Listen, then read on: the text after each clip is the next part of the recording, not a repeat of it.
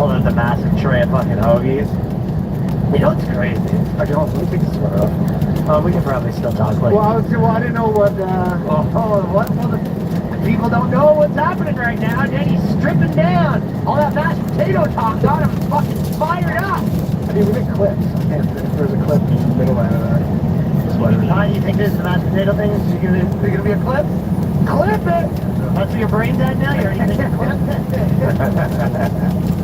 Okay, but this is pretty crazy. So Uber, and by the way, Uber, it is interesting that someone kind of made this point, but in the contrast of Airbnb, like Uber replaced cab to the degree that cabs are almost going out of business, right? And Airbnb replaced hotels for people to the point where people almost never do hotels anymore. And then they switched back, and to lose that kind of a stronghold on a market, you have to screw up so bad. Well, I think it's... everyone we know was like, you do Airbnbs now and not things, and now everyone we know doesn't do Airbnbs anymore. I mean, I'm definitely like, but... mashed potatoes all over the fucking... Do you put mashed potatoes into fucking bed cushions? I need it to come. Yeah, I mean, for sure. I like, when I did use Airbnbs, they were good, and then they're like, now, you see them all the time, someone's like 150 a night, and then it's like 400 for... after you say a night, because like, that's the problem. Nuts. So they screwed it up and they let the people go to town charging all these extra fees. But I was on an Uber, and this is a lot of this stuff we're sort of talking about. We're talking about the Victoria's Secret thing, how they were doing all that stuff for 6 years and it was bankrupting them, and then they just went back to really hot chicks. Yep. Which I'll sort of talk a little bit more about that in a second. But Uber's, this is the ad. It made it so we live in New York. Take a peek at this puppy. And I'll describe it to what people it says. It says, "Smile, traveler, you found a great place to sleep. And it's a dude, and that dude is having sex with another man, so he's boning the dude. So what's the market how's share? the leg like that? Are you sure it's just like another manly woman's? So that's a dude. Come on, Jared, whatever your name is. You really don't think that's a dude's photo? Oh, his face pressed up against a window. Yes, he's boning a dude. He's got a dude's legs behind his head, and the legs fucking up in his face. So Uber, okay, I wasn't, by the way, I'm taking an Uber, and it's like, if you need a good spot to bone a dude, I was like, I don't know, yeah. No. Maybe it's one of those predictive things, you know, where people are like, how did Facebook know I wanted to see yes, that? obviously that crossed my mind that I think you were going to make that joke. Obviously I knew bringing that up, and that's no good day, sick mind is Man, Uber just knows you better than you know yourself. I was just saying. How did they know I wanted to buy that mashed potato mixer, Ryan? 55th trip to the village. You going to... I mean, you took 95 trips back. So you can do the math on what you're looking for. Well, you're actually doing the math wrong because I already got satisfied at the village. That's good, yes. But to be honest, if I was going to buy a hotel, I think out of spite, I don't think I would buy a hotel. I'm not clicking on an ad that says, if you're looking for a good hotel for gay boning, click the gay bone zone. I'll tell you what, I'll look for a different place. This isn't going to be working for me. Yeah. I'll tell you where I'm not getting a hotel for gay boning. Because I know what I'm going to be seeing. Both balls are Exactly. shacking The problem is Ryan doesn't know if it's going to be his face up against that glass or... Well, the problem is if we pick that hotel, that's where you're not going to be able to sleep because all you're going to hear is, yeah, you like that, yeah, you like that. Take that, boss. So they have sex. I do too, something like that. Dude, Uber's great. No, you like that, Bill? You like that, Jerry? Take that, Jerry. No, you're fucking good at your job, Bill. You know what you're doing. It's not your fucking first rodeo, Bill. You're not yourself, Jerry. Soon they'll be able to match you. There'll be two people who individually bought hotels and then the driver. In Toronto. It's been going on for a minute, hasn't it? I don't know. That's wild to me. That's surprising, dude. Just order, like you can just order an eighth and then some dude who's like, just shows up and goes, here's your weed. Like my buddy's whole company did that. Really? Started for you. Oh, shit. Yeah. Oh. But, okay, so I actually have one thing about this too. Yeah, pretty good time, but London, the bigger show, the two sold out, the bigger one's on sale, and then Dublin's on sale.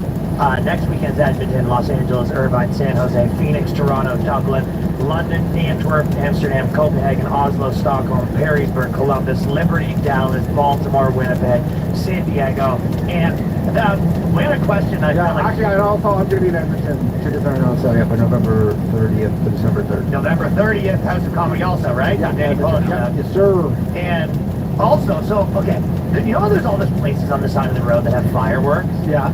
Okay, so JJ was positing, he goes, it's all like a tax scam. So they basically, he goes, they only open one day a year. And you go, okay, how could you be a business that's open one day a year? Or some of them do like, we're open one day every 2 months or whatever. And he goes, no, basically what happens is they buy the land and then they put a business there so that they can write off everything with the land. And he goes, it's a tax scam, except for there's like a... This is literally Cosmo Kramer, where he goes, write off, and go, against what?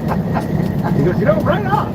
Jerry, right off. You go, against what though? Well, what about this? You write all your farm equipment off. You write everything for your whole farm off. Like a real... Yeah, so you have I guess your farm would be a business too, but like, he's essentially saying, you have this big piece of land, and then you put a little business there that loses money, so that you can write everything off against that. Potentially, I don't know. I mean, a couple of scams, there's a couple scams. Well, Spirit Halloween is, their whole business is open for a month. So, but they only like lease it out for a couple months. Yeah, I guess that's true. So I don't know. I don't know. Maybe it's possible. I don't know. Well, everyone says Spirit Halloween. They always say, oh, they're going out of business. But what really happens is they just lease the place out.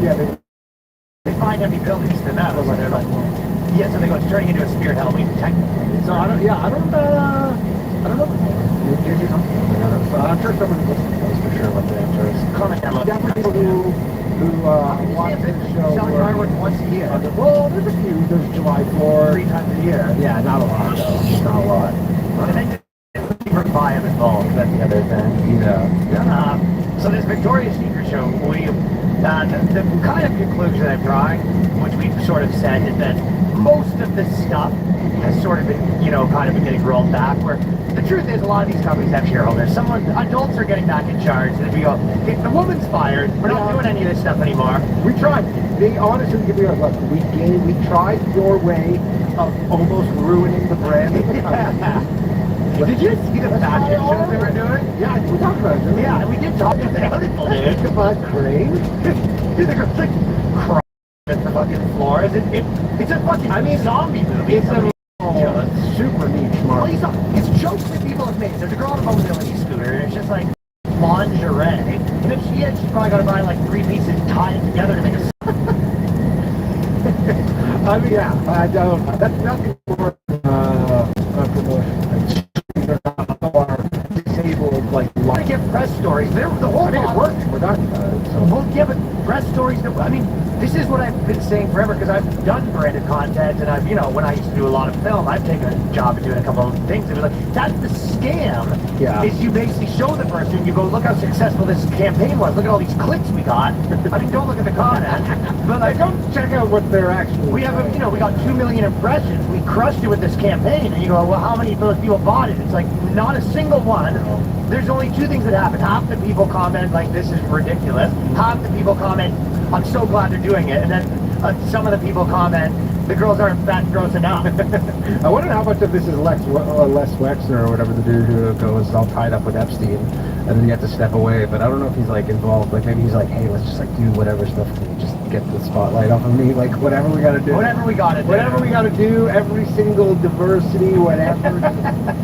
Fucking make people stop asking questions about what I was up to. That is sort of a speculation with a lot of people. It's a bit of a it's a bit of a look over here magic trick. You know what I mean? Yeah. I mean, that is what some people do. Yeah. When they're just like, hey, we found out that your company is applying like a crazy amount of slave labor. You have like actual infants like mining your cocaine, and they're just like, we think that's crazy. We just hired a 7,000-pound model. Yeah. This girl weighs 400 stone. Look, they're like, you want to talk about the real issues, or do you want to talk about these slave kids? Yeah. You keep going on about cocoa beans. We have a mobility scooter fashion show happening over here. I mean, we're going to get played. Well, so the article said the honeymoon is over. 30%, 33% of DEI professionals lost their job last year. So the jig of sort of telling people how to ruin their business is up. Yeah. I mean, I think we've talked about it. That's gonna cost. It's like the Sopranos with like the construction company. They're all just like the DEI person just sitting out front with the little like sun thing, getting his hand on a wall, smoking a cigar, and they're like, everybody here's not racist. Don't worry about it. They're sunny. The no-show job. I remember when we were talking about like the people that worked in television that did this stuff, because I've had to deal with tons of those people, obviously. But the one, he said every TV network has an army of professional cowards to tell you what you can and can't put on TV. But the YouTube and the government and the Biden is trying to reach out, trying to clamp the hammer down, telling these companies like realsies this time you gotta censor people, you know what I mean? We need business. Yo, we need business right now. Yeah, that was all fun games before, but yeah, we didn't like when people were saying the wrong thing about gender and race, but we need business right now. When we talked about now you're fucking with the military-industrial complex. Now you've gone messed up, pal. yes, sir. Yeah, yes sir. You know what? I don't like to be totally the guy that watches movies and it's just like it's too progressive. I hate it. You know, like I try to just. Did you watch Gay Porn this weekend? To be honest, I just don't watch movies that I suspect. Oh, the reason you get out of control. The gay orgy is out of control. Not a straight person in this thing. Where are the white guys? Do you know how there's a lot of guys that have like channels talking about movies, and that's like a big part of it, and that all the movies are something progressive. Yeah, that's so funny. The guy that just does that for a gay porn channel. He's just like, I'm watching this thing. There's not a straight white man inside. I'm hard as a rock, and I can't come until I see a straight white guy. That's so funny. You go, I think you might have been on the wrong side. Oh, John Locke's everywhere. The filth is everywhere. It's goddamn smut.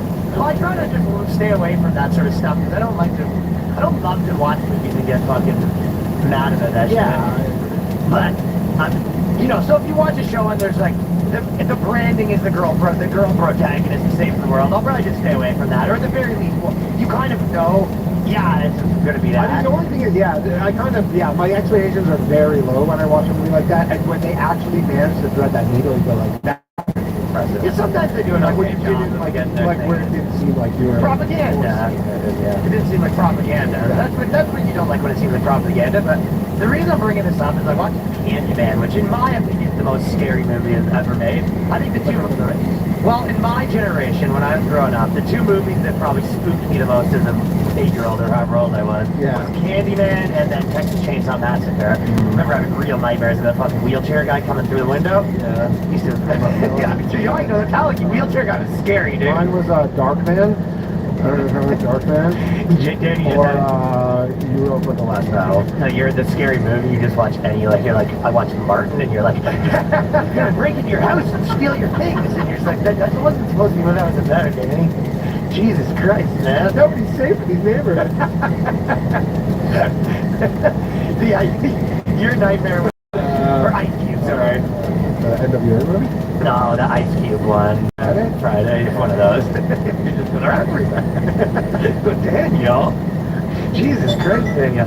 But the thing about that one, because I've always said, the number one way, if sometimes it's stressful to watch scary movies. The same reason, probably the two most stressful is when watching someone that's about to die or getting tortured. Or the second most stressful is when you're watching someone that has a secret and the audience knows and the person knows and the person and then they have the music like that, all that stuff. So it's like sometimes you're just not in the mood to be like stressed out.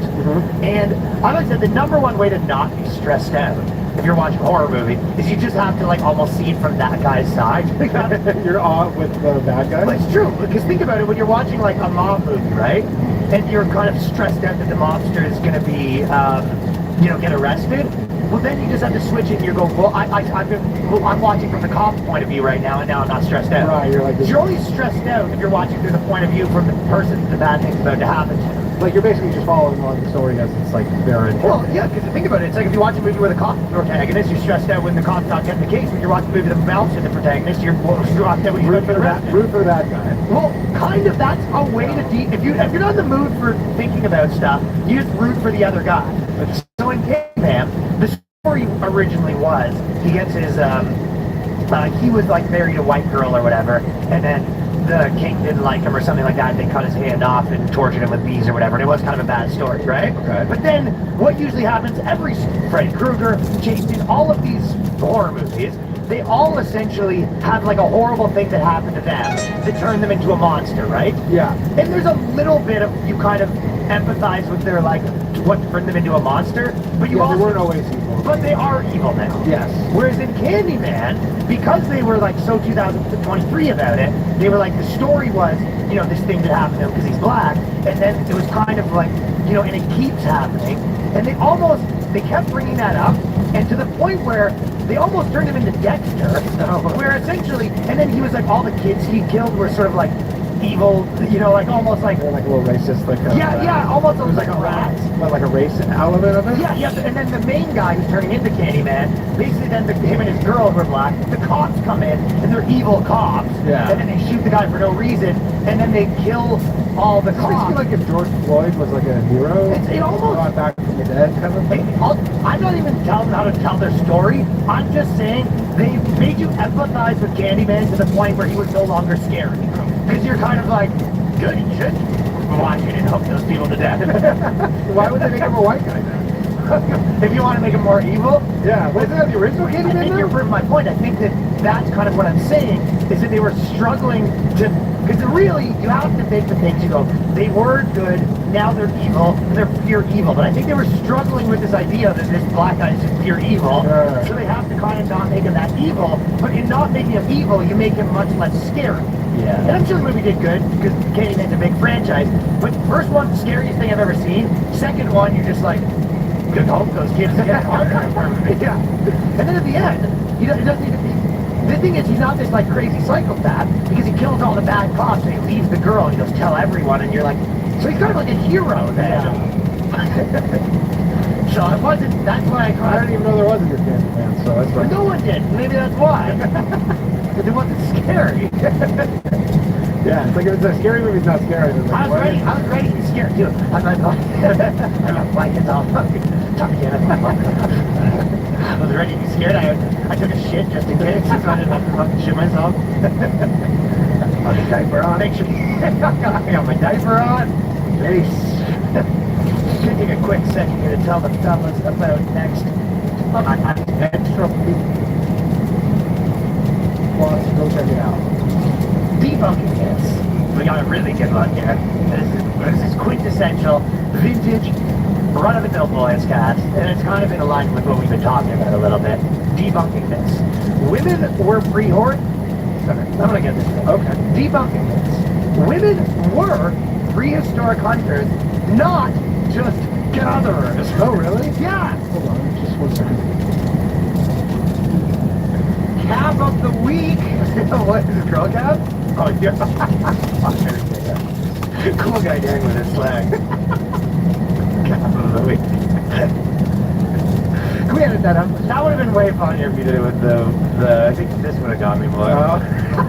If you did a yap off the line. Yeah. Cap, the yarmulke is the cap of the week. Yeah. Ladies and gentlemen, that right there is what we call the cap of the week. There is not a truth in here to be cited. Women were every soldier in World War II as well. Yeah. Obviously, you know, audience, we're also women. You know a lot of There are lots of male gatherers. The gay ones. women are also gay men. There's nothing they can do. Yeah. That is sort of happening. I think that's good because, you know, it's like women like Rome too. All women love crypto, and we didn't see so others do it. Women, actually, it was the men that gathered, the women were hunting. And then the final boss of that was, women also have penises.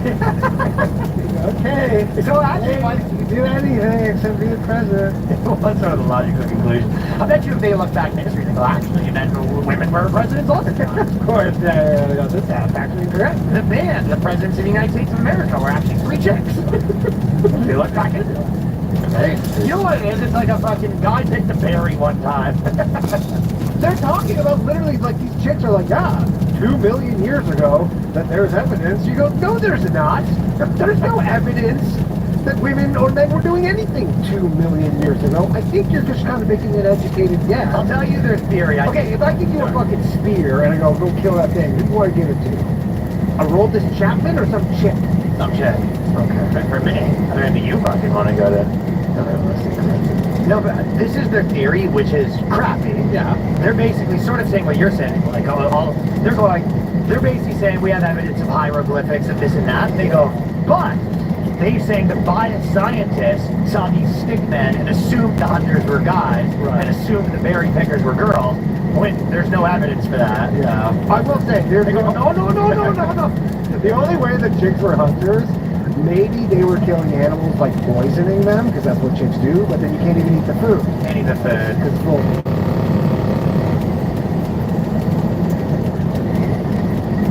They were gatherers. They just maybe were gathering berries. They were gathering up all the gossip in the village. All the hot goss. They're gathering up all the secrets from the neighboring villages. Well, this is just complete bonkers. And I think that this stuff has to be, like, girls getting grants for this sort of shit has to be, like, sort of a little bit... Yeah, it's so funny, too, because, like, you can go, there still are those, like, Amazon tribes that essentially have no contact. You know, they'll fly a drone. You go there. Go check what's going on right now. How many chicks are fucking hunting? Like, just find it. Go. Well, the thing is, maybe there are, and then prove us wrong. Well, this is the thing. I'm not saying it never happens, right? Yeah. It's sort of like, okay, if you take any millions of people, right?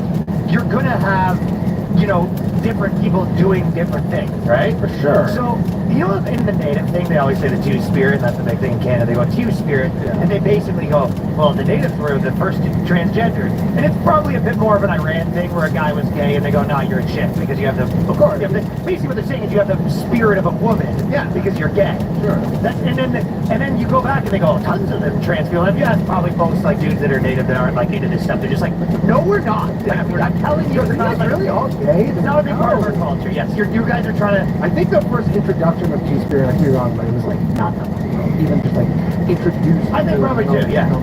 But so I think what happens is you go, yes, you could probably find some chicks, you know, there's probably villages that had, you know, too many of the guys died in some battle, so you have mostly women, so you go, well, we're gonna have to take a couple chicks on the hunt, you know? Is it possible that some girls hunted and then a guy picked berries every now and then? It's like, yes, but on aggregate, the guy's hunting more. But also, you have no proof for this. Like, their proof is, like, I don't know. There's no way they have conclusive evidence. And they go, oh, see this spearhead that I found? That's a woman's spearhead. Exactly. Like, no way. There's zero chance. So, dude, if you went, if like in our culture right now, we're kind of seeing this with the Roman thing, but even more so, if you were a historian that was like a super feminist historian 1,000 years from now, looking back on ours, finding the emblems, you're like, it appears, according to all the garments that we found, that women run the world. You know what I mean? You just, all the different things, you go, women believe that men, even at the time, believe that they're just as strong as men. And, so they go, the team also looked at the female physiology and found that women were not only physically capable of being hunters, but there's also little evidence. there's no proof. You know what every girl is? People like you. Yeah, I mean, every girl that writes this fucking joke is Stuart. Again, like these chicks probably have some sort of grant at a university in like feminist studies, and this is the stuff they are forced to crank out. Like, well, she's been working on this for 6 years. You gotta keep that fucking money printer going, and they probably have to find these like weird angles that nobody's done yet. I know. And then someone goes, "Oh, that's interesting research. Let's have you continue." Yeah, you look back and you go, "What if King George sucked a dick?" Yeah, and they go, "I like that. Let's go and spend 4 years locked in like some reference library researching King George sucked a dick." Yeah. Possibly maybe King George. Like, okay, let's even say we'll go. Okay, yes. There were women hunters, and I'll even say you all that if the polygraph. Yeah, I know. Yeah, all the things. It's like the WNBA. We have to do a redraft at the end immediately. It's been doing it all wrong this whole time. Like, You've been looking at this whole thing backwards. that's what I'm saying. Even if You're looking at a girl and a guy and you go, I've been fucking looking at this whole thing backwards. wait, attracted to guys this whole time? Hell? A number of papers that had come out used this default null hypothesis that caveman had a strong gender division of labor. Males hunt, females gather. And we were like, why is that what's the evidence? And you go, well, here's the other part. They go, well, why is that the default? She's like, why is it the default that men did the more physical tasks? And you go, because they're bigger, that's why it'd be The the one where default. they can like throw something further and faster with better accuracy. They're very progressive, these cavemen. That's sort of what they're getting at. Yeah, that could be a new reboot of a show. Remember they Progressive tried to do the Caveman show from the Geico Caveman? Okay. One season, they do a progressive, and didn't do very well because it wasn't progressive enough. And the Flintstones, yeah, it's sort of, it's the new Flintstones where Fred's just got his feet up and then the girls are all running their feet underneath the required. Women have an advantage over men in activities requiring endurance, such as running. No, they don't. No, they don't. What the fuck are you talking about? Planet are you living on? I think we're fucking university, like, education. What are you talking about? Like, name... Like what? I'm honestly, I'm actually trying to be like, I'm trying to be like generous right now and think like, what am I missing where women have endurance, like nag-offs in your sketch? Yeah, women can out-nag you. What? You hit the nail on the head. What are you talking about? And I'm like, I'm trying to even give them the benefit of the doubt. Men may be stronger, but women are better endurance runners. Are they? Is there a single endurance sport in the world where women have a, or they go, Beating well, Usain Bolt. or are they like, well, you know, if women have men's bodies, then they would. You go, well, then they're men. I don't even know what you're saying. I have no clue what they're getting at here. Which school is this? Probably a good one too. It's definitely a good school. I don't know. I actually didn't write down what school it was. God for it. So it turns out estrogen's really necessary for a good hunt. That's another For a thing. good hunt, yeah. That was their last thing. They said estrogen's really good for hunting. And testosterone's great for gathering. Testosterone, the big gathering. You can fucking you get those T-shots? I want to fucking organize the shit out of my garage. That's what I do. Grease on the T-shot in the morning. Like, get me out the bush and do. Where's all the laundry room in the floor? Let's pick this fucking shit up. Fucking roid rage. I'll fucking put these groceries in the fuck away. I gather some berries on a reel, just, well, those are my berries, those are my berries. Yeah, you're just like, literally you pick the whole plant out of the ground. Yeah, fuck this shit.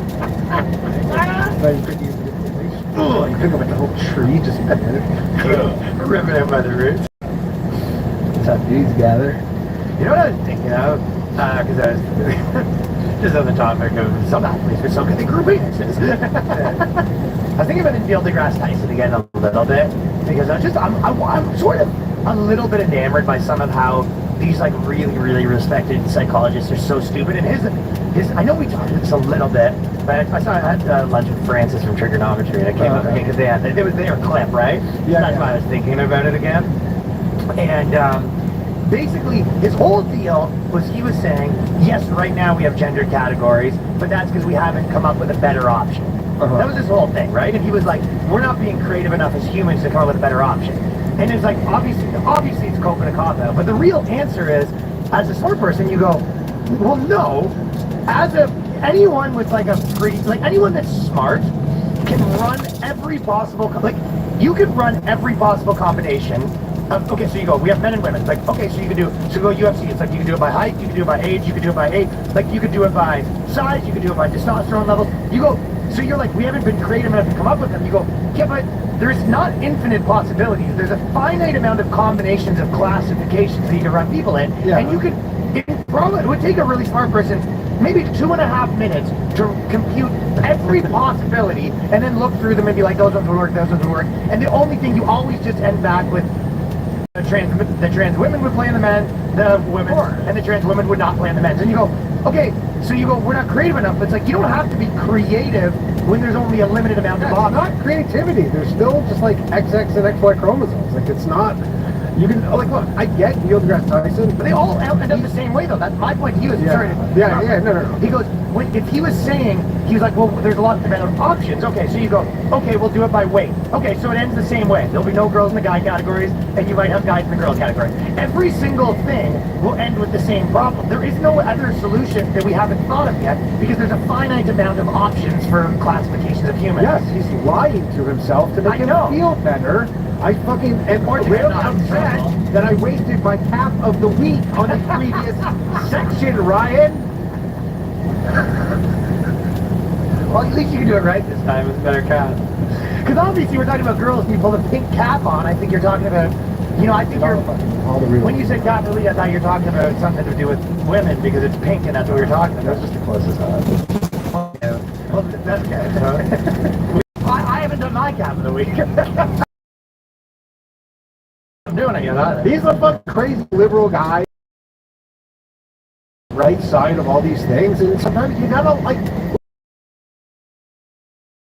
this stuff in order to reconcile all these things. I don't know any other explanation because there's no way that this dude who's like supposed to be what is this exactly, like he's an astronomer or astrologer, like, you know what I mean? It sounds like he probably is more like an astrologer. Yeah. He's upgraded, but you're just like, yeah, he's half to lie to himself because he needs to take these kind of like, I know what you're saying. Maybe I'm getting fished in, but I'm just saying even his lie is cap. Yeah, he's a double cap. He's got a fucking double decker. It's ridiculous. Even his lie doesn't even make sense. I think the ridiculous part is he's trying to be like, I'm the rational science guy. That's where I think you're really, because it's fine if you're just like someone who goes, I'm an activist or opinions guy, but he's supposed to be like science is science, and then you're saying things that are observably false. I know, yeah. So, I have a good point here. So this clip went viral a couple of times. John Cena on Stern back in the day. You see that? Just because you do. Absolutely, you do. Absolutely. Why? You give him mercy. You're a good-looking guy. But would you ever do a fact check? Absolutely. I believe it or not, there was an instance not too long ago where I hit the 280 mark. Let's go! Wait a second. Yeah. Let me get this. International wrestling superstar John Cena took home a 200. Do you think that when he's having sex, that she goes on top of him and then he goes, "You can't see me."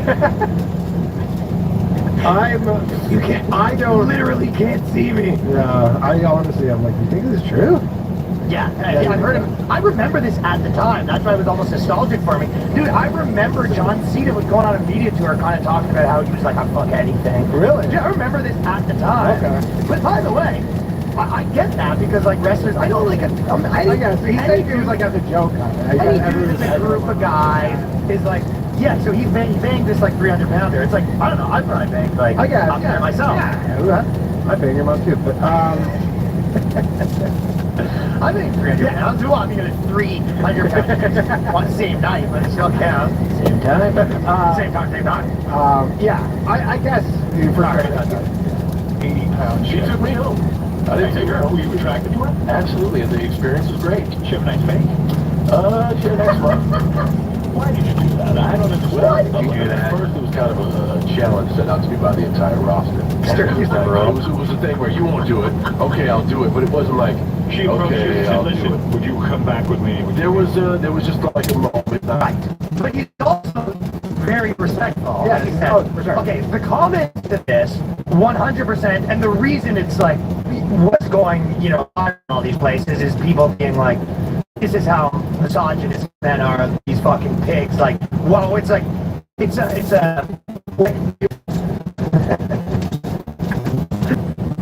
the way that he's talking about women, like, oh, it's like a trophy. Or like a 12-point bug trophy factory. And the whole thing, kind of, I thought that, you understand what I'm saying? Yeah, like, the reason people are mad is the way that they're talking about, like, why is that? Why would it be weird for John Cena to have sex with a woman who's 280 pounds? Why is that even notable? Yeah, so that's kind of what their point is. Why is that anything? And why is that even a conversation? It's so crazy for biggest wrestler in the world. Good face though, huh? But this is the best way to describe it. Is like, I think a lot of people really need to decide whether they want special treatment or equal treatment. Because you go, okay, so you're saying that a super celebrity dude, one of the big most famous guys in the world. You can have sex with a 300-pound girl, and that's kind of like Dude, who's like that guy. that guy, yeah, he's like crying. It's his lucky day. Yeah. So, and the truth is, the answer is you want special treatment, but you can't. It's hard to have both because the truth is that happens all the time. Some, porn star or whatever, yeah, like Grace is this, weird-looking dude. Yeah, but also he has to pay her or be filmed. Exactly. Like that chick is like, yeah, I'm 280 pounds. I fucked John Cena. Pretty big. Like, you think that isn't her giant trophy for the rest of her life? Right. Like for her, she's probably like, yeah. No, probably her 400-pound husband. She's like, dude, can you really like fuck John Cena? Dude, yeah, she turned around, he just went on the top rope and then just fucking jumped down, slid it He's in. got his like foam finger.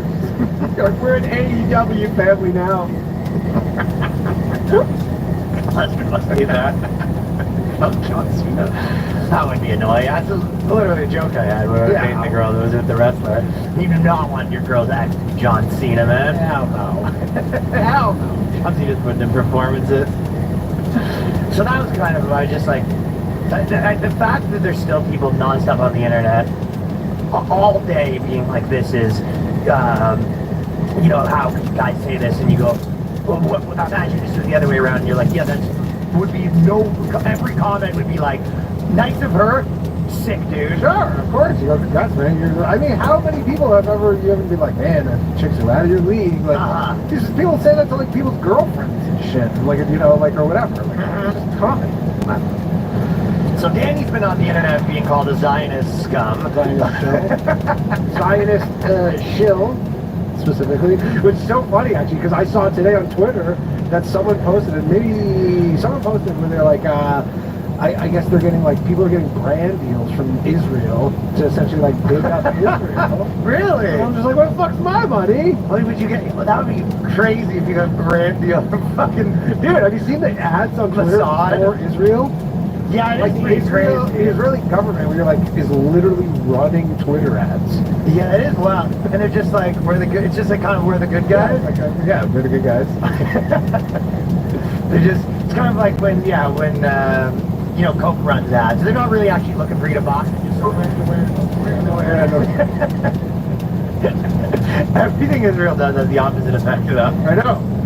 It's literally like, thou doth protest too much. What are you running ads for? Yeah, running I'm very much like, I'm very happy to call out when I go like, yo, nah. Did you see the one where the dude, I tweeted about it, but the guy was flying the flag of Israel over the Hollywood sign, and then like the fucking chief Israel propagandist dude, like who's in charge of their media relations, like posted that?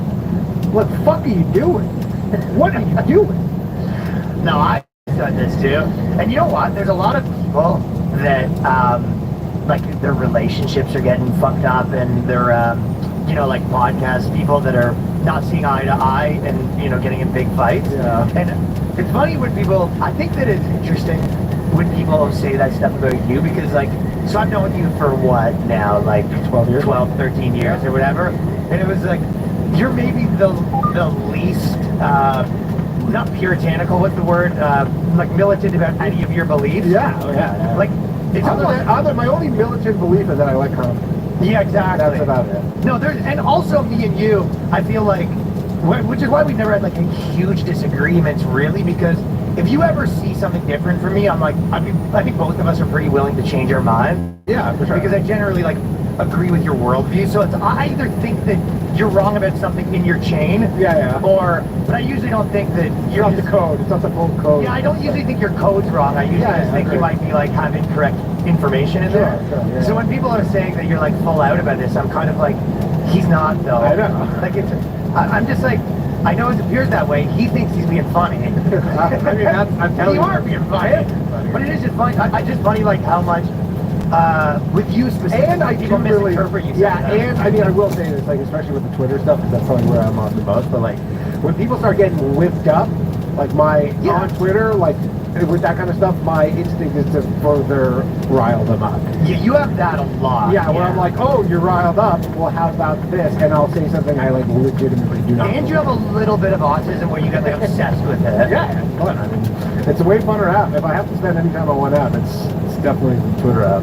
No, it is. Yeah, Yeah. yeah. But I would just sort of, with the 2 points. One is that everyone's like wrong that thinks you're like fucking some like diehard Israel guy. And then, guys, I'm not a Zionist shill, but I could be if I get some of that sweet bread deal. You know what it sort of made me think? It is funny that there's people who are literally Zionist shills, though. Like, there's like a check. I know. Isn't that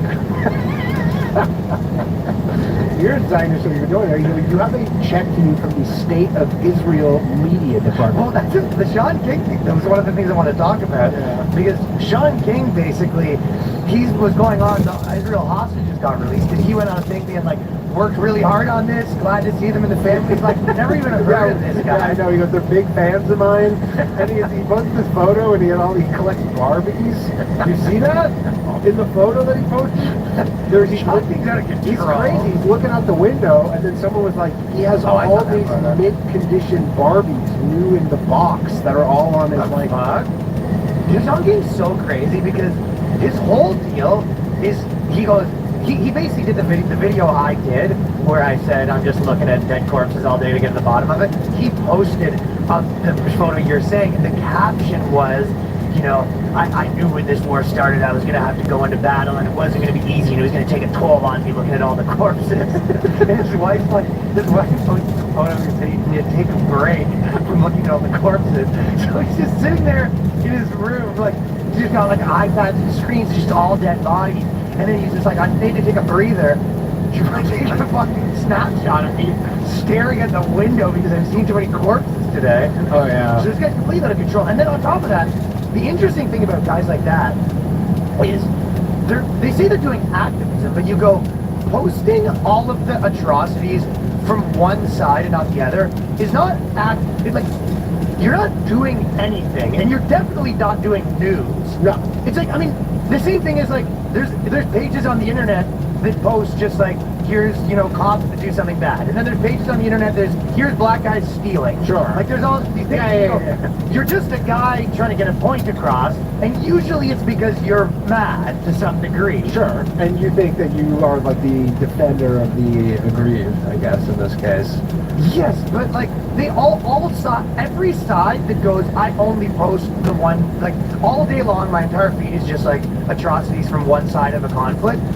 Really, if that's your whole deal, you both sides think that they're a reaction to the other side. Yeah. So it's just like, they all think like, well, I wouldn't do it if they wouldn't do it, they wouldn't do it if I wouldn't do it. It's like, okay, well, you guys are just part of the landscape, but you're not really doing anything. You're definitely not doing, I mean, especially with this is obviously like the most I guess you're getting people that already agree with you riled up. Yeah, for sure. You're kind of codifying your side, but like, or cauterizing, sorry, but it's like, yeah, it's the, you're just getting them worked up, I guess, yeah. Well, when things like this happen, I always kind of, you know, think about it a little bit. Did I tell you my comedian to stock trader analogy? No, I don't think so. Okay, so people always say, you know, what's the purpose of comedians and what's the purpose of comedy, right? And then probably at its core, the purpose of comedy is some sort of like a defense mechanism that humans use, right? Yeah. And then when you look at cultures, people will say that cultures are funnier.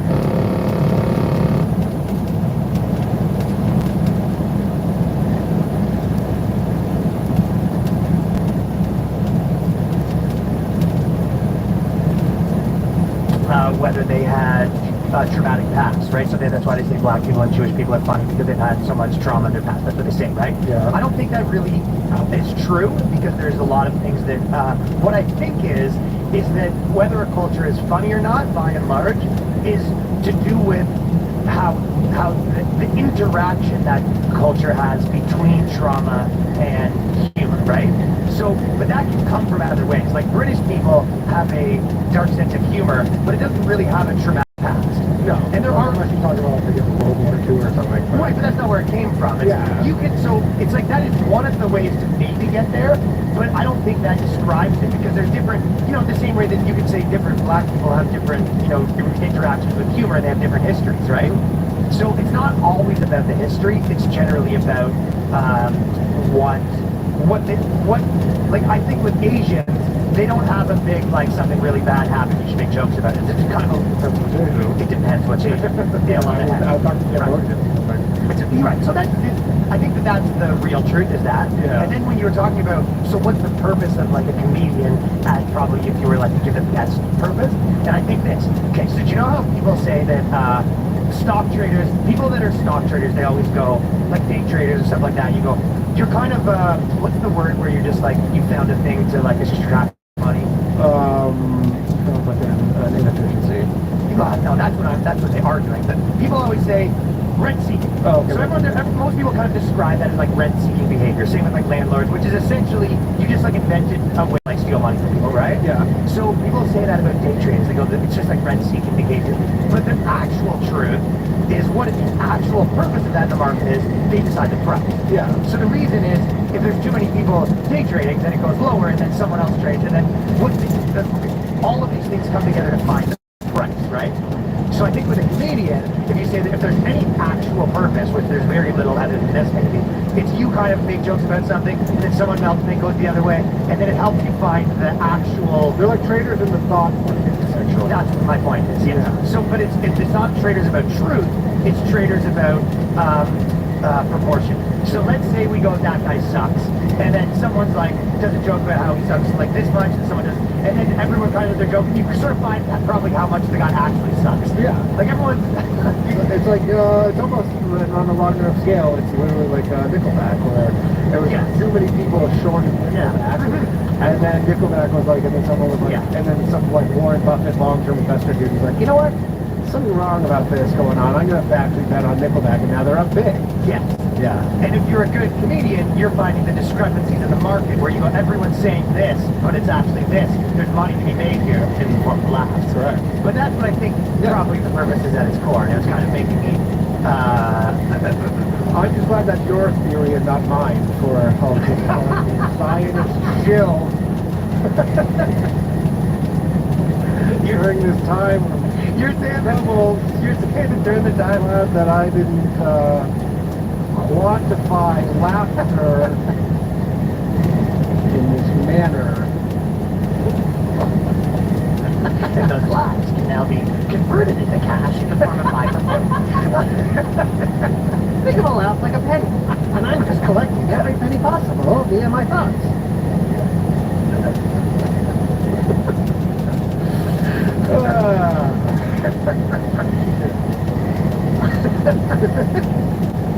The fertility rate in the United States is flat.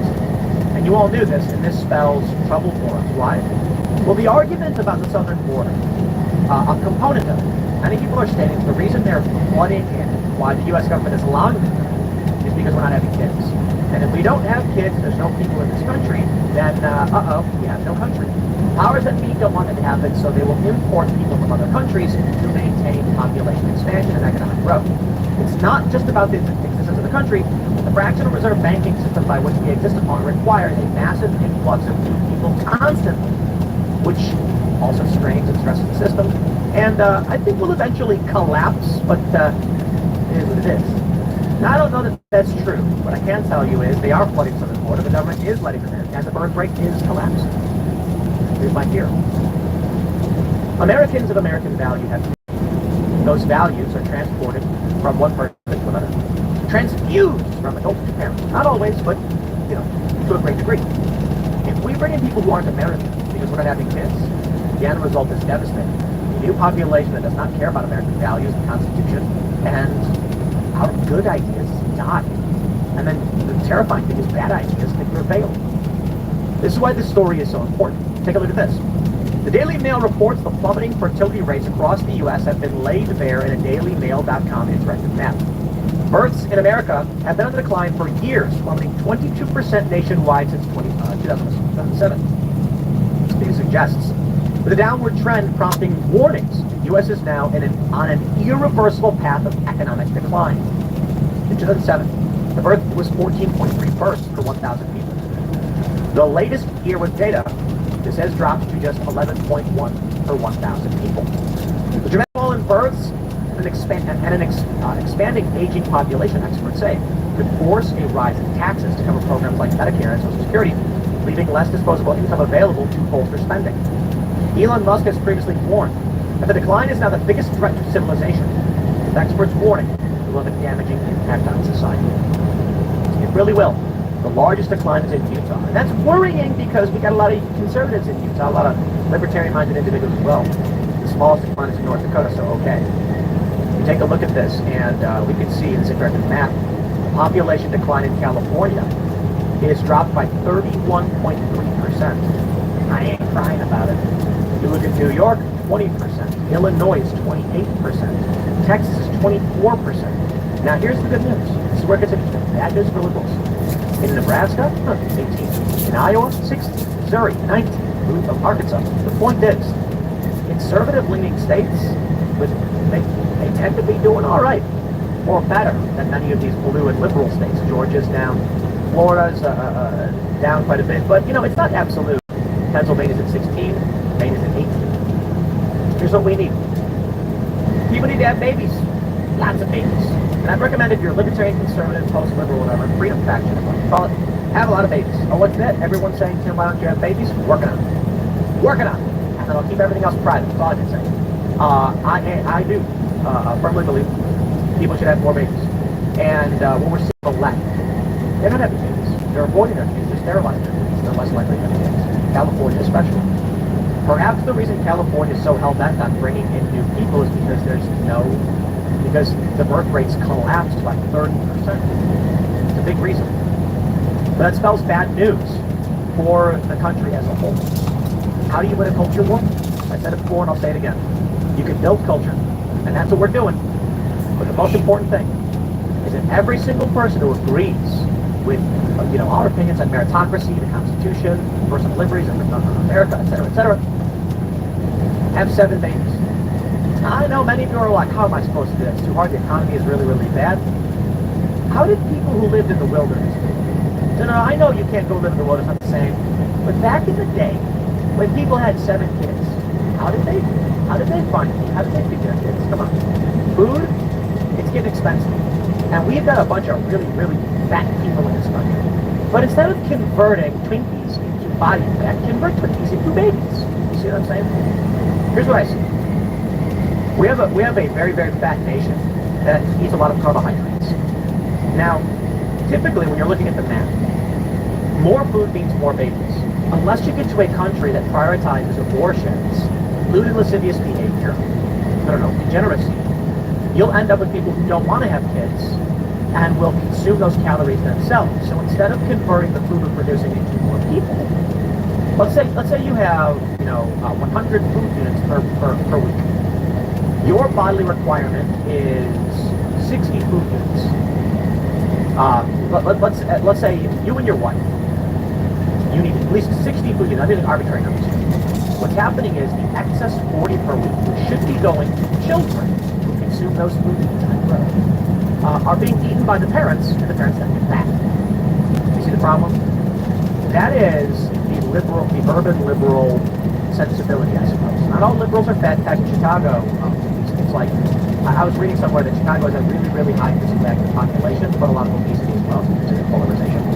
My point is, instead of eating the extra steak and then having ice cream for dessert, why not have kids, and that extra steak is fed to the kid, who then grows up to become another member of society. What's the point? Well, I can't tell you, the ideas that I have may be good, whatever. I don't know how we solve for this other than advocacy. Take a look at this. In 1800, a woman would have 7 kids. Oh, that is crazy. 7. Where do we go? We had the baby boom. Look at this. After World War II, kaboom. Went from just about 2 to 3.5 kids.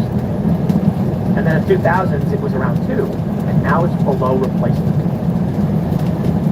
So I wonder what it is. Change in fertility.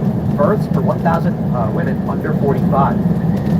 You can see that it appears to be deepest in more red areas. And I said this before, and I'll say it again. This is good news. Oregon, you're lacking. Good. Here. The red is in more conservative-leaning states, and that's a good thing. But there are some liberal states, too. California seems to be doing pretty bad. Look at that decline, man. That's kind of crazy to me to see that. What we need is two things: cultural reformation and more babies. I'll explain why. How many of you could build toaster from scratch? None of you. Nobody could. There's a guy who did a famous TED Talk where he explained his journey to build a toaster from scratch. He couldn't do it. Why? Well, he could do some things, like getting the wire. He had to make it. Get the rocks, smelt the ore down, extract the copper, and then wire the copper out. And the metal coils to make an electric toaster. The one thing he couldn't do, plastic. It was impossible. Full stop, impossible. So he cheated. He said, okay, I can't make plastic, but I can mine plastic. So his argument was you could take garbage plastic, melt it down, and mold it to get the plastics you needed to make a toaster. The toaster worked about 30 seconds, broke, and then stopped working. And that was his success. Let me explain. To make plastic, no single human could do it on their own. I mean, probably on a small scale, a special, someone might be able to figure it out. But it's a combination of the industrial materials, the high pressures, all of these things that come together. I can give you something much more simple than this. Thai food. Have you had Thai food? Man. Okay, let's not do Thai food. Let's do something easier. Mexican food. So you live in New York in the middle of winter, and you just had yourself a chicken burrito with extra sour cream and guacamole. Let's talk about that. Where'd the flour come from? Okay, maybe it was grown in your region in the summer and then stored throughout the winter, perhaps. Typically, they're just going to import it on a truck from somewhere else. What about the guacamole? That came from Mexico. See the point? Each individual, how many humans can build a computer? Many. Some specialize in building robotics. That we have robots that make some of the chips. Not that crazy. We've used chips to make chips. If we have less people, we have less people who can hyper-specialize, and that means technology is intertwined. The more people you have, the more specialties there are, and the more advanced technology can become. That's just simple reality. The problem we have, and the reason I say cultural reformation, is that we're not having enough kids, so we need a culture that says we have more kids. But we need a culture that prioritizes specialty over innate influencer job type things. We need more people who say, I want to figure out how to go to jetpack, and less people who are like, I want to scream on camera and use. You know what I mean? Not that attention is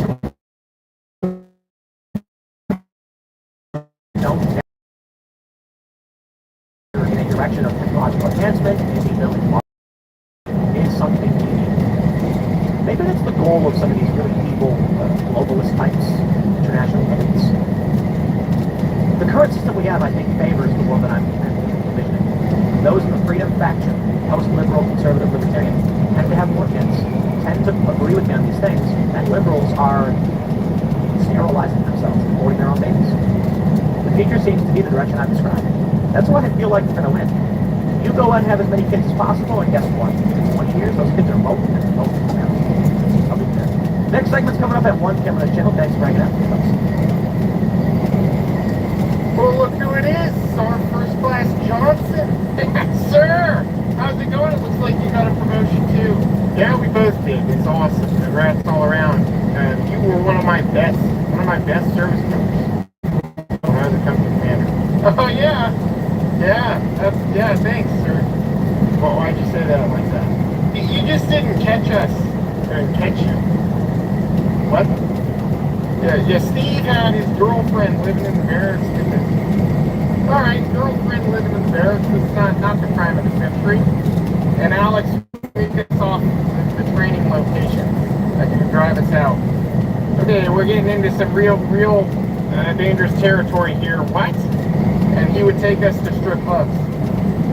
Well, look who it is. Our First Class Johnson. Yes. Beloved, when Delta Force operators were looking for experts in dealing with controlling fire, controlling locked doors, and access to doors, they went to the New York firefighters.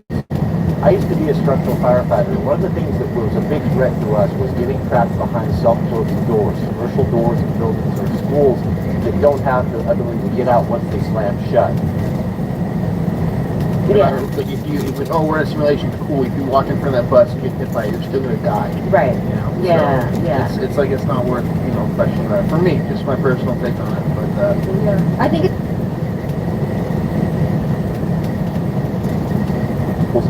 don't have the ability to get out once they slam shut. One thing we always carry that I would recommend using the same are these small wooden wedges. You can make these out of 1x. What these are good for is keeping doors pinned open or keeping them closed. We would close them if we needed to control airflow. We would pin them open if we needed egress or to prevent them from damaging the hose. They don't conduct electricity. You can travel with them, and they really secure you in a hotel. You can kick a couple of these under. Have 2 or 3 of these in various sizes in your kit. Keep them in your cargo pocket. It's a really good thing to have. Beloved, when Delta Force up, Stop making problems bigger in your head. If you're in the military,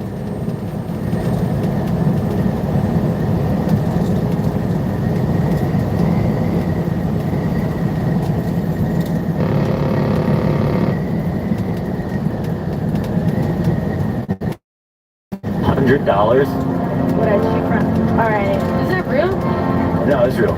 Probably, yeah. You're for real. I'm being for real. Why? It's a hundred, you know.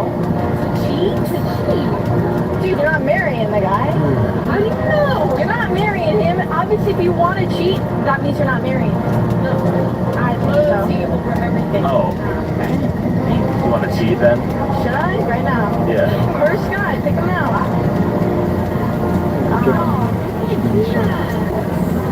Or do you want to? I'm being for real.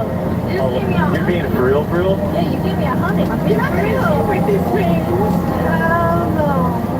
Everybody knows. Please help me. I mean, we're not even gonna waste time with this one. I mean, how do you know what future sees? she belongs to the streets. What are some smart ways to cheat on your man and don't get caught? What you want to do is get his location so you will know where he is at all times. And when it comes time for you to share your location, you could go in the app, find my iPhone, and just turn off your location. And what you tell him is, babe, I'm not getting service. Babe, something wrong with my phone. Babe, I gotta update my phone. See what it is. What it is. When he's willing to go to such lengths and just demand how much he should take it. Don't worry about it.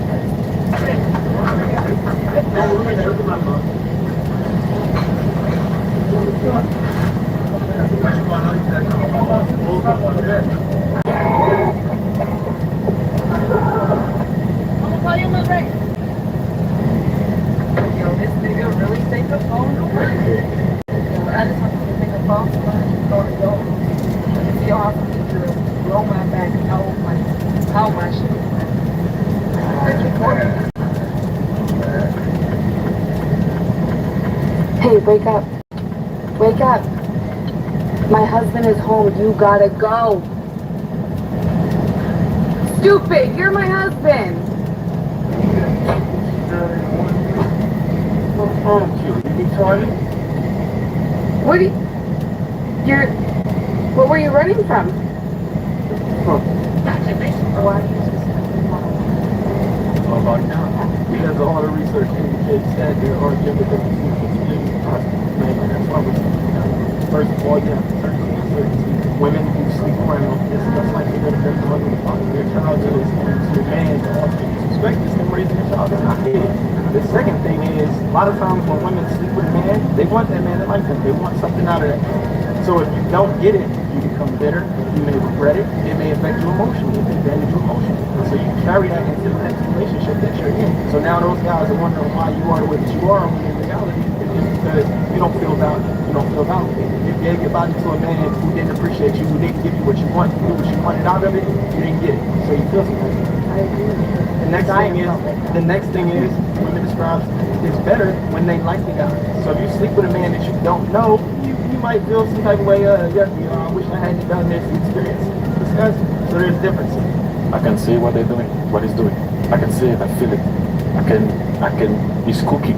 The reason you don't judge them for wanting older men is because men are more like an asset appreciating in time.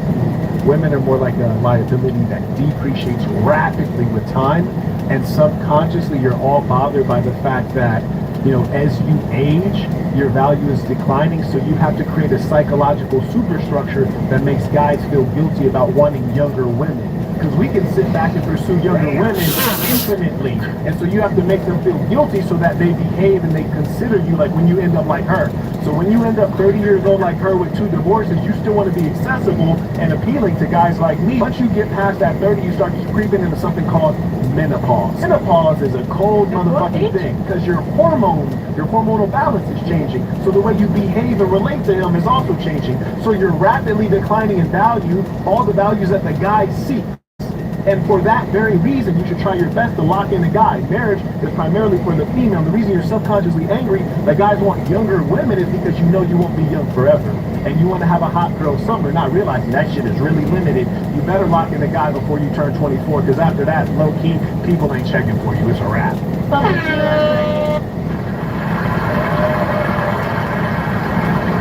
This is you.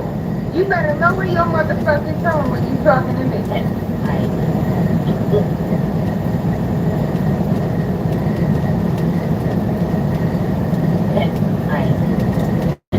The biggest pig. Guy is putting up like going. I just feel like that's such a feminine thing to do. Like, Oh my God, sir, why didn't you turn your blinker on? I'm trying to get hosed, man. What? What are you talking about? I'm trying to get hosed. Yeah, that's great. That's great. guy types in lowercase. I'm sorry. I'm so sorry. Come on. Come on. It is strange because typing. I mean, if a guy types in lowercase, like, why are you trying to? Nah, bro, fuck it. Being gay can't be that bad. Fuck it. Anybody else realize that children born in 2023 potentially live to see the year 3000? What? Bro, what are you talking about, man?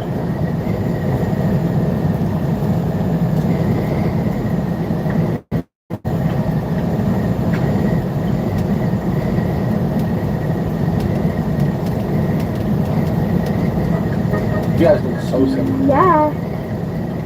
No lie. Just one's like prettier, one's not. What did he say? It was nice and warm and the temperature was in the 80s and all of a sudden fall came right in one day. Minion has a variety of cooler weather outfits. I told him to go back there and pick one. He sat next to one, looked at me, and then picked it up. Red leather jacket it is, Minion. I think this is one of the best looking ones on you anyway, Minion. Get it all buttoned up and put him outside. It was really rambunctious and I just failed to see the deer. Minion saw the deer though and thought he would tear off after it. I yelled for him to come and he kind of did, but not in a straight line, so I wasn't real impressed. So today we're going to practice learning how to come. Well, he's excited and amped up. It's the perfect time. He gets really hyped off, and once he gets to a certain distance, I'm going to use my emergency recall command. It's the same word I always use when I tell him to come, but it's said a lot more forcefully. Come! And that's exactly what I want to see, the instant U-turn. Again, we're struggling with the straight line, but he's so distracted. He must have seen the unimpressed look on my face, so the last few feet he just walked over kind of sheepishly. This is good training, though. Good boy. It was nice and warm in the...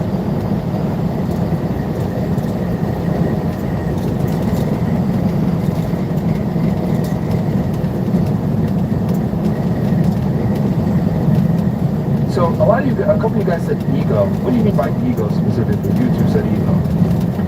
I just mean by, like, from the experiences I had, I think the only thing I can speak on, but I've dealt with very egotistical men, and there's really nothing you can change about that. Ego is a world where men can be egotistical. All that matters to them is saying what they perceive to the world, what they perceive to their enemies, what they perceive to their life. Typically burn their ego while women are keeping it. I think that ego is not earned. I don't think, no, I don't think it's ego is earned. Right. I don't think that's earned. The guys that you said that you dealt with, you said in your personal experience, what do they do for a living that made them so hired earners, successful, famous? What? So I would argue that it's an earned. I wouldn't say it's earned. I don't think you should. I think it's soul. I think you should have a good soul, and that soul and ego are two completely different things. You could be confident. You could be so passionate. That means you could have a good soul. But when you're egotistical, you bring in somebody else down. You know, you don't know how to clap for the other person. Not me specifically, no. Okay. But that's how. For sure. Oh. Talking shit. people specific, like talking shit. Yeah. Talking about someone else's job, talking about somebody else's money, talking about what other people are doing when it's really none of your business and you should really just focus on yourself. Okay. Wait, but hold on. You chose those men though. That's my mistake. I learned, and that's why I said egotistical. Exactly. I would argue women like egotistical men, and I would argue also that men earn their ego, right? Versus like women a lot of women have egos and they didn't do shit in their life. I'd agree Men to an typically extent. have to earn their ability to have an ego, because if you're a guy and you haven't accomplished anything, you can't really walk around with an ego because everyone's gonna laugh at you. Exactly. But with females, a lot of girls have done nothing except be pretty and then they have an ego. Yep. So at least I would argue, at least for men, the ego's earned. Do you agree with her as far as like, because you also said men have egos? When I said ego, what I meant was like the way they speak to you, like their egos are so big, they feel like you don't have a voice, like you can't say how you feel, or like it's almost like it doesn't matter, you know? But are feelings relevant in the conversation about fact?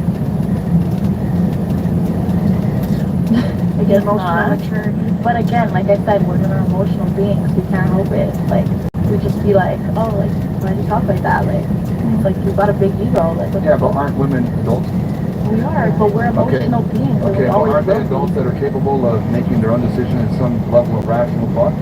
Raising kids. Yeah. So I mean, because a lot of girls get mad when I say like we don't really give a shit about females, and the reason why is because women tend to look at the world through an emotional lens, and when you look at the world through an emotional lens, well, emotions change all the time and they're erratic. So you really want someone that's kind of unstable about how they feel, talking about for sure. But giving their opinions on things. Sometimes women have like these feelings of like certain things, like maybe like something bad is gonna happen, and like women will have that like intuition, like, oh, I feel like this is gonna happen, and then maybe it does happen, and then it's like, oh shit, like he should have listened. You know what I mean? Like sometimes women have these like feelings. I think sometimes, you know, you should I think listen. a woman's opinion can be taken into consideration, but I think in general the final decision maker should always be the man. No, and I agree. I agree with you, but I feel like making a woman feel like she doesn't have a voice and she's not heard, like it's kind of like it's not. Yeah, you can hear her, but like take her opinion seriously. I mean, I genuinely think that it's got to be the guy that makes the final decision. Yeah, and I agree. And, as a man, you should lead, right? Yeah. But don't make your woman feel like she's this small when she tells you, hey babe, you know, I think this about this situation, and you're like, oh, what the fuck, like what are you talking about? Stupid, you know what I mean? Yeah, I mean, I think it comes into, there's a difference between like giving your take on something and then like being overly opinionated. I think a lot of women are overly opinionated when they haven't really accomplished anything. And the reason why guys like don't really give a shit about what they have to say most of the time is because, especially successful men, because they live life on easy mode.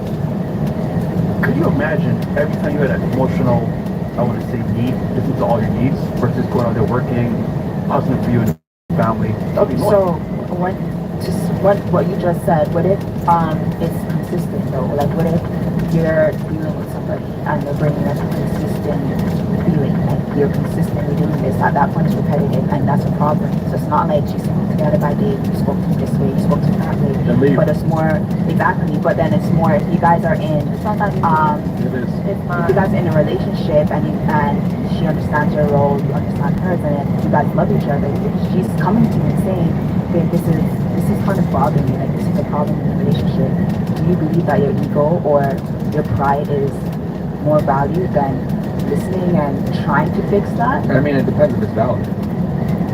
But like a lot of girls will like have, oh, I feel this way about something that's like insignificant or stupid. So, but then if it's consistent, what if she consistently feels like you're doing something and you're hearing her, like you feel like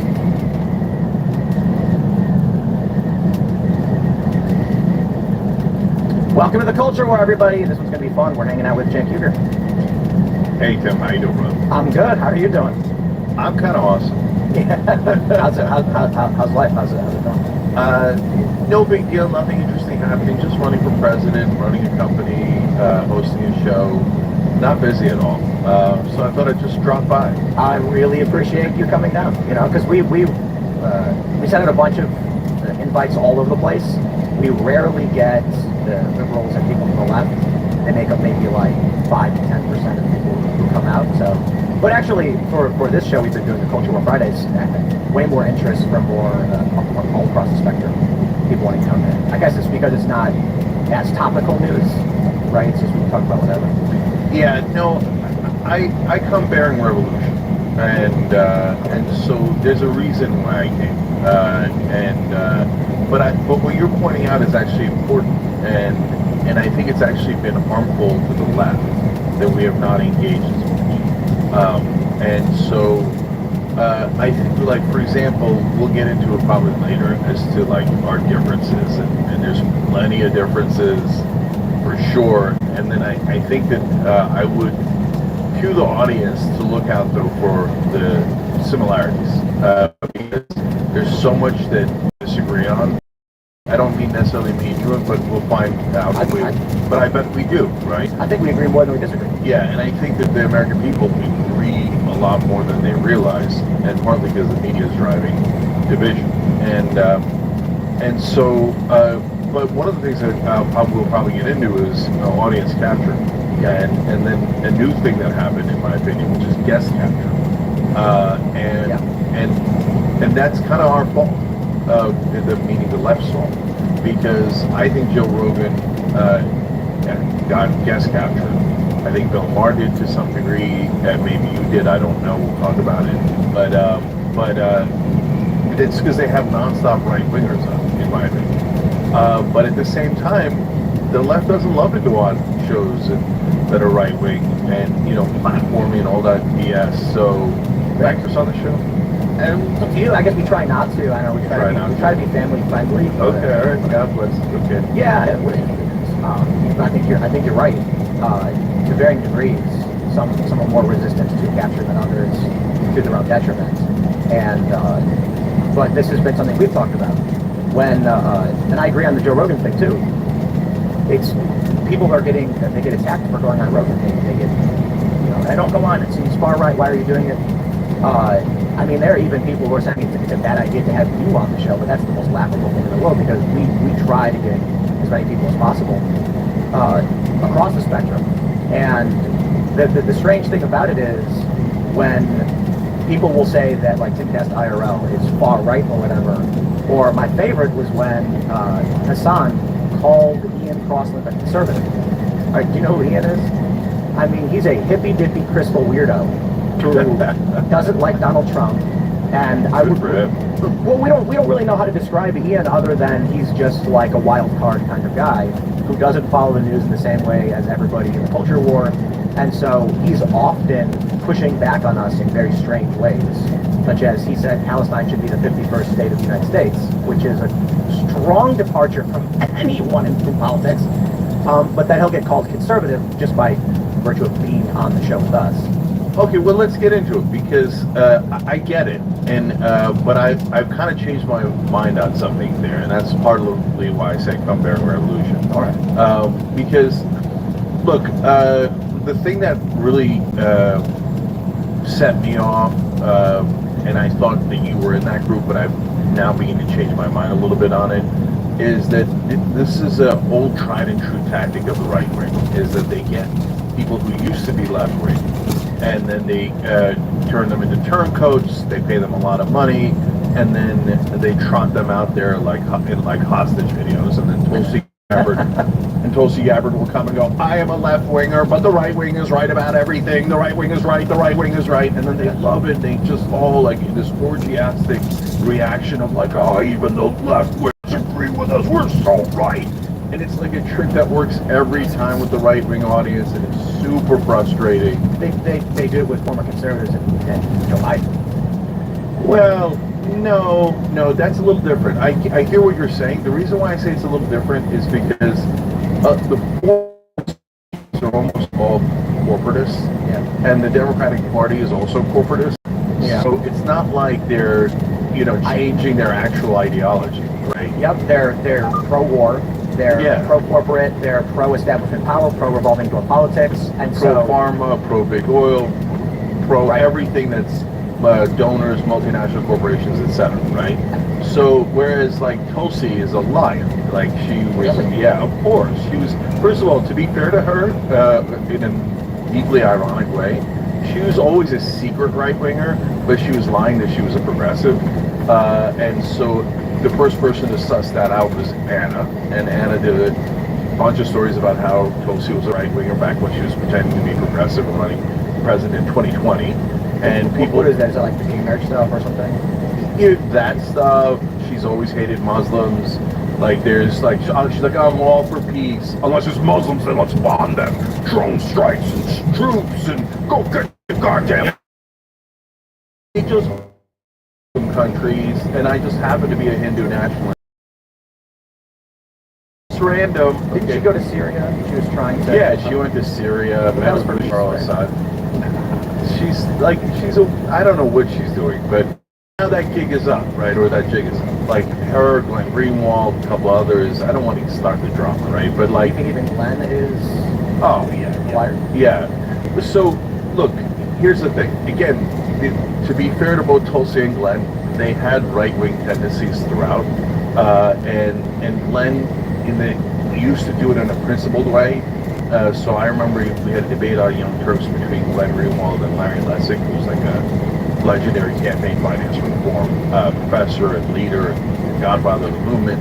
It was right after Citizens United, because we've been around forever, and Lessig was saying Citizens United was decided wrong, and Glenn was arguing that it was decided right.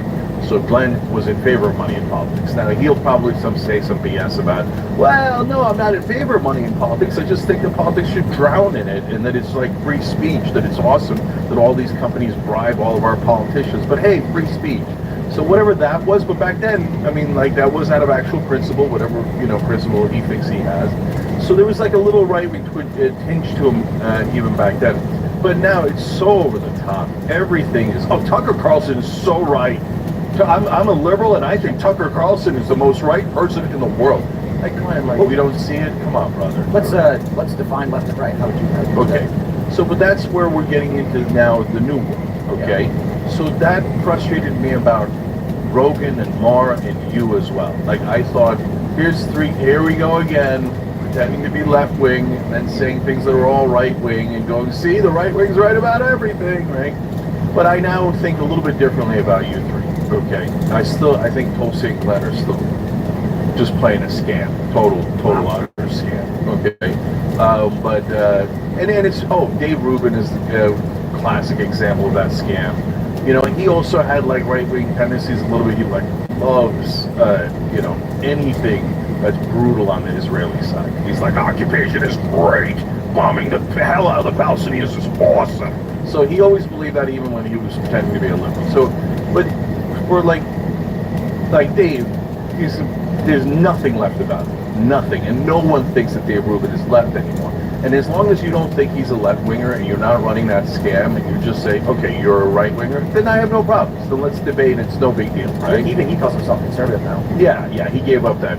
But what is left and right in your Yeah, so I'm going to get to that through the answer of you, Rogan, and Maher, that new group. Okay, so Maher, like I get it, right? But does he have right-wing views? Yeah, he does, right? So he's terrible on Israel and Muslims, etc. He's in the Sam Harris group, and there's a bunch of other things he's terrible on. But he's right about a lot of other things, right? He's right about Biden. He's right about at least half the topics. And Rogan is genuine. Like as much as like I get frustrated by Rogan, and I think there was audience capture and guest capture and all of that, he genuinely means it. And part of the reason is he was already rich. He didn't need to do Dave Rubin-like scams to get rich, right? So he's just has his own opinions. He's sharing them. They're leaning more right-wing. But as long as it's genuine, I got no problem, right? The more the left refuses to come on, the more you get conservative right libertarian or house liberal, whatever you want to call it, and then the more your views are going to be shaped by those that are surrounding you. If you want the summation of the five people surrounding you. 100% right, Tim. So, like I say this at the very beginning of my book, we have hardware and software, right? In heads. So our hardware is our DNA and what we're predisposed to. So it's maybe later we can get into my hardware, which is complicated because I'm generally very progressive in my nature. But there are parts of me that are conservative, that like I don't like change. I like staying in the same house. I like driving on the same road, et cetera, et cetera. So are the hardware. Oh my God! Shut up. Interesting part. Software is where you get all of your ideas from. And where do you get them from? You get them from family, friends, media, your surroundings, etc. The bubble that you're in. And we're all in a bubble. And I try to get the left to understand, brothers and sisters, the right wing's not the only people in the bubble. Like, we think MAGA is nuts, right? We think like the election being stolen is the craziest thing that anybody's ever thought. And I believe that 100%. Okay, so they're in their bubble in our opinion. But we have our own bubble, right? And so, and our own bubble has some things that aren't true in it either. And I can give you some prominent examples in a minute. But now the new thing that's happening, getting to the core of the original question, Tim, is that now I sense a disturbance in the force. And before, everything was left-wing or right-wing, and it isn't that anymore. Especially in the last 6 months or so, I have started to see hosts who are no longer easy to define, okay?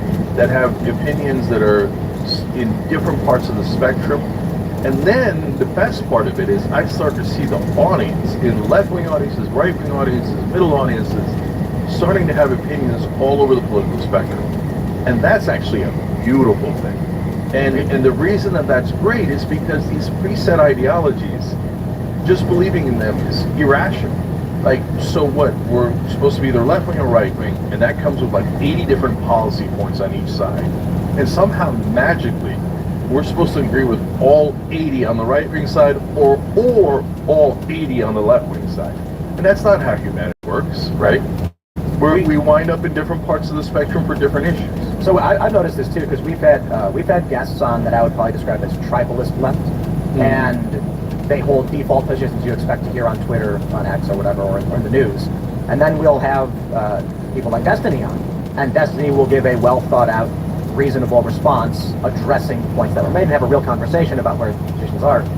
The fascinating thing, I'm a big fan of Destiny, he's great, and he'll passionately say Trump sucks, like here's the problems with Trump, and then we'll have other conversations. Even though he's to the right of me, a lot of control issues. Bernie Sanders.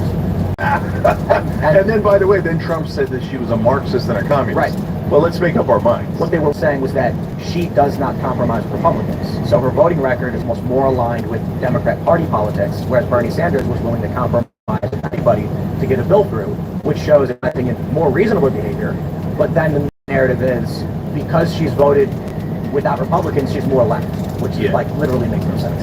No, that's a great point, because they actually do that to progressives all the time. That's mainstream media trick 101. Bernie Sanders is not a real Democrat. Well, wait a minute. What does a real Democrat mean? The Democrats used to be the party of FDR, and so it meant Social Security and LBJ, Medicare and civil rights and voting rights and all these progressive policy positions, war on poverty, etc. And Bernie Sanders represents that infinitely better than Kamala Harris or Joe Biden.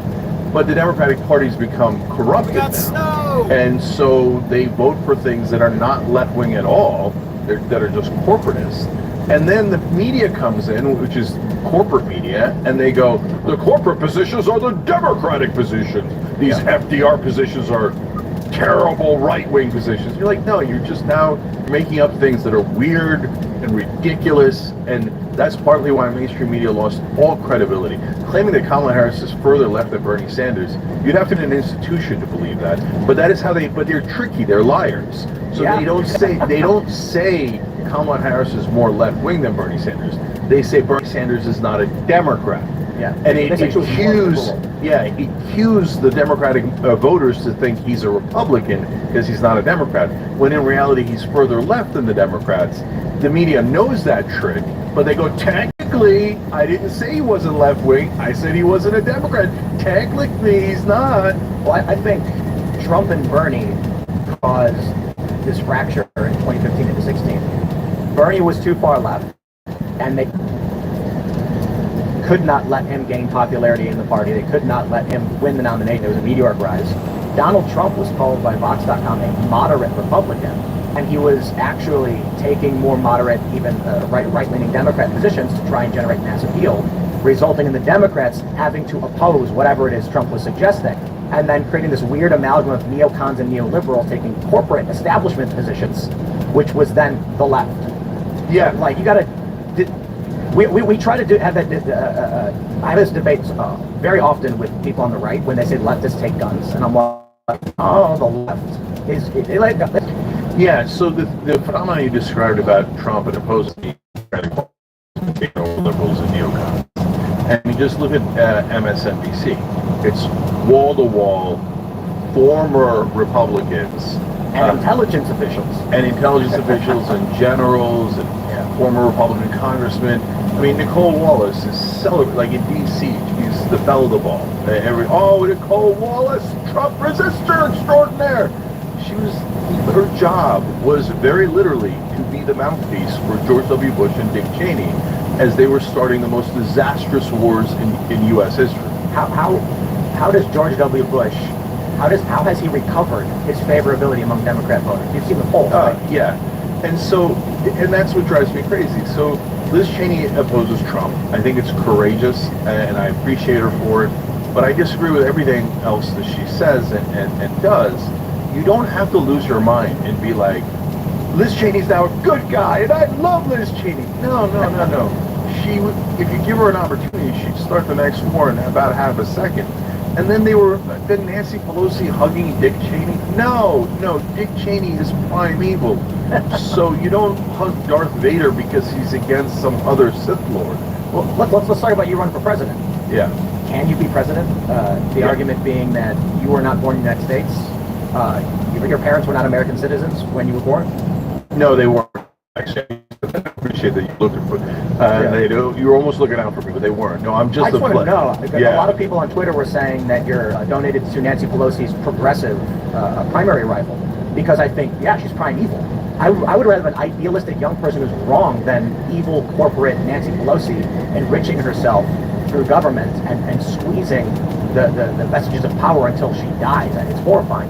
But when this came up, and Philip Bonte immediately was like, Jen Snutt, the naturalized citizen, he can't be president. And I was like, oh, okay, well, then what are we talking about? Explain this. Yeah. So, first of all, I'm mainly in the race to make sure that Biden drops out. So I want to talk about that a lot. You like that? Yeah, he said 37%. You shouldn't like that. You should be opposed to me because the Republicans and the right wing should want Biden in this race.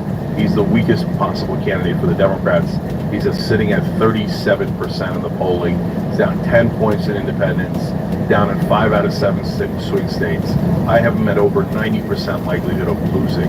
So if you're a right winger, you should turn around now and be like, yeah, let's go Joe Biden. Okay, whatever the opposite of let's go Brandon is. Because that brother's going to lose.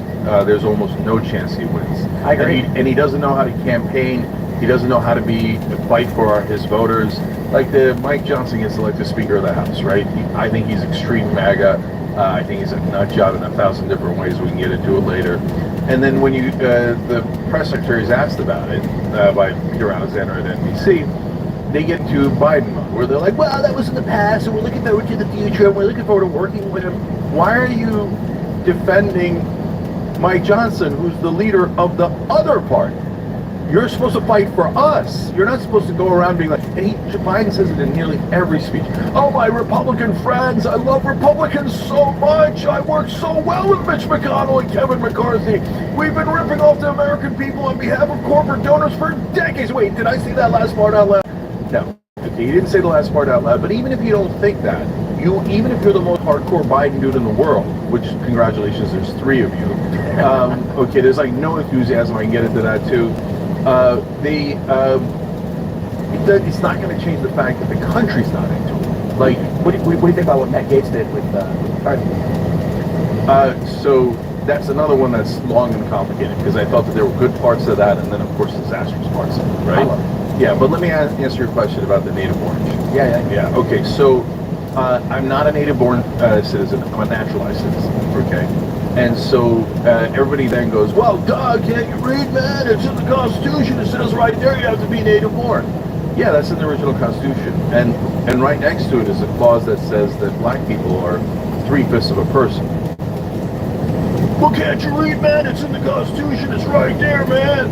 Yeah, but there's a thing called amendments that amend the Constitution. So that part got amended out. They The did not three-fifths amend that part, part, obviously, tons of the Constitution got amended out. And the natural born citizen thing was amended out by the 14th Amendment. No, it was So not, the 14th Jake. Amendment says wrong. very, very clearly, anyone who is born or naturalized has due process and equal protection of the laws.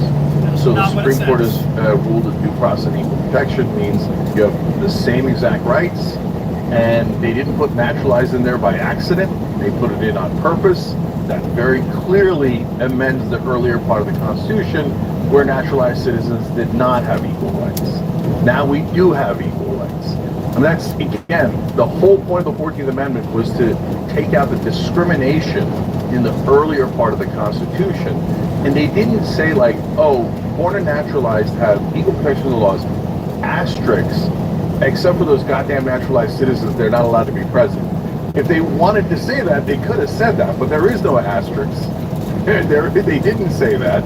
They said, no, naturalized citizens have all the same rights. Some people brought up there was already a recent Supreme Court ruling which basically ruled the other direction.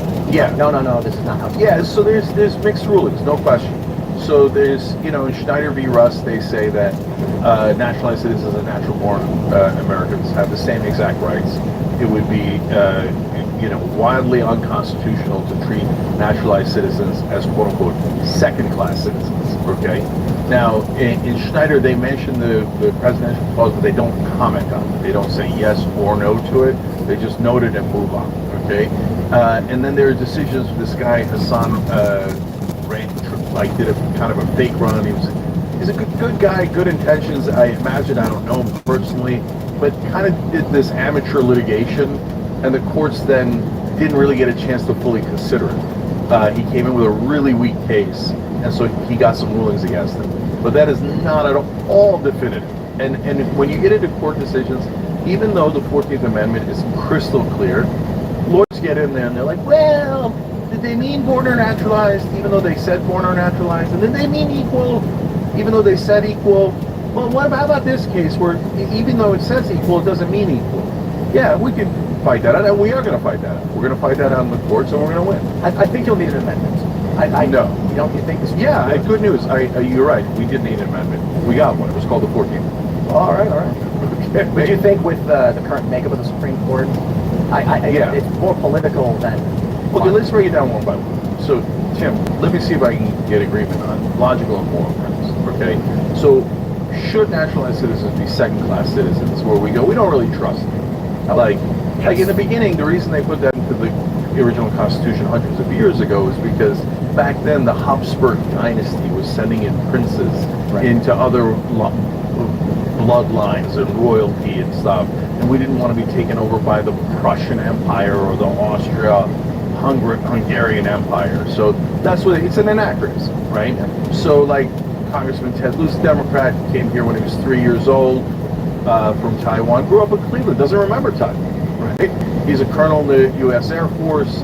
Patrick Bet-David's a right-winger, was in the 101st Airborne. His family ran from Iran during the Iranian Revolution. He's Armenian Christian. Is he disloyal? Is he more disloyal than other Americans? No way. I mean, you tell me. Do you look at those guys, Arnold Schwarzenegger, etc., and go, they don't love America enough? I bet they're going to sell us out to Austria or Iran or Taiwan. I think you find Americans will do that too. I think you'll find there's traitors in this country. We had that story about the military couple selling nuclear secrets. I think was that like last year or whatever. Yeah. So in this globalized culture and world that's being built with communication technology, I think that the question that comes up is you have to choose one of two directions, which is they either amend the 14th or amend the Constitution away in that direction, or recognize exactly what you're saying. The issue being, what we see now is birth tourism. So based on the 14th Amendment, you have women in China, men and women in China, will hire a surrogate in California to have their kid for them, so that kid is both Chinese and American. And then what?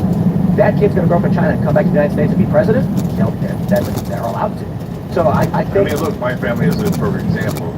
It's not perfect in that they're not anger babies, because my sister grew up in America like I did. But she went back to Turkey, and when she came here, she wanted to have birth here more because of not like anybody felt like, oh, these kids are going to be president, right? No, because it's better health care, comfortable, and with her parents, with my mom and dad to take care of her. So when she had both Hassan and Murad, my two nephews, she came back to America, or where she grew up, to have the kids. But they did spend their childhood in Turkey. So Hassan actually came to America when he was 18. So I grew up in America, and culturally, I'm 100% American, right? And this is my point, right? If a couple in China has a surrogate give birth to their son in California, who is then immediately, at the age of 2 months, brought back to China, raised completely under the CCP, and then at 35 moves to the United States and says, I'm going to run for president, I think we'd be upset with that. We'd say, wait, hold on. And for someone like Patrick Bet-David or you, I know people are going to say politics, they might not like yours, they probably like Patrick Bet-David, but you would much rather have, in my opinion, either of you who grew up in America, American culture, and we disagree politically, it's better than someone growing up in China and having a technicality allow them to be our president. Yeah, 100%. So it's absurd to say that we are less American than the person who grew up in a different country. You're not wrong. Folks come over from China, Taiwan, and have kids in LA. That's a common phenomenon. People know that. And they do that for free. And so we can argue about whether that should be allowed or not allowed, but to say that we're less American than they are is absurd. It's totally absurd. So logically and morally, everyone gets we shouldn't be second-class citizens. We have the same exact rights. And look, I don't know if you guys watched the Netflix show about Arnold Schwarzenegger. So it just reinforces what I would have figured about Arnold, which is that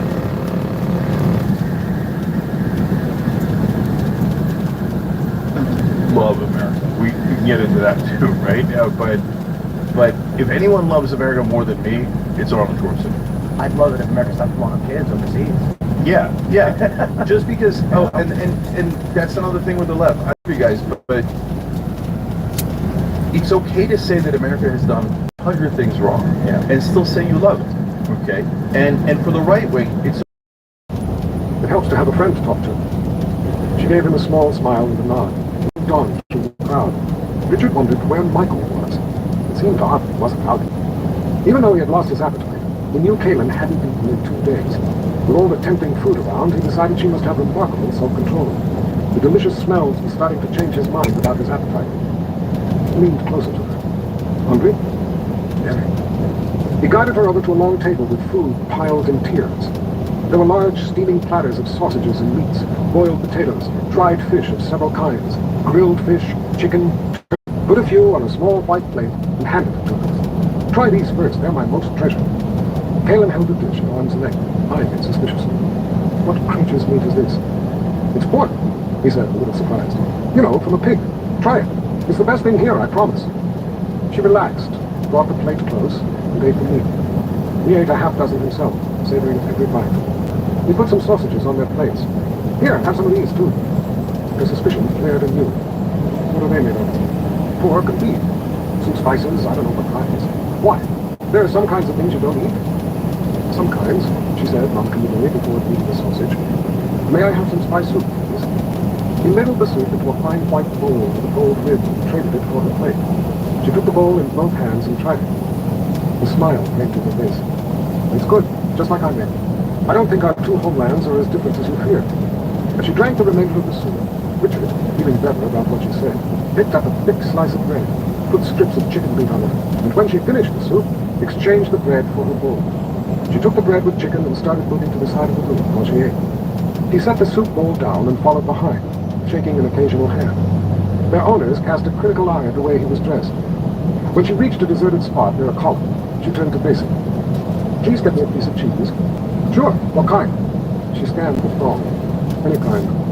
Richard worked his way back through the crowd to the food table and picked up 2 pieces of cheese, eating one along his way back to Kaylin. She took the cheese when he handed it to her, but instead of eating it, she let her arms slip to her side and let the cheese fall to the floor, as if she had forgotten she was holding it. Wrong kind?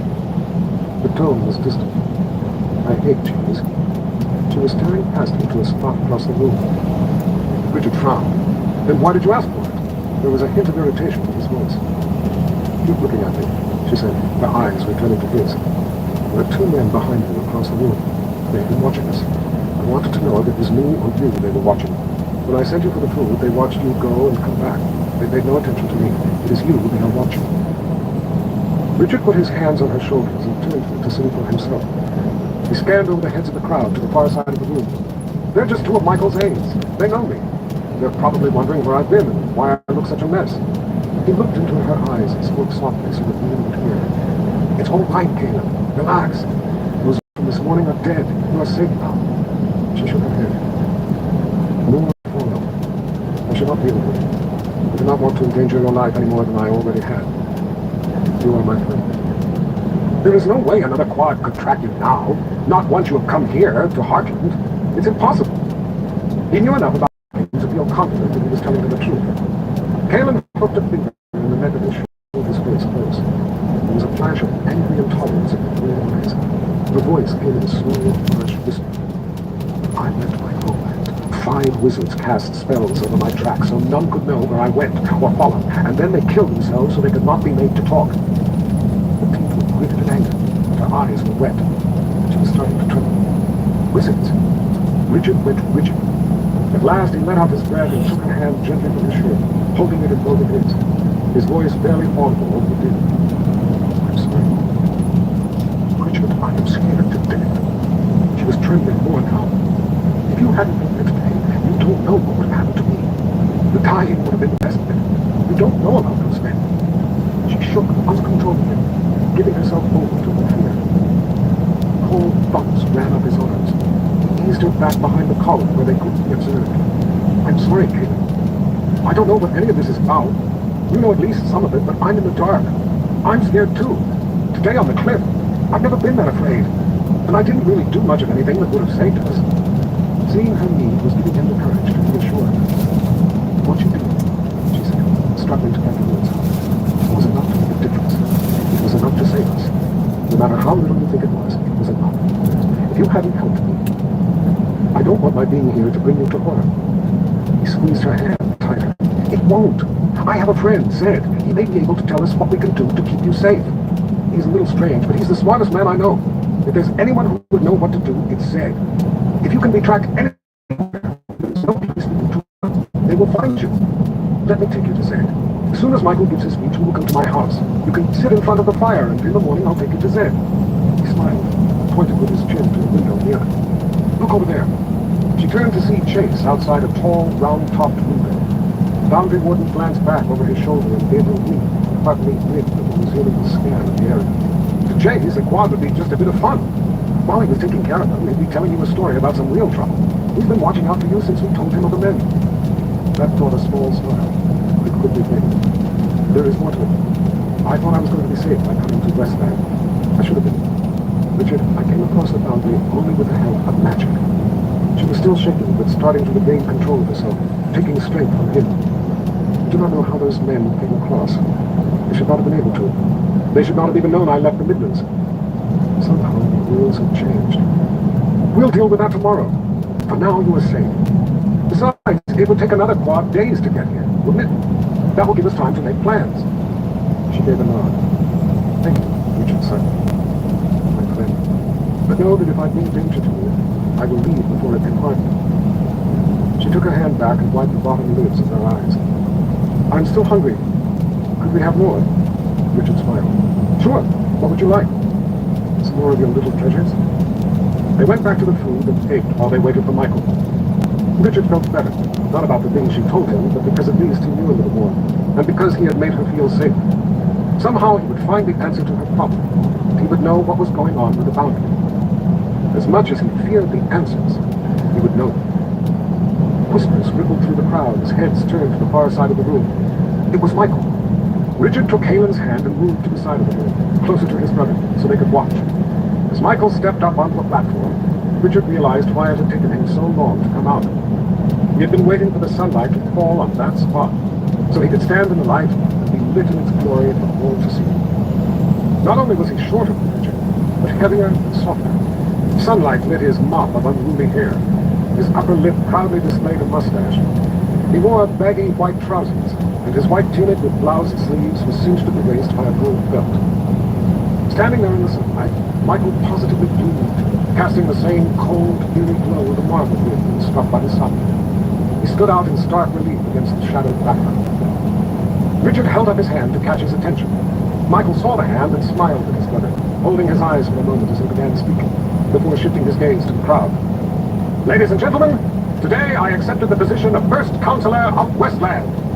A roar went up from the room. Michael listened without moving, and thrust his arms suddenly into the air, calling for silence. He waited until every last cough died out. The councillors from all of Westland selected me to lead us in these times of challenge, because I have the courage and vision to take us into a new era. Too long we have lived looking to the past and not to the future. Too long we have chased old ghosts and been blind to new callings. Too long we have listened to those who would seek to drag us into war, and ignored those who would guide us on a path to peace. The crowd went white. Richard was dumbfounded. What was Michael talking about? What war? There was no one to have a war with. Michael held up his hands again, and not waiting for quiet this time, went on. I will not stand by while the Westland is put into peril by these traitors. His face was red and angry. The crowd roared again, this time with fists jabbing the air. They chanted Michael's name. Richard and Kate looked at each other. Concerned citizens have come forward to identify these cowards, these traitors. At this very moment, as we join our hearts here today in a common goal, the boundary wardens protect us while the army is rounding up these conspirators who plot against the government. They are not the common criminals you might think, but respected men in high authority. Words swept across the assembly. Richard was stunned. Could it be true? There's a speed trap ahead. Could it be true? A conspiracy? His brother hadn't gotten where he was by not knowing what was going on. Men in high authority. That would certainly explain why Chase didn't know anything about it. Michael stood in the shaft of sunlight, waiting for the whispering to die down. When he began again, his voice was low and warm. But that is past history. Today we look to our new course. One reason I was chosen as first counselor is because, being a Heartlander, I have lived my life in the shadow of the boundary. A shadow that has shaded all our lives. But that is looking to the past. The light of a new day always chases the shadows of the night away, and shows us that the shape of our fears is only the ghost of our own minds. We must look forward to a day when the boundary will no longer be there. For nothing lasts forever, does it?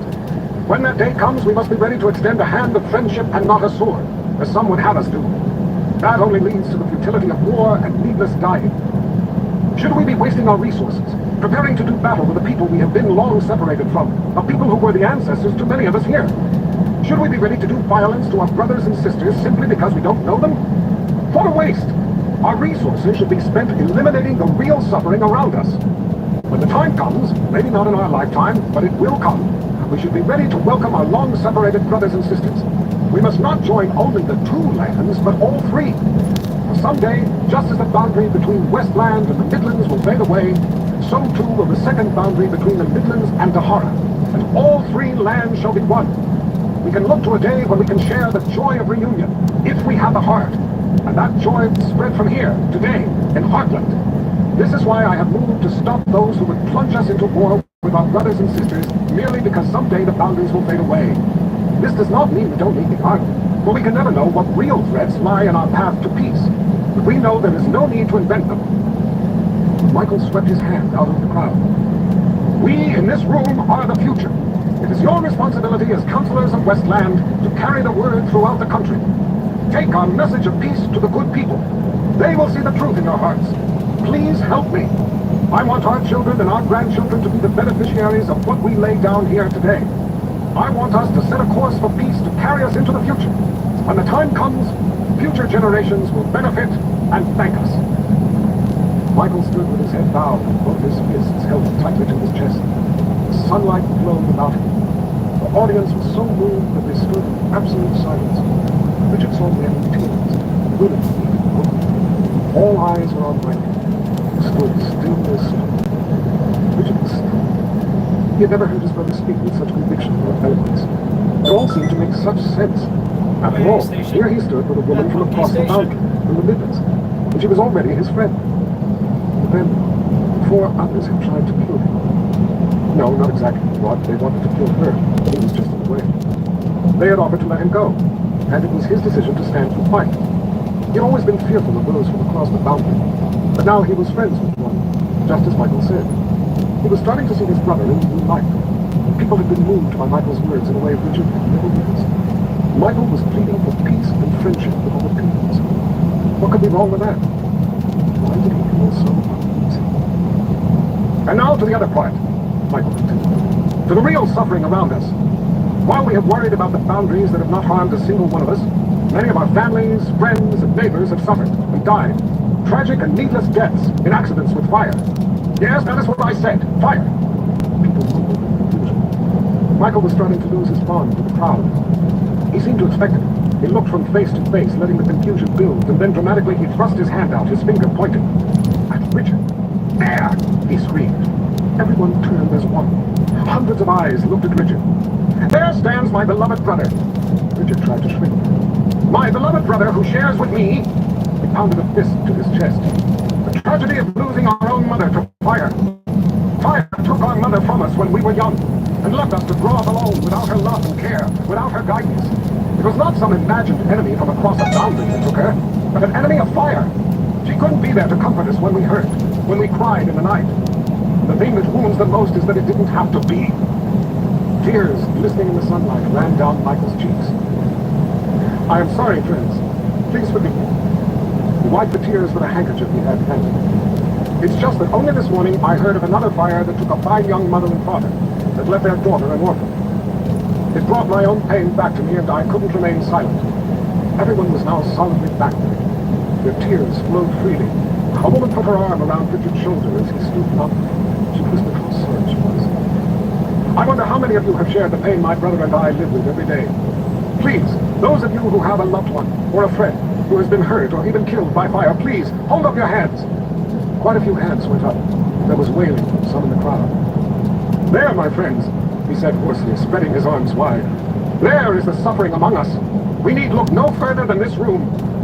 Richard tried to swallow the lump in his throat as the memory of that horror came back to him. The man who had imagined their father had cheated him, lost his temper and knocked a lamp off the table as Richard and his brother slept in the back room. While the man dragged his father outside, beating him, his mother pulled Richard and his brother from the burning house and ran back inside to save them. They only wanted. Burned alive. Her screams brought the man to his senses, and he and their father tried to save him. Filled with guilt and revulsion, the man ran off crying and yelling into the sun. That, his father had told them 1,000 times, was the result of a man losing his temper. Michael was shrugged it off. Richard took it to heart. It had instilled in him a dread of his own anger. Whenever it threatened to come out, he choked it off. Michael was wrong. Fire had not killed him. Anger had. Arms hanging limply at his side, head bowed, Michael spoke softly. What can we do about the danger to our families from fire? He shook his head slowly. I do not know, my friends. But I am forming a commission on the problem, and I urge any concerned citizen to come forward with suggestions. My door always stands open. Together we can do something. Together we will do something. And now, my friends, please excuse me, and allow me to go comfort my brother, as I am afraid bringing out our personal tragedy was a surprise to him, and I must ask his forgiveness. He hopped down off the stand, the crowd parted to let him through. Bowed themselves the shoulder. Great speech, he congratulated himself. What did you think? Richard looked down at the patterns on the marble floor. Why did you bring her death into it? Why did you have to tell everyone about it? Why did you lose her like that? Michael put his arm around Richard's shoulder. I know it hurts. I am sorry. But it's for a greater good. Did you see the tears in her eyes? The things I've started are going to take us all to a better life. And help Westland grow to prominence. I believe what I said. We have to look to the challenge of the future with excitement, not fear. What did you mean about the boundaries? Things are changing, Richard. I have to stay ahead of them. The smile was gone. That's all I felt. The boundaries won't last forever. I don't think they were ever meant to. We all have to be ready to face up to that. Richard changed the subject. What have you found out about Father's murder? Have the trackers picked up anything? Michael took his arm back. Grow up, Richard. George was an old fool. He was always picking up things that didn't belong to him.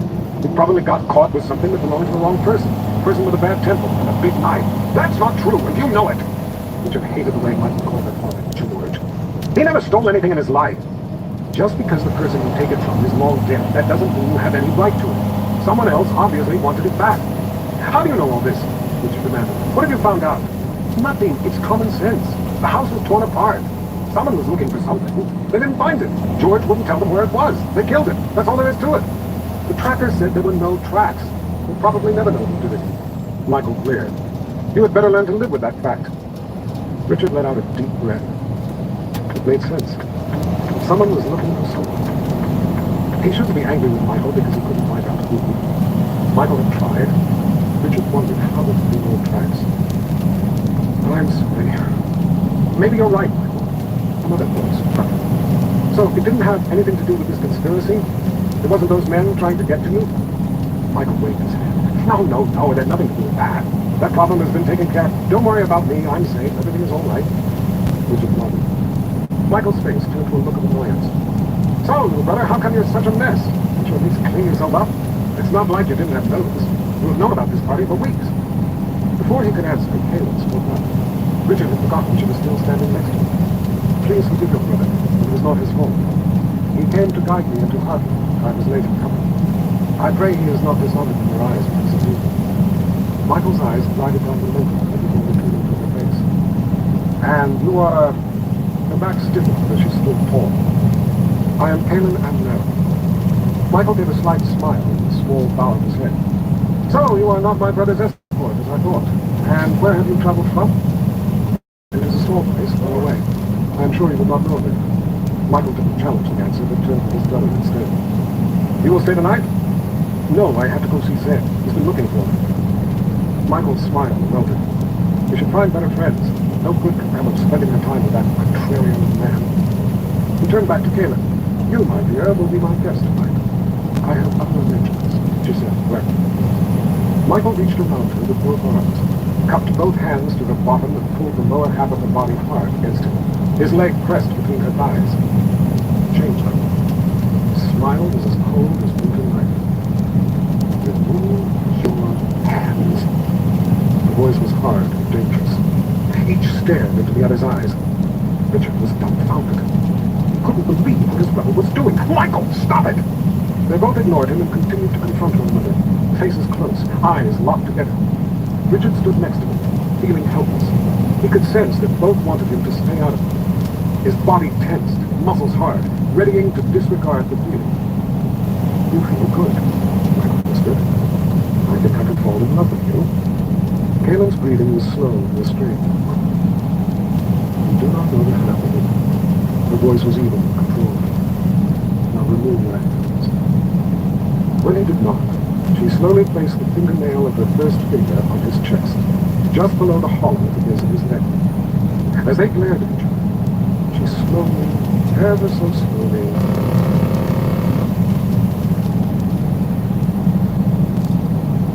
down, ripping his flesh off. Blood ran down his skin and rivulous. For a brief moment, Michael didn't move. Then his eyes could not disguise the pain. He flung open his arms and staggered back a step. Without looking back, Caleb stormed out of the house. Richard gave his brother an angry glare he could not suppress. Followed him out. Chapter 4. Richard ran down the walkway to catch up with her. Caelan's dress and long hair flowed behind as she marched along in the late afternoon sunlight. When she reached a tree, she stopped and waited. For the second time that day, she wiped blood off her hand. As he touched her shoulder, she turned, her calm face showing no emotion. Caleb, I'm sorry. She cut him off. Do not apologize. What your brother did, he was not doing to me, he was doing to you. To me? What do you mean? Your brother is jealous of you. Her face softened. He is not stupid, Richard. He knew it was with you, and he was jealous. Richard took her arm and started walking down the road, away from my house. He was furious with her, but at the same time he was ashamed of his anger. He felt as if he were letting his father down. That's no excuse. He's first counselor. He has all that you could want. I'm sorry I didn't put a stop to it. I did not want you to. It was for me to. What he wants is whatever you have. If you had stopped him, having me would be a contest he would have to win. This way, he has no more interest in me. Besides, what he did to you, about your mother, was worse. Would you have wanted me to have stepped in on your behalf? Richard put his eyes back to the room. He choked off his anger. No, that was not for you to do. As they walked, the houses became smaller, closer together, but remained clean, well kept. Some of their owners were out taking advantage of the good weather to make repairs before winter.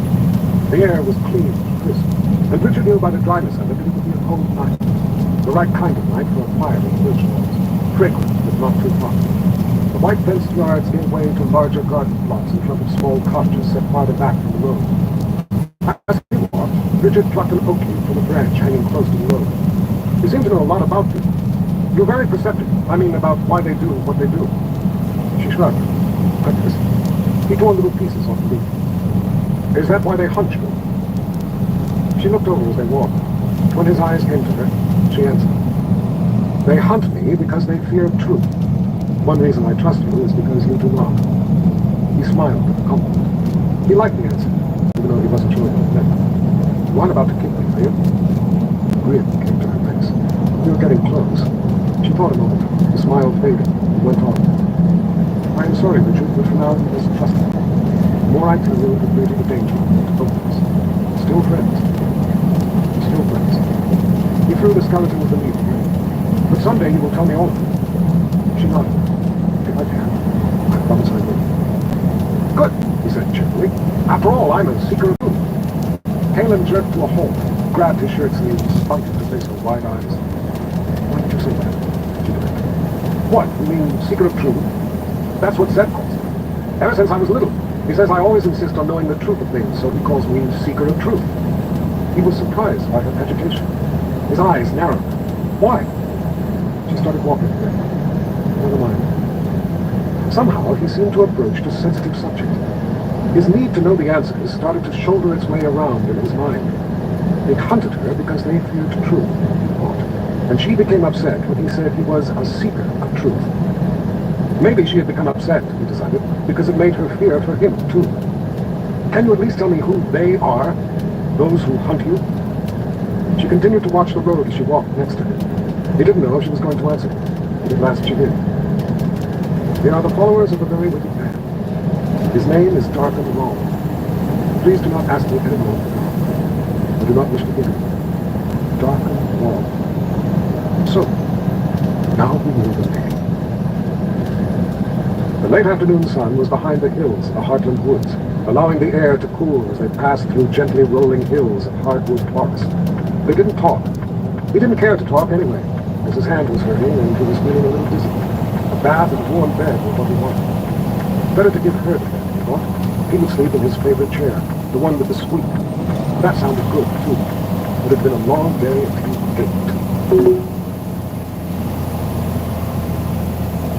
he ached. By a stand of birch, he turned her up the small trail that would lead past his house. He watched her walking in front of him on the narrow path, picking spiderwebs off her face and arms as she broke the strands strung across their way. Richard was eager to get home. Along with his knife and the other things he had forgotten to take along, there was something else he had to have. A very important thing his father had given him. His father had made him the guardian of a secret, made him the keeper of a secret book, and had given Richard something to keep always, as proof to the true owner of the book that it was not stolen, but rescued for safekeeping. It was a triangular-shaped tooth, 3 fingers wide. Richard had strung a leather thong to it so he could wear it around his neck. But like his knife and backpack, he had stupidly left the house without it. He was impatient to have it back around his neck. Without it, his father would be a thief, just as Michael said. Higher up, after an open area of bare rock, the maples, oaks, and birches began to give way to spruce. The forest floor lost its green for a quiet brown mat of needles. As they walked along, an uneasy feeling began to itch at him. He gently took Kalen's sleeve between his thumb and forefinger, pulling her back. "Let me go first," he said quietly. She looked at him and obeyed without question. For the next half hour, he slowed the pace, studying the ground and inspecting every branch close to the trail. Richard stopped at the base of the last ridge before his house and squatted them down beside a patch of ferns. "What's wrong?" she asked. He shook his head. "Maybe nothing," he whispered. "But someone has been up the trail this afternoon." He picked up a flattened pine cone, looking at it for a short time before tossing it away. "How do you know?" "Spiderwebs." He looked up the hill. "There aren't any spiderwebs across the trail. Someone has been up the trail and broken them. The spiders haven't had time to string more, so there aren't any. Does anyone else live up this trail?" "No, but it could be just a traveler passing through. But this trail isn't used much." Kalen frowned, perplexed. When I was walking in front, there were spiderwebs all over. I was picking them off my face every 10 steps. That's what I'm talking about, he whispered. No one had been up that part of the trail all day. But since the open place we came through, there haven't been any more. How could that be? He shook his head. I don't know. Either someone came out of the woods back by the clearing, and then went up the trail, a very hard way to travel. He looked her in the eyes. Or they dropped in out of the sky. My house is over this hill. Let's keep our eyes sharp. Richard carefully led the two of them up the rise, both scanning the woods as they went. He wanted to run in the other direction, take them away from there, but he couldn't. He wasn't running away.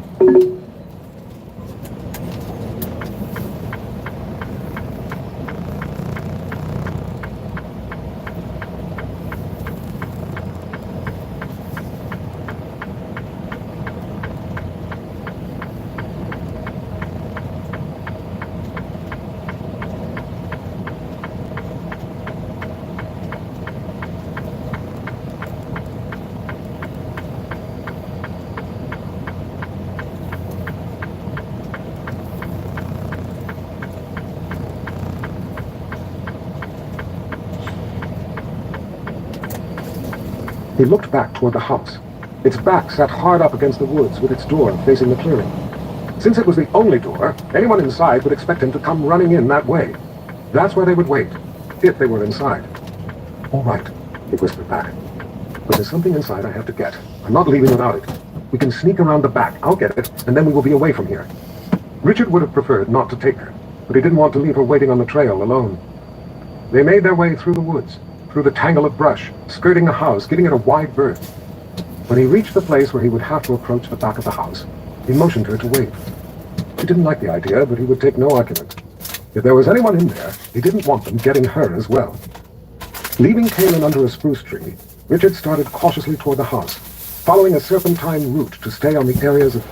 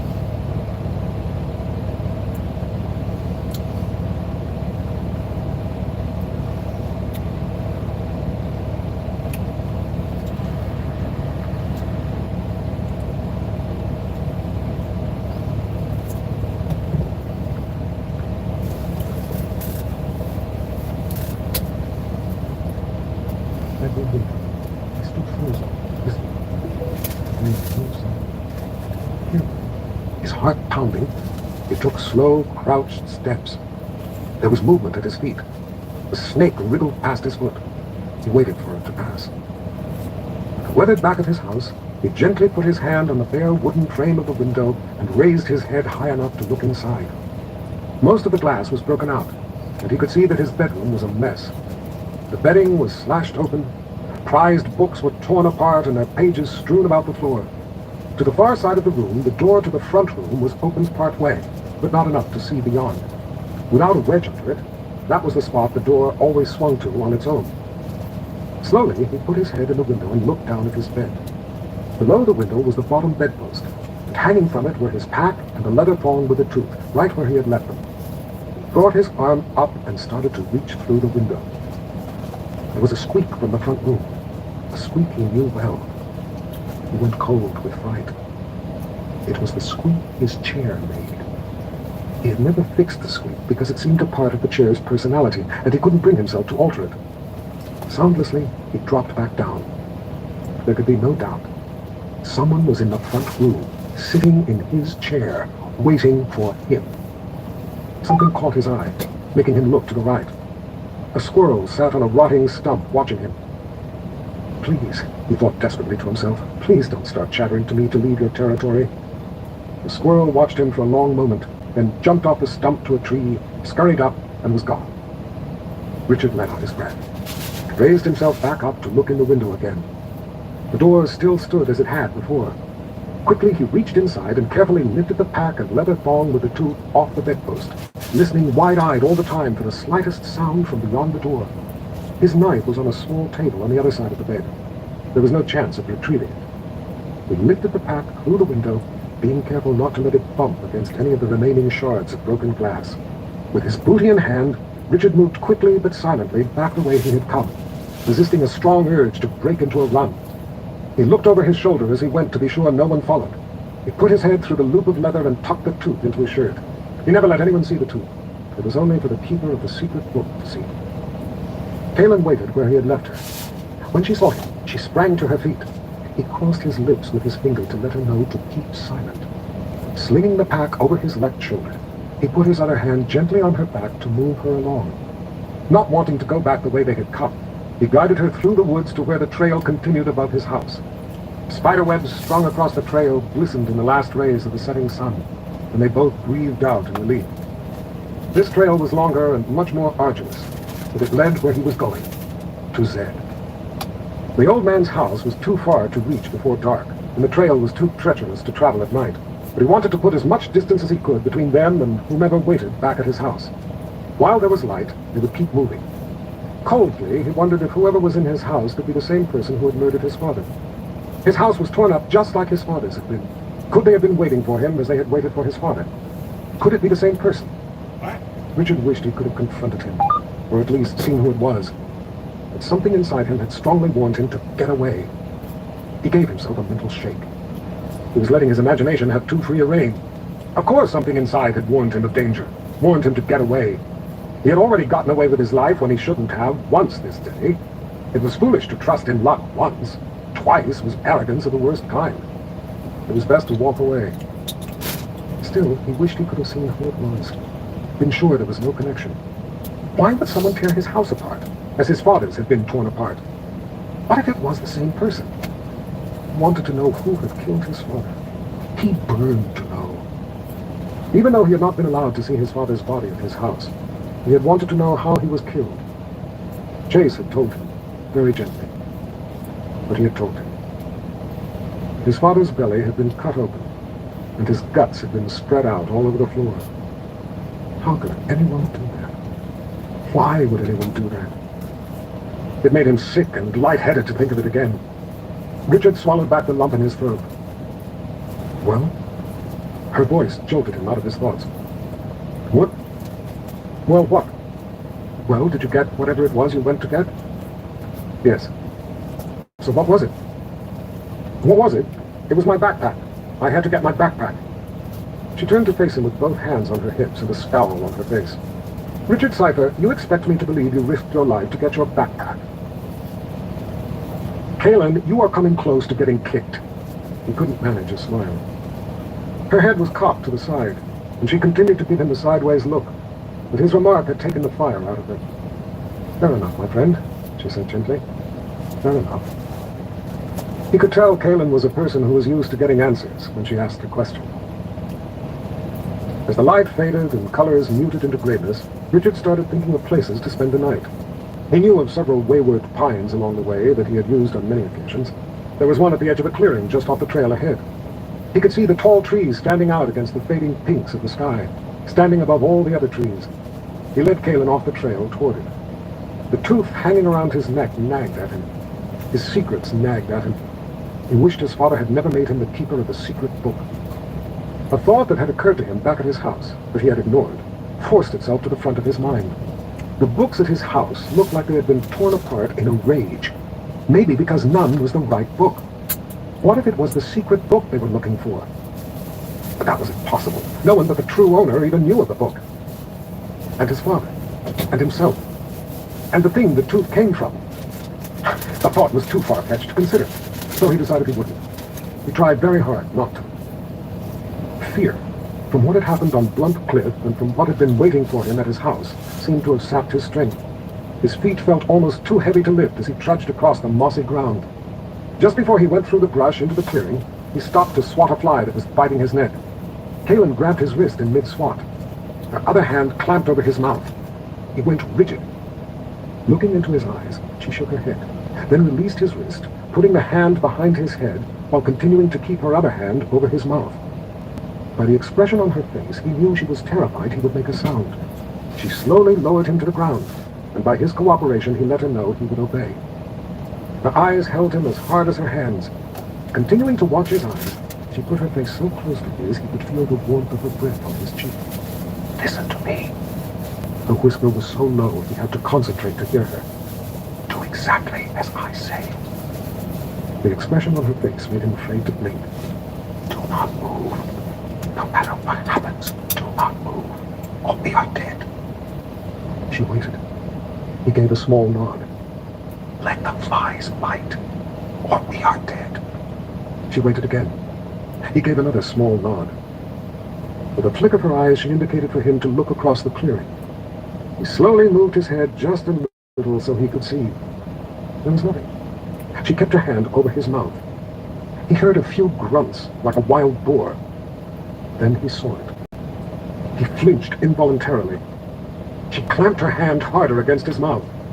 From across the clearing, fading evening light reflected in two glowing green eyes as their gaze swept in his direction. It stood on 2 feet, like a man, and was about a head taller than him. He guessed it weighed 3 times as much. Flies bit his neck, but he tried to ignore them.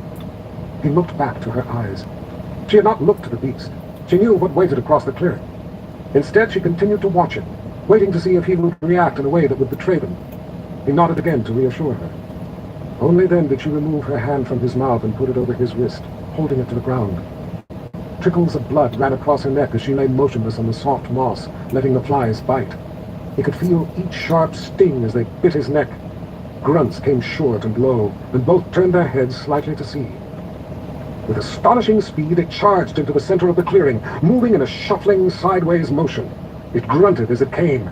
Glowing green eyes searched, while its long tail slowly swished the air. The beast cocked its head to the side and pricked its short, rounded ears ahead, listening. Fur covered the great body everywhere except its chest and stomach, which were covered with a smooth, glossy, pinkish skin that rippled with corded muscles underneath. Flies buzzed around, something smeared over the taut skin. Throwing back its head, the beast opened its mouth, hissing into the cold night air. Richard could see the hot breath turning to vapor between teeth as big as his fingers. To keep from... It's going to be tough to get all Minions commands in one video, but we'll try. Sit. Good boy. Stand. That's not stand. Good boy. Be down. Good paw. Other one. Good boy. Speak. One. Fight. Fight. Wanna fight? Fight? Wanna fight? Shake. Oh, perfect. Play dead. Good boy. Except for the tail, but you never do the tail. Stay. It's gonna be tough to get on.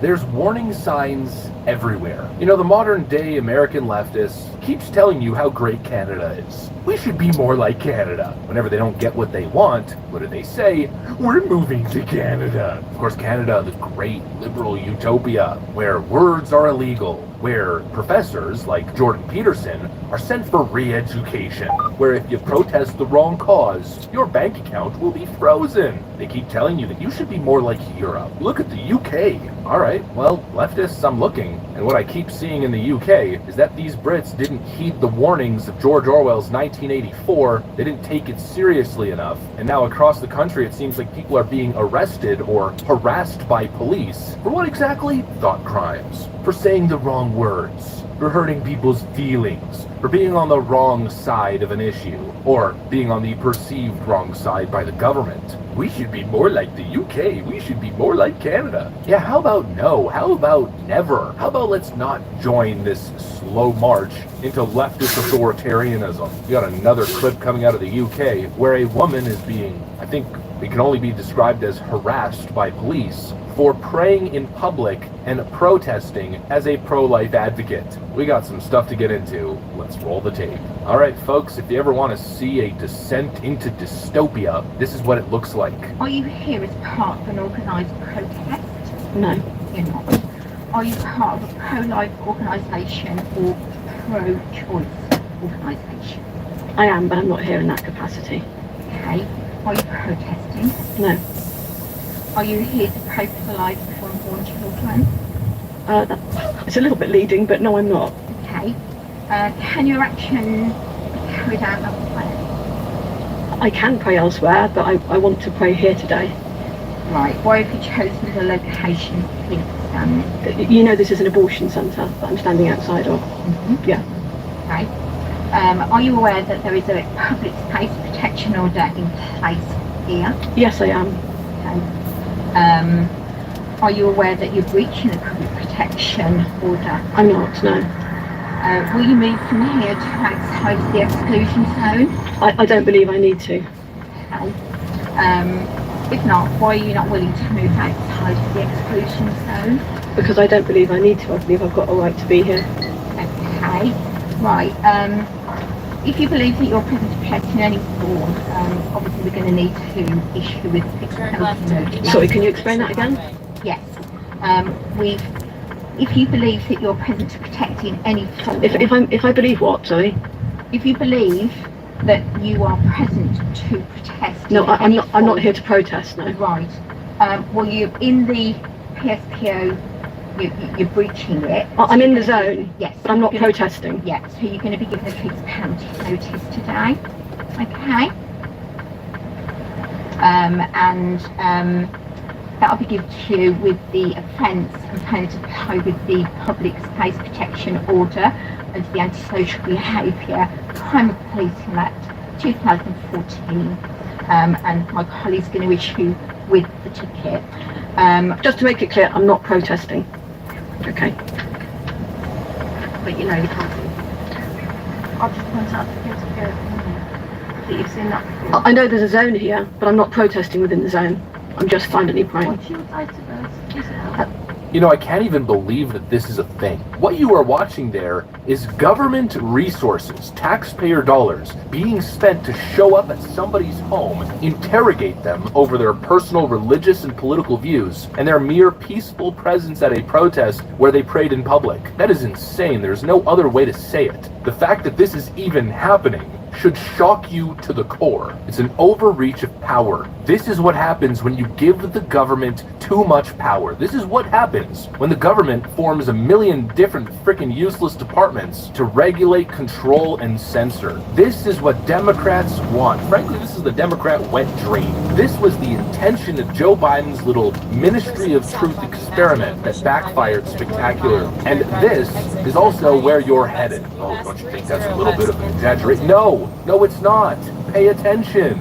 Look what is happening across the Western world. This would have been unfathomable to even suggest a decade ago. You know, liberals used to be the staunchest of free speech advocates. Now this is what they advocate for, and this is what they're implementing on a policy level. The United States Constitution didn't exist, to be completely honest, we'd probably already be seeing stuff like this in places like California and elsewhere. You know, it's like I always say, the rhetoric has gotten so insane. There's this sort of LARPing that's happening on the left side, where they've been convinced, or they've convinced themselves in their own mind, that they're fighting against some sort of great existential evil, and that's the basis of their justification. Censorship is justified because they're fighting evil. Yeah, what evil are you fighting, stupid? A random Christian woman who prayed on the street and happened to participate in a protest?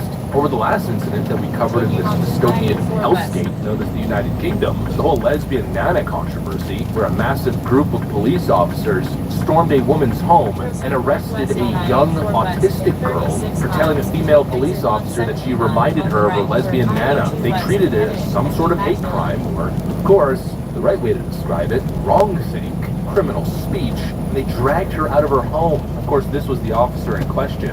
Oh, and by the way, once again coming out of the UK, that officer has been spotted once again, pepper spraying protesters in the face.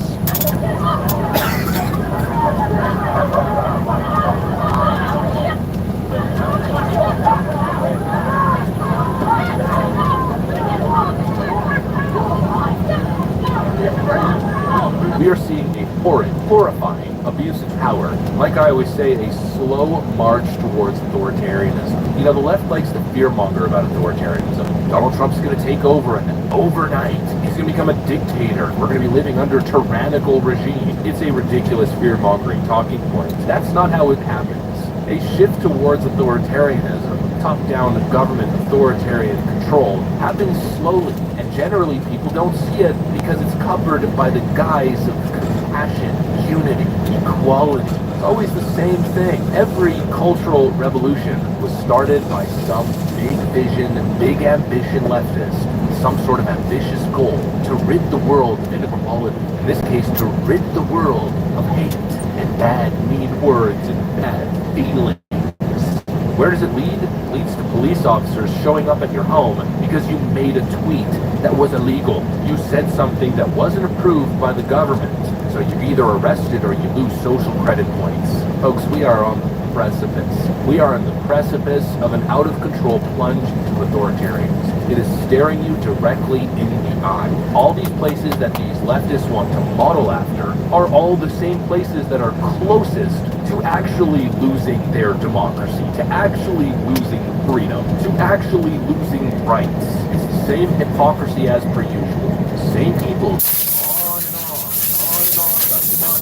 are the same people willing to shut you out of democracy based on some sort of perceived altruistic goal. The same people warning about misinformation and disinformation are the same ones promoting non-stop lies and propaganda. The same people who talk about rights, trans rights, these rights, those rights, when no rights are actually under threat in the way that they're perceiving it, are the same people who are actively attempting to strip your Second Amendment rights and First Amendment rights. Wake up and smell the...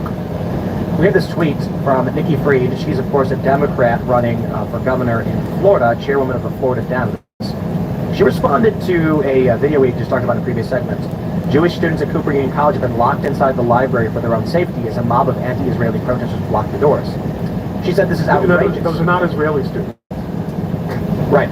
She said, this is outrageous, and we are seeing these types of videos and stories all over our country. We live in a civil society where this is not only not okay, but illegal, and everyone has a responsibility to stand up against hate speech. Let me also be very clear, anti-Israel is anti-Semitism. The Democrats are going to be ripped to shreds this election cycle over this issue. Really? You believe that? Absolutely. Nikki Fried is trying to win over Democrat votes in Florida, and she's coming out in defense of Israel. Good luck.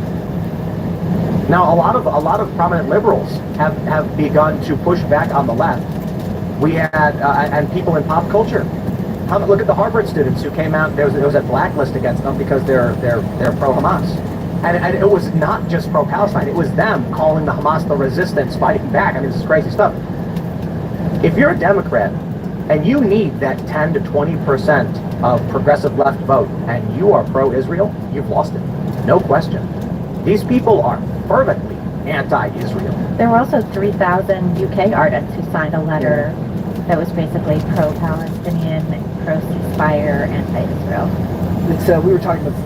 Okay, when I said I wanted to make trucks for the Ministry and Department of Defense, I got a ton of comments like this. Please don't make trucks for military applications. Don't make things that kill people. That's bringing bad things into the world. I want to make this clear. We're not making trucks that kill people. Call it Department of National Defense, Department of Defense, Ministry of Defense. It's not the Department of Attack. It's Department of Defense because they defend us. These trucks we build are hybrid. They're a diesel engine with a generator on board, which means they can offshore power. Protecting power infrastructure is a key part of national defense. Look what Russia did to Ukraine. They specifically targeted their power infrastructure to make the civilians suffer. The Russian wanted to make Ukrainian civilian lives uncomfortable so that they would lose the will to fight. Luckily, Ukrainians are strong enough to resist this. If the military had hybrid trucks that could offshore power, the civilians wouldn't have to suffer due to that. The military also helps with local natural disasters, like when our town had a flood. Okay, when I said I wanted to make trucks for the Ministry and Department of Defense, I got a ton of comments like this. Please don't make trucks for military applications. Don't make things that kill people. I love all of your videos, keep doing what you're doing, you're probably the greatest entrepreneur I've seen in the last decade.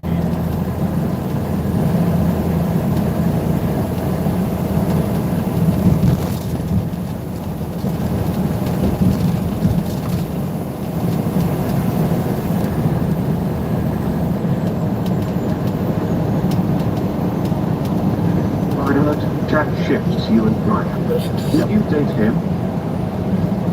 Yes. You're a very pleasant girl, very attractive girl. However, because you have done for that sole reason, I would not date you. The thing is, Violet, you're actually a very pleasant person. You're very attractive. You're 5 feet, right? Yes. Yeah, I like short women, so that's good. But because you've done adult content, I would not date you.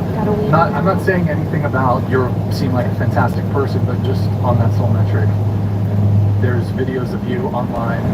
I couldn't deal with that in a relationship. Yeah, I understand. Yeah. I mean, everyone has their personal preferences. I'm not asking anyone to accept me or whatever. I think she'll probably find a decent guy. She's fairly attractive. She's not got a bad personality. But the fact that she's done things on camera with other men just makes most normal men not want to go near her. There's too many of these younger women being influenced by social media into thinking that having an OnlyFans is empowering. They're going to make you some sort of boss babe. When really it doesn't. It just makes you look like you've got no respect for yourself whatsoever. Are you a virgin? Yes, And how old are you? I'm 21. Why haven't you done the deed yet? The key to a strong society is family. And so, in my view, choosing my future husband is like the most important decision I'll ever make.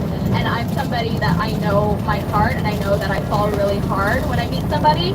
So I want to retain some level of objectivity when I'm selecting a future partner. And I know that if I had sex with them, I would be completely imprinted on them. And instead of being like, okay, is this person, do they have the qualities that I'm looking for in a husband, or am I just making it work instead of like seeing red flags and leaving? Is there any reason why you're dressed so modestly instead of revealing like most women tend to do when they come out to Miami? I mean, this is just my personal sense of style. I just think it's respectful to others and to my future partner and to myself to just cover myself up more. I know that I, take care of myself. I'm pretty athletic, but I don't need to have that on display. She respects herself, so other people are going to respect her. If you see her walking around the street like that, you're not going to think as a man, oh, she's really easy. You're not going to think she belongs to the streets. I've seen this girl before on the Fresh and Fit podcast as well. Take a look at this. So what is winning for a woman and versus what's winning for a man? A long-term relationship, a husband, have children, explore my passions, like my hobbies, really take pride in having a garden. My domestic.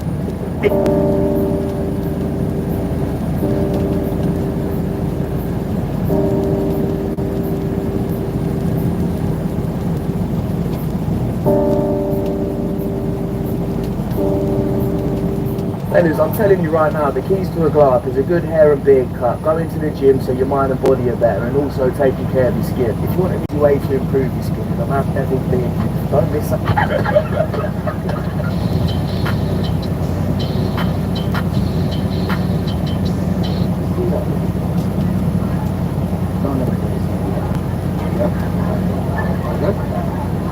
And this is why I want sons. Just please.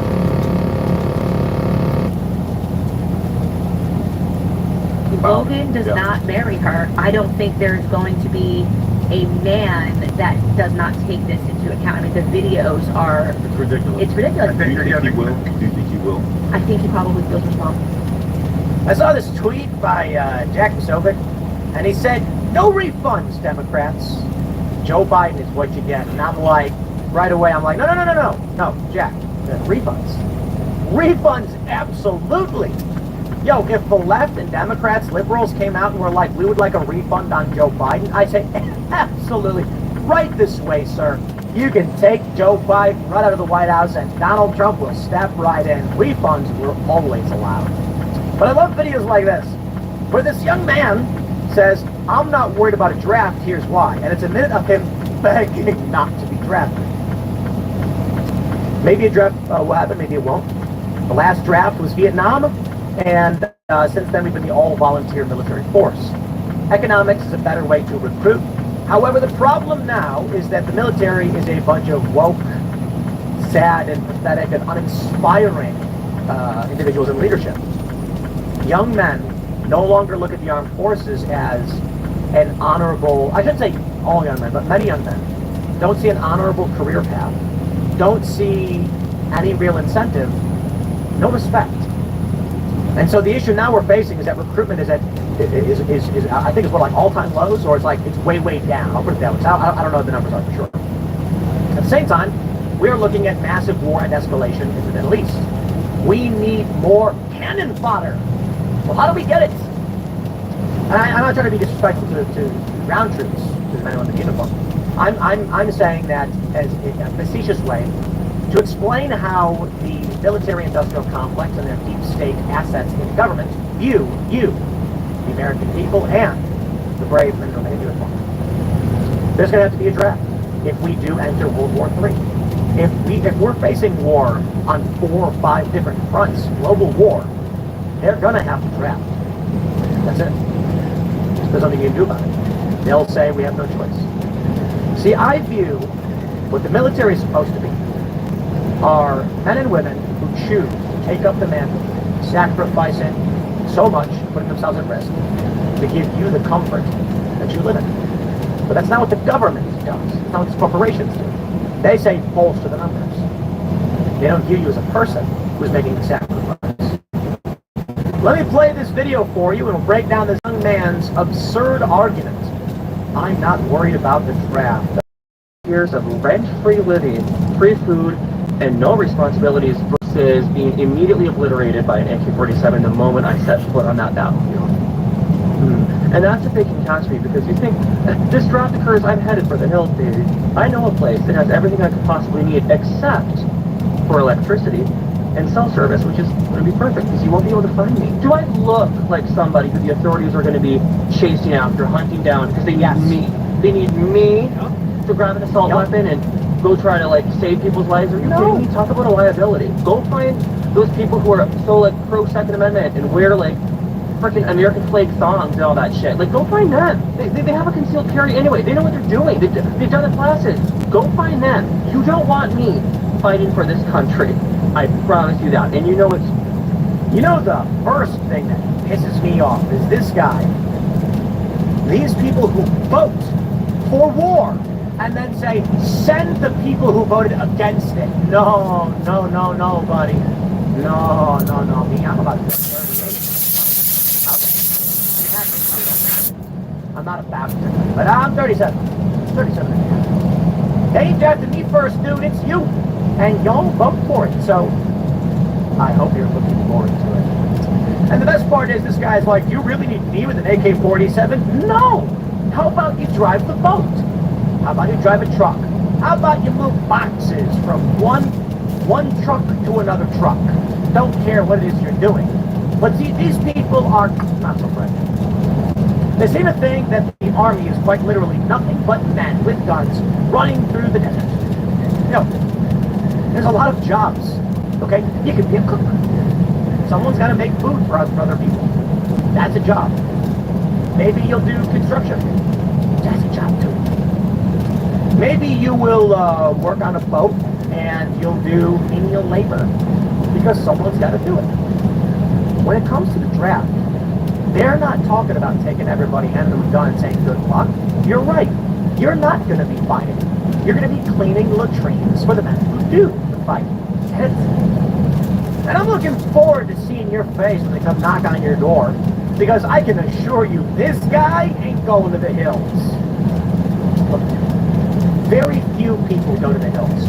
If we can't even get anti-woke conservatives to move out of the cities, you think a liberal Democrat Gen Zer is going to go live in the mountains? Oh, please. They'll last 3 hours before they're like, I'm supposed to eat this? Come on, dude. Look, man. This guy's saying, go to the guys who've got the Second Amendment. They want to do this. Most of those guys already in the hills. And they're on the internet and they're going to be like, come knock on my door, I guess. Nah. They're going to come to you first, and they're going to say, don't worry. Basic training, we can get you in poppin' shape in no time. You'll be able to clean those floors and pump gas for the real men who do the fighting. This is the funny thing about these leftists. And again, I'll stress, it's like, they vote for Joe Biden. Not the liberals, not so much the leftists. The liberals who vote for Joe Biden push us to the brink of war, economic ruin, and then whinge about it. You know, hey, that's like, I do blame Patrick Bet-David, man. He said this on Tidcast in Miami. Amazing event. Thank you all for wherever we came. That it's tolerant Christians who brought us to this point. I agree. You tolerate this kind of behavior in your society, and this is what it leads to. Now, I am not advocating for, you know, like the draft or anything like that. What I'm saying is, as Ron Paul describes it, abortion shouldn't be illegal, it should be unthinkable. Now, there you go. I don't see why we tolerate these things. I'm not saying forcefully ended or jail. I'm saying you just have disdain for them. For a person like this, society should just laugh at him and say, we feel shame, cringe, we're embarrassed for you. And to encourage people not to be this way. Personal responsibility, hard work, meritocracy. If we had that, we wouldn't be staring down the barrel of World War III. We wouldn't have to worry about these drafts. Why? Because you'd have an honorable system with honorable people, an honorable military, honorable Congress, people who strive to avoid unnecessary war and conflict when something happens. This nation was dominated by Christians. They became also tolerant. And one step at a time, they allowed more and more corrupt individuals to get into power and then subvert this nation towards ill or malicious means. And this is where we are. The perfect example here, this young man who would advocate for policies that would result in war through blind ignorance, laziness, and malice, and then argue they shouldn't have to bear the responsibility of their decisions. And that's an absurdity, but perhaps a natural consequence of human behavior. So what happens next? As weak and ignorant individuals vote us into mass conflict and war, which results in mass death, they will be drafted and used to fight. And when they don't survive, it is the strong that do. Natural selection, call it what you will. Do you know why so many people are named Smith? Schmidt, Smith, and other names like that? In Europe, when there was war, the warriors who conquered would not execute the blacksmiths. They needed them. They made weapons. When rallying people to go to war, they would not conscript the blacksmiths. They needed them to stay behind to make weapons. You need a blacksmith building supplies in your village to supply the men who go fight and die. Are you wondering why many people don't have the last name like Warrior? John Warrior. It's because Warriors died. Most likely they have kids. I don't know what the last name would be, but there probably are many last names that do reference war. Because many of the great warriors probably had a lot of kids, a lot of different legacies. But the Smiths would survive. They were important functions of society. This guy, I don't know what he does. Perhaps he's a Smith. Perhaps he's an engineer. Maybe then he will survive. But when war happens, no matter what you want it to be, attrition and the numbers don't lie. People who fight are less likely to have kids. People who stay behind are more likely to have kids. And this dude is going to be sent to the front lines in 2 seconds. He's not going to flee to the woods. They're going to find him right away. He will be drafted in the event that it happens. Me? I'm a little bit older, so my time will come later on. Eventually the draft will come to people my age, and then, we'll see what happens. But it's going to be many of these young people leading left who are the first in line. They're literally the first in line for that. We'll see what they really think politically. And maybe after a great war, they'll have a different view on whether or not they support these people who call for it. I'll leave it there. Next segment is coming up at 6 p.m. Thanks for hanging out.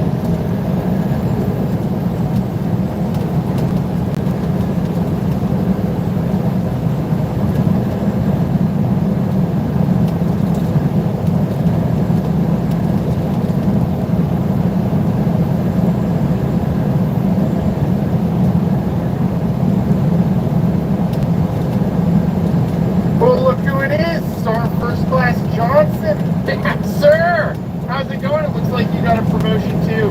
Yeah, we both did. It's awesome. Congrats all around. You were one of my best service members when I was a company commander. Oh yeah, yeah. Thanks, sir. Well, why'd you say that like that? You just didn't catch us. Catch you. What? Yeah, Steve. My name is Andy. I am based out of Houston, Texas, and I'm 31 years old, and this is Financial Audit. What do you do in Houston, Texas for a living? I'm a carpet cleaner. Carpet cleaner, as we talked about before the show. Yes. I started the business in 2020. Business owner. Yeah. So I do a couple other things won't dive into, but as a business owner, do you have any employees? Just me, myself, and I. Solo owner operator. Pulled the trigger on it. Doing great, but like barely making it. You know what I mean? And then 2023 bombed. Yeah, like the job average kind of just dropped. Why? Have carpets all of a sudden just stayed magically clean? No, I have no idea what happened, but because of that, I had to pick up 2 other jobs. So I am. I'm also. In the world of business, and there's a lot of things that I need to track metrics here and all throughout the business. We usually try to determine what is happening all throughout. Right. What were you able to So that's not a good sign if we're not able to at least. Right. That's why I'm here for your guidance and help with what I should be doing differently. I'm trying different avenues to try. But like, what has happened? I mean, I'm just not even. Were there recurring clients before that all of a sudden? Yes. Well, no, yeah, I'm getting repeat business. So November 2020, I traded in a Lexus I had. So before pulling the trigger on the business, I, was living great. You know what I mean? Credit score good and all that stuff. So these last 3 years is what's been the decline of my credit score and everything. Of spending on the credit cards and just pretty much putting it all towards advertising. Just it's been just all advertising. Yeah. So not knowing where the cost of everything's going. Business checking account? No. So 3 years. Separated finances at all? Yeah, not the. I just recently, maybe a couple months ago, opened the business credit card. So kind of help divide. That's the last thing you need is credit card. Right. Keeping your finances separate. Yeah.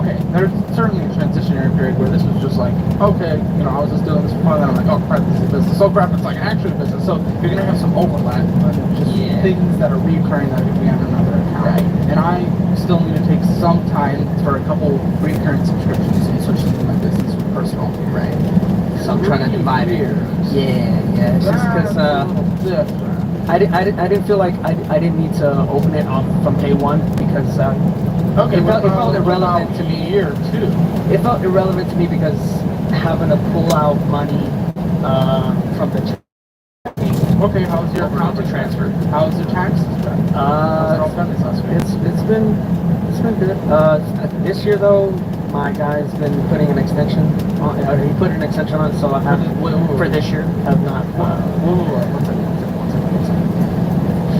When we're talking this year, we're talking what we would have filed this year for last year.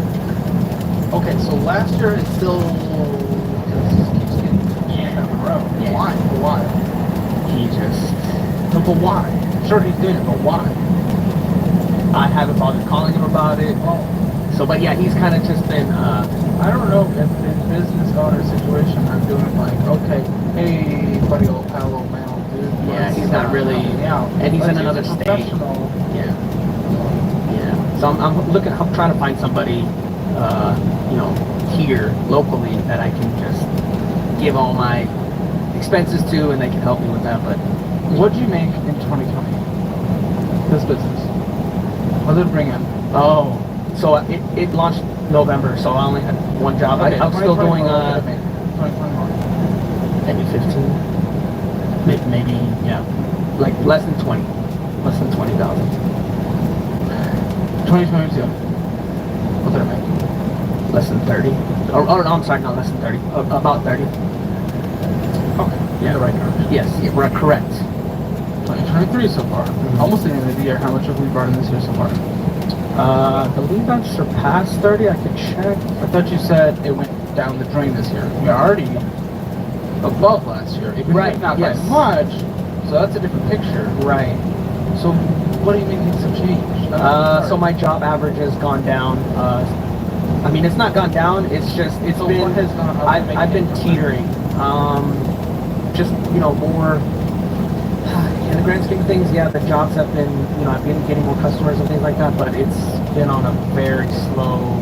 So my overall, what I'm seeing, the big picture is my overall job average has not been. I haven't hit it. So in the beginning, I hit 15 jobs average the first 2 years was a month, and then this third year, my job average, I'm lucky to maybe hit 10 jobs. So then what has happened? What has happened to the point where a couple months ago, 2.5 months ago, less than a year, you made what you made the entirety of last year, even with less clients? Are the prices higher? Are the jobs bigger? What has happened? My minimums are bigger. I'm charging more now. Do you think this is impacting how many clients are coming in? No. I don't even that market is beyond me because I've never had a carpenter run once in my life. I've never requested that. I needed it. Yeah. For the dog explosion that recently happened. Right. I just threw it away because it was too far. The way I got into the business is I worked for a couple other companies, and I just really enjoyed the field. I was fortunate enough to be trained by one of the best. He was a manager at one of another top competitor's company, and our paths happened across each other, and he taught me everything he knew. And so that was back from 2015 to 2017.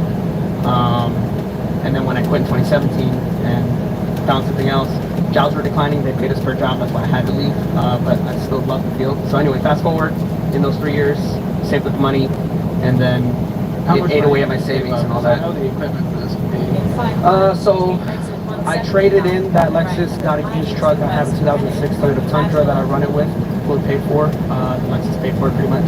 And then the equipment cost me about a little over $5,000, between 5 to 10 grand.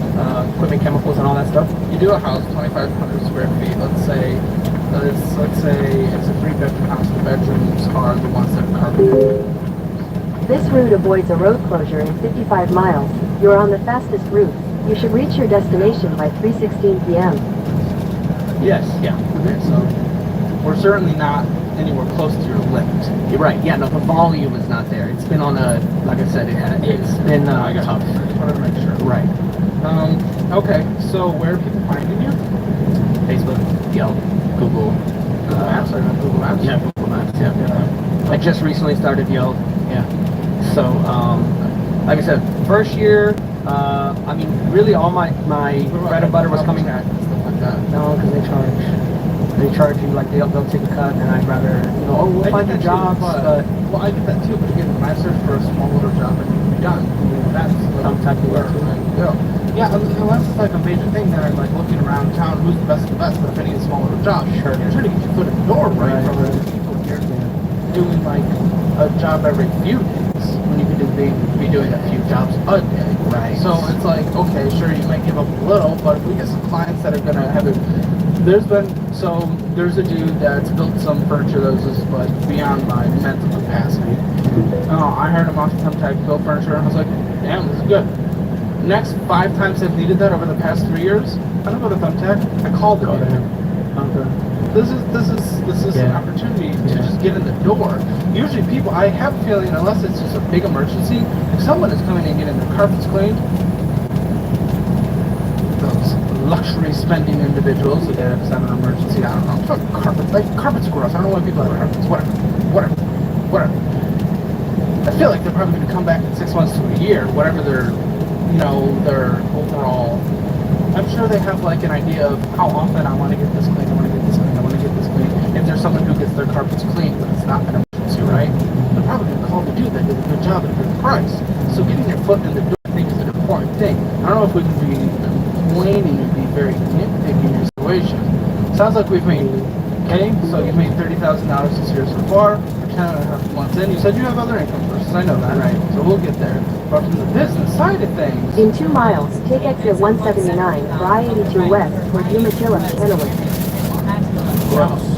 gross. Yes, now I know you say for advertising, but equipment repairs, hopefully putting a little money aside for that. Hopefully it's necessary. Okay, so let's talk your income then. So what do you think you pull on average this year so far from your income from your business for yourself? The business, I mean, it's a non-profit, really. Everything is going. Really? So all that goes right to advertising? We do a little bit of Facebook advertising. It's not much. Advertising cheap, but are you just like so from at the start, I did it myself. You know, maybe spending 20 a day, 30 a day, whatever it took, right? 40, 50 a day, just trial and error, trying different images, different descriptions, different audiences. But then just recently, maybe a few months ago, hired a marketing team, $300 a month, and then they take it over. You're not willing to do something like a thumbtack? Yeah, so this guy, $300 a month, and he's took over the Facebook stuff. When again? I'm sorry, you said August-ish, yeah, something like that. Since August. And the volume of jobs has In increased. half a mile, take exit 179 for I-82 West toward Umatilla, Kennewick.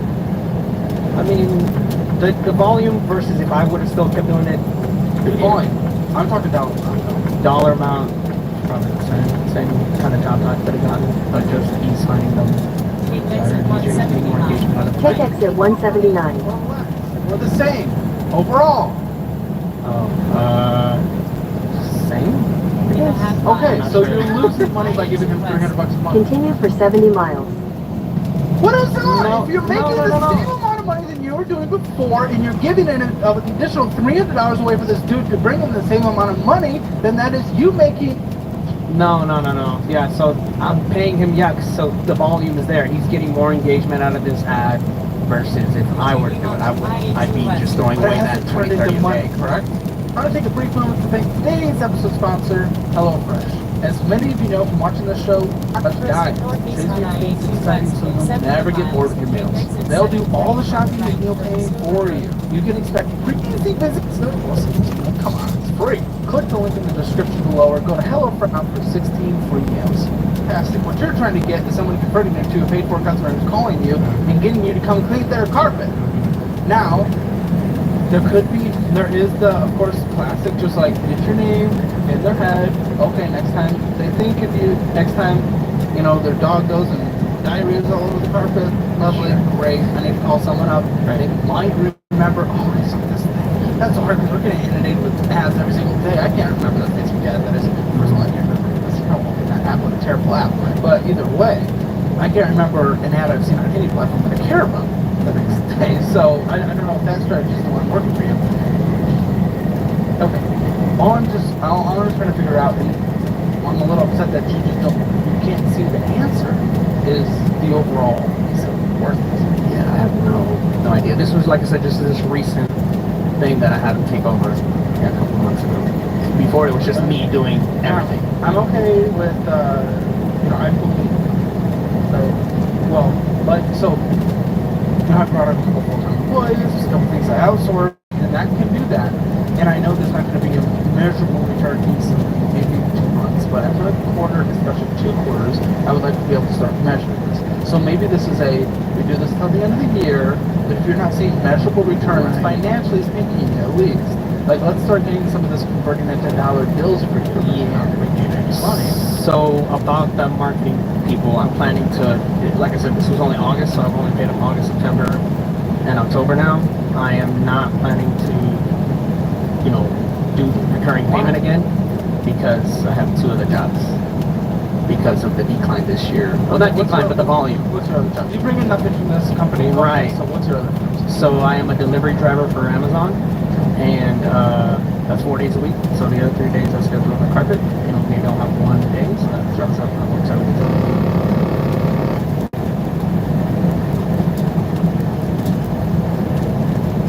It's better. Nice. Papa John's delivery driver. Okay, as well. So I'm driving all the time, non-stop. Really, you're working for extra to get out of the debt that you got into for the business you're no longer working at. Right. No, well, no. I'm no longer working at. Right, yeah, the carpet. Like I said, I still want to keep it afloat. That's why I picked up Amazon, because I've seen that I'm barely getting 10 jobs a month. I can certainly respect that. It's a bummer situation that we took out the debt, we leveraged to invest in a business. The business has not returned over the past 2 years to be able to at least manage the debt, so now we have to work the extra outside of it. Which means, there's a girlfriend sitting behind me. She's probably not, she's probably not thrilled that you're working 7 days a week and nights. Right. Does that impact your relationship? Just curious. I mean, there's no. It's been. How sustainable do you think this is? How long have you been doing this? The other 2 other jobs. This was a recent thing. Also, August, everything had changed in August. It was before I was just home with it all the time. Like the app not trying to. I know that's old school, but like if we're sitting at home, let's at least try something. Right. No. Set up booths in front of places, man, and just give out like discount cards, staple up. Hey, if you have this, you get 25% off a carpet cleaning. Yeah. Take the thing down, First started when I first launched it with sign spinning, because I have a history with that as well.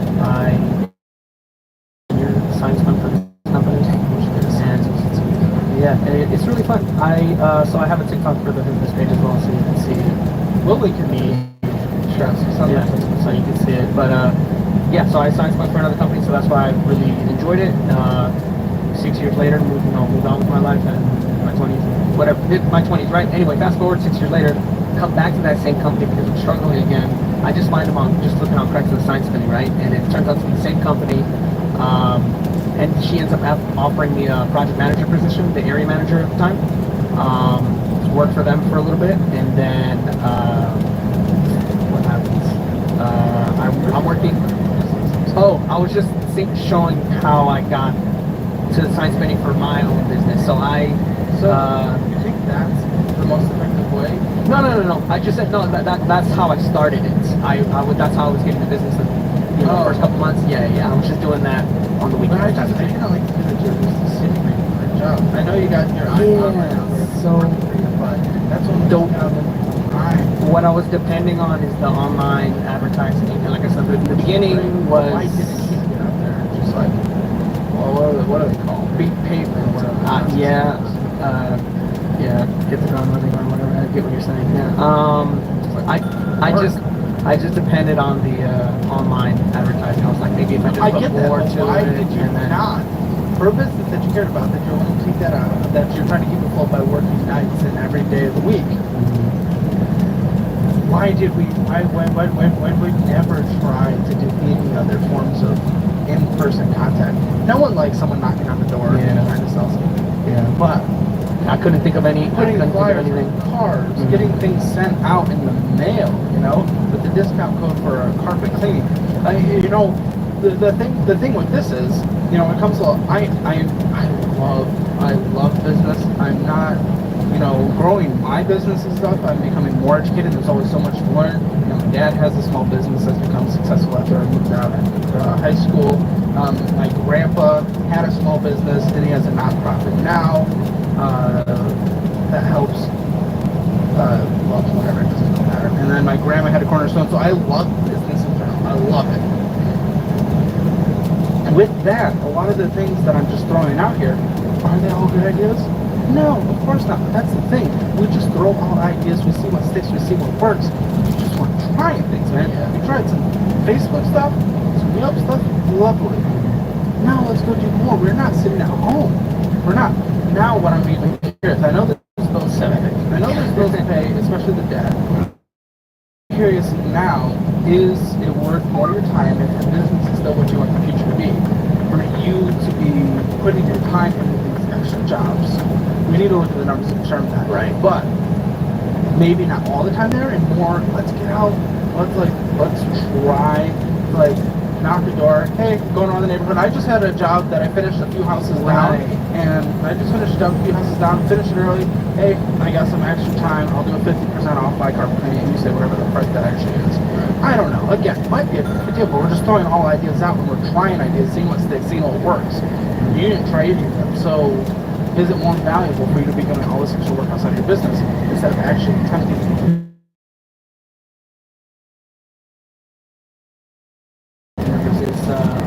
I know they were just recent, but with the August changes of applying for new jobs, now that I got, that Amazon came about, Papa came on first, so I had to, I had to change up the availability and only work Fridays and Saturdays. So now, doing that for the last month, I've been debating on whether it's worth keeping it or not, or opening those nights up, because there are family issues as well that I'm dealing with. Okay, you want to tell us what's going on to give us some context? Or in general? They're depending on me a lot. I need to help. I need to be there. No, not financially. Just to be accessible to drive. They just flew in internationally. Were you born here? Did you come here? No, I'm born and raised in Houston. Oh. Yeah, born and raised in Houston. It's just her family's come over and trying to help her mom. Drive them around and get to where they need to. That's totally So it's personal problems and then trying to struggle more. That aligns with your ideas. Help with what? Well, that. Driving help. So we're pretty much giving them the shirts on our backs since they don't have much. No, I just want to make sure it's down distribution, or is it just? She helps. Yeah, she helps. Good. Okay, then that's fine. I have nothing against that. I mean, family is everything. So we're helping family. Not yet. We're married, but How long have you guys been together? 2 years collectively, going on 3. Welcome to Washington. So with the money that you're bringing in now, what are we bringing in? What hits your account on average on a monthly basis now across everything? We're 30 minutes into this, and let's get the number that I usually get within 5. Right. Average monthly, with everything? Yes. I have no idea. So Amazon, Sorry, 24. we don't budget. Yeah. No, well, so I do, but I have no idea. So, carpet, 4 to 5 grand gross. And then You said Amazon. you said you bring no, not gross. What is your account? You said you bring in nothing but look. You said nothing to your account currently. That's what you told me. You said it all goes back to business. Are we changing our answer? No, yeah, it does. I'm just saying, like, it immediately goes back into advertising. Dude, what hits your account? Not business. Not business because you're putting that in. What money do you have that you can use for your own bills? What? I don't know the exact. Please hit the subscribe button now to make me feel better. Guys, I'm sorry. It's okay. Maybe I'm just not getting across it. I just have very bad patience skills. So,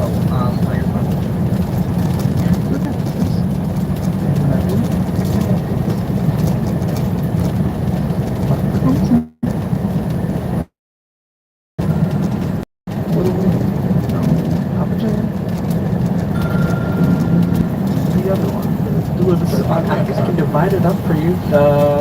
Papa John's is about 200 a week. That's what comes in. Yeah. Okay. And then 1 second. 200 times 52 divided by 12. Okay, that's an average of $866 a month. Go on. Amazon, 2,400 a month. That's what comes in. Yes.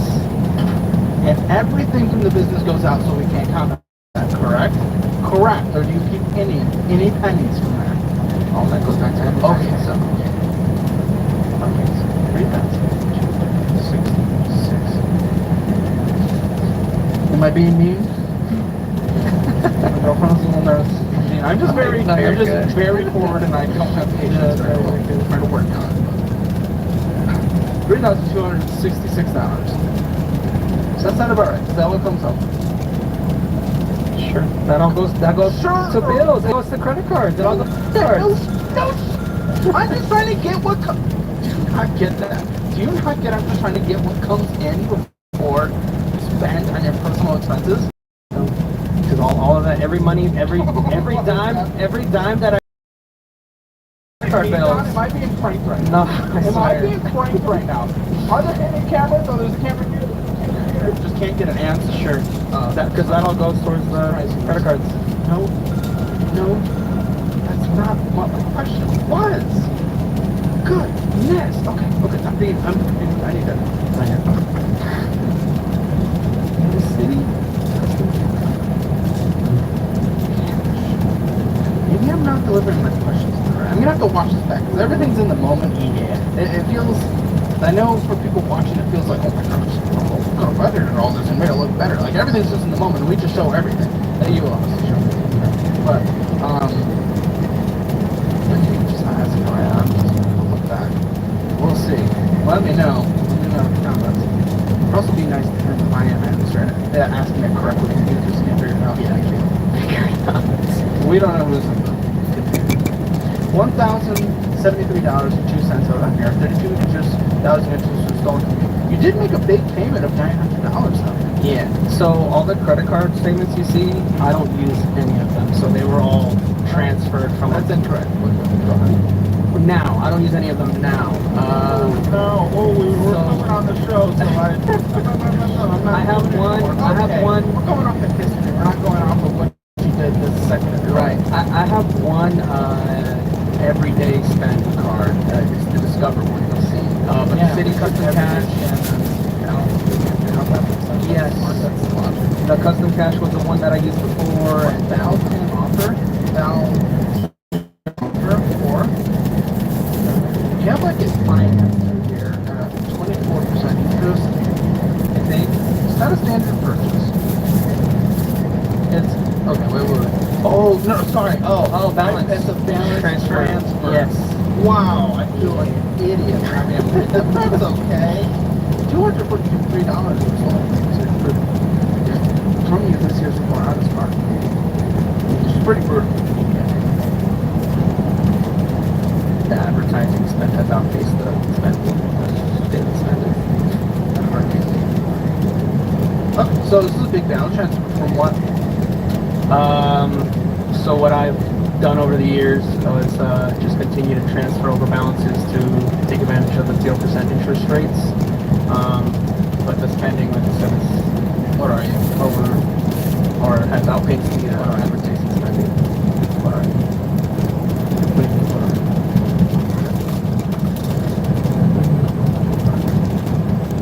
You are not a credit card person. You're not even close to a credit card person. You're a credit card person.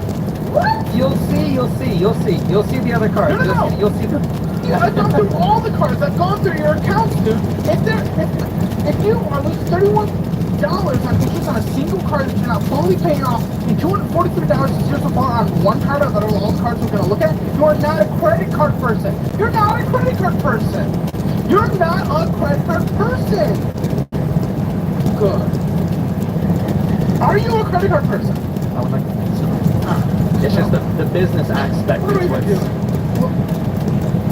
But if you have that, and you're losing that interest, and we're losing an additional $2.92 on this card, how can we possibly consider ourselves for a single moment a credit card person? You know what that means? You lose a single dollar, a cent. You lose a single cent in interest within a single year. You are not a credit card person. You have not managed it correctly. It's as simple as that. You don't need to be a credit card person. I don't care if you're a credit card person. It doesn't matter. It's not a status symbol. It's not anything. Who gives a shit if you're a credit card person or not? The way I talk about that, and the reason I talk about that is to keep people safe from falling into, to keep people safe, to keep people out of the trap of credit cards. Who gives a shit if you're a credit card person or not? It doesn't really matter. If you're the small minority of people that take advantage, get the points, make a couple of $100 extra a year, that's lovely. You lost more than you could have possibly gained this year so far. So again, are you a credit card person? Not right now.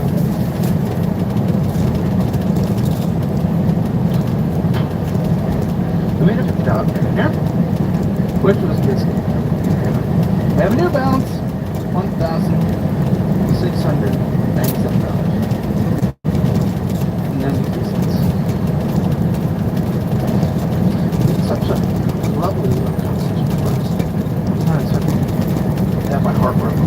Because these are all just balances that I just, like I said, they have all been transferred from one card to the next, but still remaining balance. So like I'll get approved for, let's say one card is holding 10 grand, and then the new card I apply for is only approved for a 5,000 limit. So then I transfer over 4 to the next one, and then I still have that remaining balance, which I just paid as much as I can to it, just never using it. Surprise! I know how credit card transfers work. But I also know that $19.31 being closed this year so far, we're getting absolutely no benefit because that you're not a credit card person. It doesn't work like that, and that's a love, by the way. But dude, you can't. And balance transfer, and then we had a standard purchase. Something you have a standard purchase balance on here that wasn't fully paid. It's only a couple bucks. Yeah, stuff. Baldur's Gate 3 is primarily a game about acquiring raw physical strength and arcane magic so that you can push innocent people to their death. As a human being, this is the closest I have ever come to self-actualization. However, if you're not in the 99th percentile of the autism spectrum, you may also enjoy this, and this. Today, I will be playing the game as an illusionist who destroys his enemies by severing their grasp on reality, eventually leaving them a blind, demented husk lying in a pool of grease. Is that a real real cat over there? No, it's an illusion, and as your eyes glaze over in bewilderment, I am currently stealing everything you own. Beyond that, I'll also be maxing out my charisma, so that I can effectively gaslight people into believing that I didn't just shoot them in the neck with a crossbow. Can I single-handedly skyrocket the price of antipsychotics, or will the savage world of Baldur's Gate stop me in my tracks? There's only one way to know, but first, a word from our sponsor. Today's video is sponsored by Dits on Milking Energy Supplements. Once you have some business, it all starts with character creation. Look, there's a lot of options, so let me walk you through this really quick. Pick your favorite marginalized group and ignore everything else, except for this. You're going to want to be extremely deliberate when choosing your genitals, because if they're too large, you'll get a -1 modifier to acrobatics. According to my research, option D is the current meta. Now, do all of this, and then name your character. We will name ourselves Bruvak, after a Magic the Gathering card that I could never afford because he's $40 goddamn dollars. I need to try asking my sponsors to pay me with this card, but they seem less than receptive. Anyway, the journey begins. The game starts with a very long cutscene that I will now summarize with a high degree of inaccuracy. Please enjoy the complimentary visual aids while I explain. The year is 1739. You're living in communist Japan when suddenly the US military invades and kidnaps you along with several other salarymen to conduct CIA experiments on your body. First and foremost, they give you a brain parasite that will, if not removed, slowly transform you into an American citizen. Fortunately, our Chinese allies come to save the day, and the slave ship we're being transported on crash lands somewhere in Poland. Our first objective, escape Central Europe at all costs. Second objective, remove the brain parasite to avoid an excruciating death. We awake from our I get a 1 and learn absolutely nothing. This immediately sets me into a blind rage, and I begin smashing the bowl with my staff. It explodes and nearly kills me.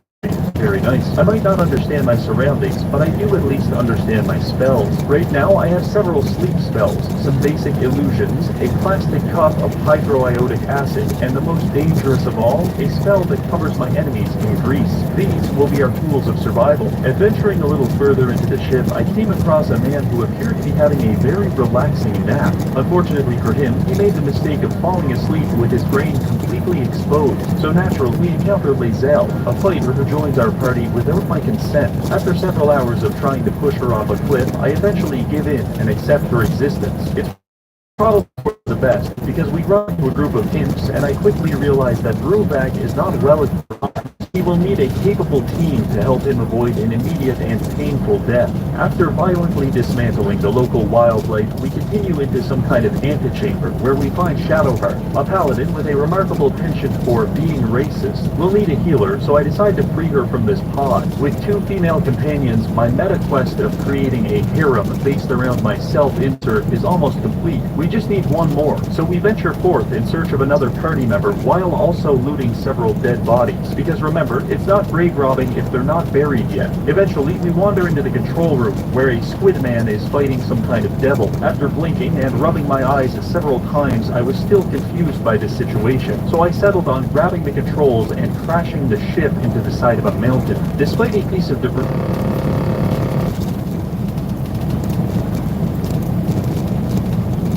me, I survived, and so did Shadowheart. I began scouring the beach in search of survival items. Mostly, I found random herbs, but I also stumbled upon a divine artifact of immeasurable power. Ladies and gentlemen, I present to you Cowboy Hat Bruvak. We proceeded northward in an attempt to orient ourselves in this world, which was when we were ambushed by a group of intellect eaters.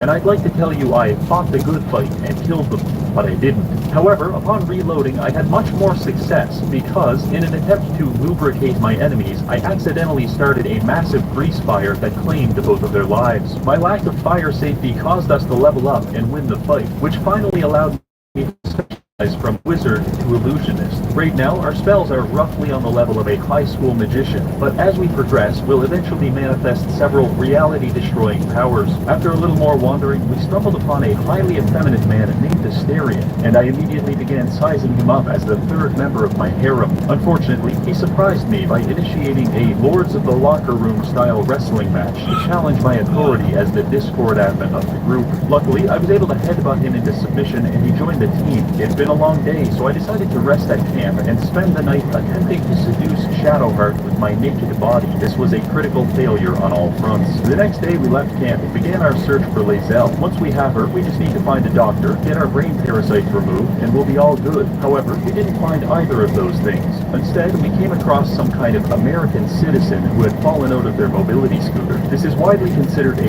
terminal condition for them. I could attempt to help him, but let me tell you something. When you look at this handsome young man, you may see a complex person with hopes and dreams, but me, I see nothing more than experience points, numbers I can collect to grow stronger. So naturally, I stomped on the man's head and collected 35 XP for my party. After a little more running, we came across the gate to some kind of outpost. However, we aren't the only ones here, because a gang of goblins is attempting to break into the settlement. I decided to help fight them off, and a battle broke out. Bruvac starts things heroically by bleeding to death within the first 30 seconds of combat. Luckily, most of the goblins are distracted by the human NPCs, and we managed to overpower these archers. By this point, Bruvac is back up, and he casts a cloud of asbestos on this group melee over here, which effectively turns it into the most chaotic mosh pit imaginable, because everyone inside is blind and swinging clubs around with murderous intent. With our enemies lacking the ability to see, we were able to pick them off with ranged weapons to complete the battle. After looting the goblins, we follow the humans inside to learn about what just happened. Turns out there's two main factions in this area. These people, and a society of goblins that are hell-bent on killing them. The town leader appeared to be upset with this man for leading the goblins to his camp. So, in an effort to ingratiate myself with him, I rolled a d20 to hit the man as hard as I possibly could.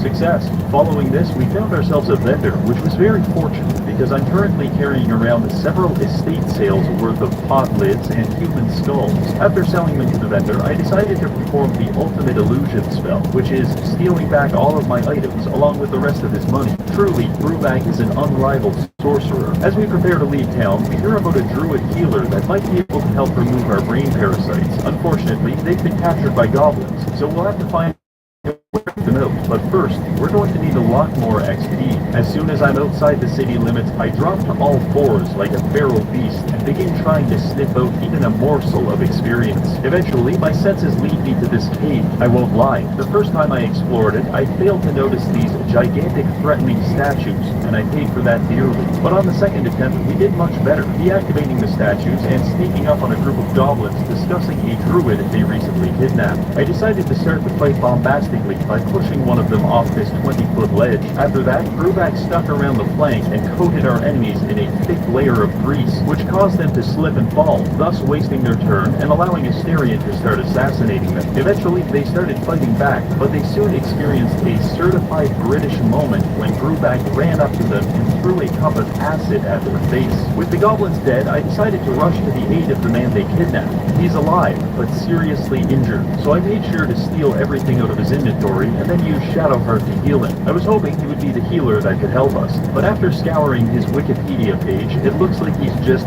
some random jackass, which means his ultimate purpose in life is to be forcefully converted to experience and incorporated into my XP bar. Initially, he didn't take this proposition very well, but eventually a well-placed crossbow bolt to the forehead made him see things my way. Following the cave to the other end led us back into town. While I was here, I found a goblin locked in a cage, along with a woman attempting to kill it. Bravely, Bruvac stepped in the way, and by standing there intimidatingly and critically failing several dice rolls, we were able to convince the lady to leave the goblin alone. Her name is Zaza, and she's telling me there's some kind of witch doctor that can remove my parasite. Apparently, if I release her, she'll meet me at the goblin camp and set me up with a free doctor's visit. I decide she's either telling the truth, which is great, or she's lying, and I can convert her to experience points, which is arguably even better. So I let her go. Now, from what I gather, the goblins are a pretty serious faction, and I'll need to become stronger in case they betray me, so our XP quest continues. After some brief exploration, we find Lazelle trapped in a cage with two tieflings deciding how they want to kill her. I approach them, and by utilizing a series of overtly racist remarks, Bruvac was able to convince them that she's a dangerous wild animal and that they should run away. In hindsight, I probably should have bludgeoned them to death and absorbed their life force. Anyway, I let Lazelle down, which means the Etchy arc of my journey can truly begin. But first, I need to level her up as a barbarian. Why would I do this? For one simple reason.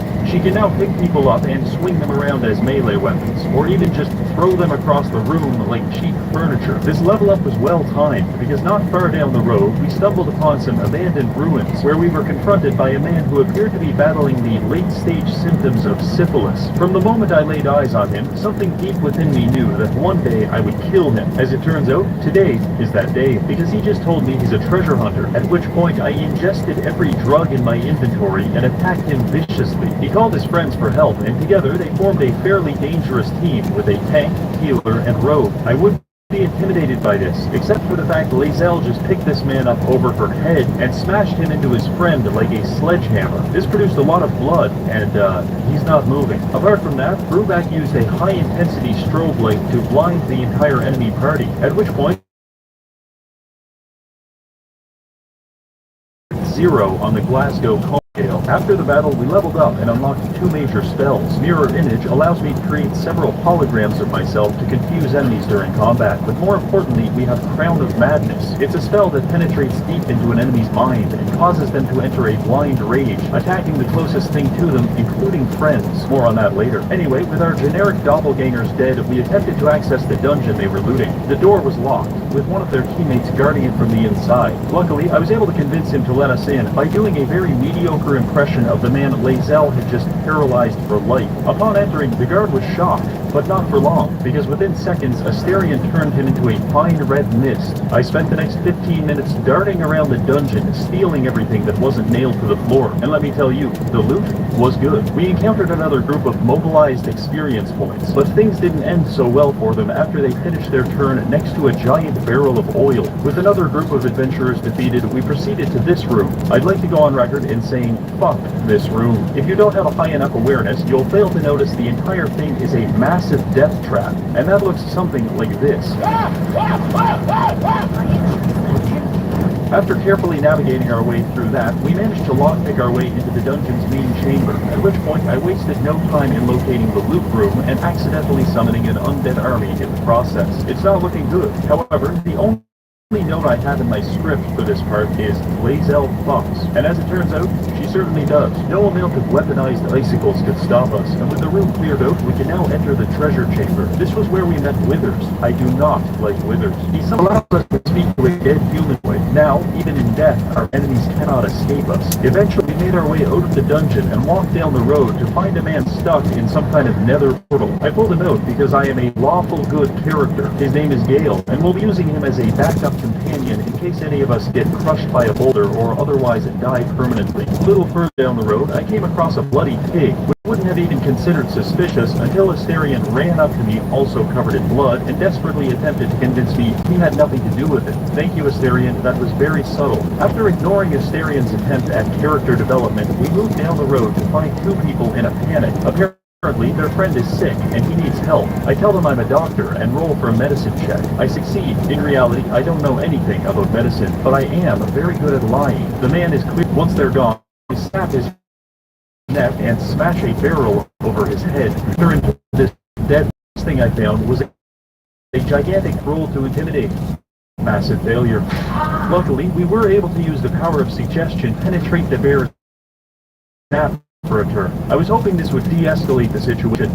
Boy, was I wrong. Apparently, he didn't appreciate having his mind hijacked, because on the next turn, his eyes turned red and he started mangling Lae'zel like a piece of cheap meat. Through an exceptional amount of physical violence, we were eventually able to bring him down, but then we had to confront the real final boss, which was an overwhelming sense of guilt, because the bear's cub showed up and started making me feel pretty awkward about beating its mother to death. Whenever I'm in an uncomfortable situation, I solve it as quickly as possible by killing either myself or the other person, so we went ahead with the latter option. Overall, we received a modest amount of experience, a new piece of armor, and a broken spear. All we had to do was destroy a family for it. Very nice. Following this, we made our way across a bridge, which led to the gates of the Goblin Village. Unfortunately, it looks like those damn goblins killed a group of adventurers out front. You may be tempted to ask why I am covered in the blood of those adventurers, and also why I have all of their belongings in my inventory. In response to that, I would say, you asked too many questions. Now let's move on. I decided to go to camp, because not killing killing a group of innocent adventurers in cold blood really tires a guy out. Unfortunately, while I was asleep, Asterion attempted to steal one of my highly coveted venereal diseases by sucking my blood. So obviously, I had no choice but to stake him through the heart with a tree branch. It was traumatic, but with the traitor defeated, we could all rest easy. With Asterion incapacitated, we'll be needing a replacement. So I rotated Gale into the party and leveled him up as a druid. He specializes in biological weapons such as carcinogenic fungus, meaning he has access to several spore-based attacks in addition to some basic shape-shifting and the ability to whip people mercilessly with an electrical cable. Truly a vital member of society. With that settled, I took our group to the Goblin Village. One of the guards tried to give us a hard time, but by standing there charismatically and cycling through a wide range of facial expressions, Bruvac was able to convince her to let us in. After some meandering, I came across a group of goblins that had overpowered a gnome and tied him to a rapidly rotating windmill. As a self-hating gnome, I immediately became violently jealous that I hadn't come up with this idea myself, and so I decided to take action. Rather than confronting the goblins, we slipped off to the right, and I had Lae'zel throw Bruvac over a wall so that he could sneak behind the windmill and cast Crown of Madness on the main goblin. This caused him to become hostile to his own friends, who then proceeded to kick the shit out of him. By the time Bruvac joined the fight, the goblin boss was pleading for his life. It didn't work. We grabbed his axe for Lae'zel and extorted some money out of the gnome before continuing on our journey. While I was coercing our gnome friend, he mentioned something about a treasure cache hidden in town. I thought I saw it at the bottom of this well, so I jumped in head first. It opened up into a large cavern, and I made the unfortunate mistake of attacking this web sack, which alerted every enemy in the cave to our presence. Mostly, this consisted of gigantic spiders, but there were also a few ettercaps, which are hulking creatures with massive talons. They also have some fantasy version of scabies, which they can transmit to you if you enter melee range. For this, my problem solving consisted of using Gale to entangle our enemies, transform into a honey badger, burrow deep under the Earth's crust, and then summon a giant ball of magma that started rolling around and pulverizing anything that moved. Unconventional? Yes. Effective? Also yes. Despite battling through a series of man-eating spiders, I still couldn't find any substantial treasure, so we ventured deeper into the cave, which was when we found this big fella. Judging by his substantial girth and the fact the game just auto-saved, I'm going to say he's the boss of the dungeon. If anything in this decrepit pit would have loot, it's this guy. So I opted to start the fight by shooting him with an acid arrow. This did 8 damage out of his 125 points of health. Not good. Luckily, we were able to use a fireball to destroy the bridge he was standing on, sending him plummeting 100 feet down and taking 36 damage. This took him out of commission for a few turns. However, the other spiders started working their way towards us. Now this is slightly concerning. Actually, never mind. They also ended their turn on a bridge, and after having a grenade thrown at them, they're really not looking so good. Now we did sustain some damage in this engagement, but luckily one of Gale's abilities is that he can use his ungodly magical powers to summon a handful of strawberries and eat them. So we did that and gained most of our health back. Thank you, Gale. That was delicious. In less exciting news, the boss teleported back up, hatched some spider eggs, and then ran straight at us, once again ending his turn on the only available bridge. You can guess how that went. With the boss now taking the room temperature challenge, we just have to deal with the spiderlings that are swarming Lae'zel. To accomplish this, I introduced them to an ability called Gargantuan Cleave. This was a social interaction they did not survive. Following this, we looted some poison robes from the boss and made our way back to the surface. It was here where we found the 5th member of our party, Rodney. You see, Rodney is a gigantic treasure chest that I am sadly unable to open. I am, however, able to put him in Lae'zel's inventory and use him as a 300-pound weight to crush my enemies. Think of it like a very rudimentary kind of Pokemon. Rodney. Now, feeling a bit cocky with our new party member, I decided to approach a group of ogres. They politely explained that they'd absolutely love to cave in my skull and consume my village, which was when I found a gather no one likes Volo. And to fit in, I decided to throw Rodney at his head. Turns out I read the room wrong, because after giving Volo brain damage, everyone in town started stabbing us to death. This necessitated a reload for obvious reasons. This time, instead of giving Volo CTE, I just talked with him. But unfortunately, the guards didn't like this, and they decided to take him to prison for mandatory cock and ball torture. For some reason, I felt personally responsible for this, and visions of his mangled dick weighed heavily on my conscience, so I decided to help him escape. While he was being held in, I attempted to persuade the guard into letting him go, but she wouldn't budge. Shadowheart locked the door. I had Lae'zel cleave the garden too. However, there are plenty of patrols that come through this area, and I won't lie, this looks pretty incriminating. I decided to hide the body by stuffing it into Lae'zel's inventory. In real life, this is not a solution I would recommend. What we really need is to get rid of the body, and even better, to blame someone else for our crimes. So we went down the hall to another prison cell. There's a speed trap ahead. After removing the man's toenail, I convinced the goblin that I had better interrogation techniques, and he decided to leave for a smoke break. The man was understandably upset by this, but I leaned in and told him that I'm actually here to save him. This was a lie. Instead, I took the body out of Lae'zel's inventory and threw it at him, covering him in blood and framing him for the murder. Now this is a foolproof plan, I thought to myself, but unfortunately, a guard saw the whole thing, and we cannot risk having witnesses. So I killed the second guard, compressed his body into Lae'zel's inventory, and then framed the man again for yet another murder. Things are getting out of control here, so I decided to flee scene of the crime. I got all the way out of the Goblin Village and halfway across this bridge before I realized I forgot to even save Bolo. All I actually accomplished was an innocent man for a double homicide. I could go back and actually rescue. I'm already halfway across the bridge. Anyway, I decided to travel to the wetlands for one final quest before betraying my friends at the village. Our journey to the wetlands consisted primarily of us stepping on hundreds of landmines and dying painfully. Eventually, we got past the Syrian biome and we found a group of people harassing an old lady. I've seen this kind of thing before. It's definitely sex trafficking. So naturally, I covered the assailants in fryer grease and immolated them without hesitation. I think they were actually accusing the old woman of being a witch, and once the fight started, she kind of disappeared in a green puff of smoke. So yet again, we may have killed some vaguely innocent people. Explore further into the wetlands, I roll for wisdom and realize that this charming little marsh is actually a pure fucking bog. Everything in here has been one big illusion. The environment is disgusting. The sheep are actually Australians in disguise, and even the apples this entire time, fucking poisoned. Legally, this is questionable. Morally, it's abhorrent. But personally,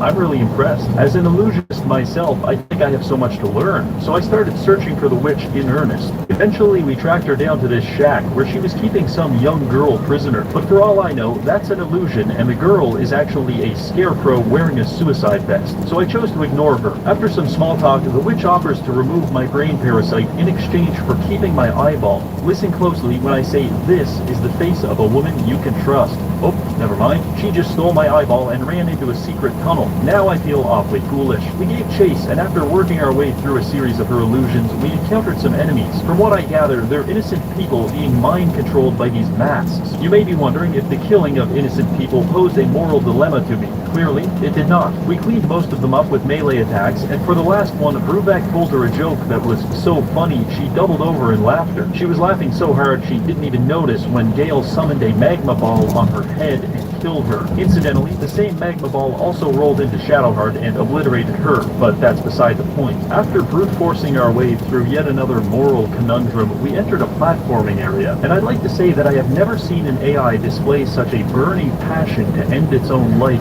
prior to this moment, because these platforms are trapped, and if you let the AI attempt to navigate them, it goes like this. Anyway, after manually piloting each character through the traps, we had finally caught up to the witch. It looks like she has a hostage dangling precariously in this cage. I don't really care about that at all, but if I'm going to kill the witch anyway, I may as well pretend to be the good guy. We attempted to sneak over to the control panel and release the hostage, but the witch caught us and lit her on fire. I suppose I'm not very good at this whole hero thing. The witch started the fight by creating several illusions of herself. It's not obvious which one is real because they each hit very hard. However, the illusions disappear with even a small amount of damage. So I spent the next few turns throwing pots and pans at them until only one remained. I lit her on fire, bludgeoned her, and attempted to give her mesothelioma, but she just wouldn't give up. In fact, at one point, she even disguised herself as the hostage and forced us to guess who was the imposter. I am proud to announce that I guessed correctly on the second try. After another 10 turns of shooting her with crossbows and dousing her with acid, she started begging for her life. She offered to imbue me with great power if I let her live. I considered this briefly and then remembered this lady stole my eyeball, and so I decided to kill her. After battling a demon for 35 minutes, I was expecting a little gratitude from the hostage. Instead, she screamed at us and called me selfish. This was the final straw. I had Lazelle introduce her for on, and when that didn't work, I hit her for 200% of her maximum health. I wasn't even happy about it. Exactly 0% of this entire quest has been cathartic or enjoyable, and I'm missing a fucking eyeball. The only thing that can cheer me up now is to commit the ultimate illusion by betraying my tiefling friends. So let's go. We arrive at the tiefling village to find our friends preparing for the final battle. These poor saps really have no idea they're about to be on the receiving end of my greatest illusion yet. I walk up and sound the battle horn to initiate the final conflict. Goblins and spiders and all manner of creatures storm the field. Shortly after, Minthara arrives and gives me the signal to betray the tieflings and open the gate, which is when it hits me. What could be a better illusion than double-crossing your friends? Why, double-crossing the people who you were going to double-cross your friends for, thereby quadruple crossing the entire situation and ending up exactly where you started in the first place. It's genius. I'm going to betray Minthara. She told me to slit the tieflings' throats. I called her a bitch, and the battle was on. Thankfully, I've made some preparations for this event. You see, I've spent about 30 minutes collecting barrels and barricading our position. The side entrance is now far less accessible. The main gate is reinforced with a collection of chests under the command of Rodney, and I've also created a siege tower to allow Bruvac to oversee the entire fight from a strategic advantage. This was nice and all, but perhaps most importantly, I've covered the battlefield with explosive barrels, and the goblins have walked right into my trap. All we need now is one little spark. Oh, and look at that. Shadowheart is casting Fireball. The initial explosion cleared out 4 or 5 enemies, but the high-level threats such as spiders, ogres, and suicide bombers are still alive. They started chanting their war cries and buffing each other. In response, I had Bruvac use some potions I found at the witch's shack. This one gives you rabies for 10 turns. This one gives you intense schizophrenic hallucinations. And this one gives you hemorrhoids. Simply terrifying. Anyway, I started throwing these potions at our enemies, which caused infighting to break out among their ranks. Our defenses were holding up so far, but the spiders started scaling our walls and devouring our defenders. Aside from this, the goblins were spamming us with casks of acid, and even worse, their suicide bombers were getting dangerously close to Rodney. In response to this, I have Bruvac use an enlarging spell on Lazelle, increasing her size by about 50% and allowing her to absolutely decimate the first spider. And just in time, because the second one has jumped over our wall and started fatally rearranging Gale's anatomy. Luckily, he was able to thunderwave the arachnid to an early demise.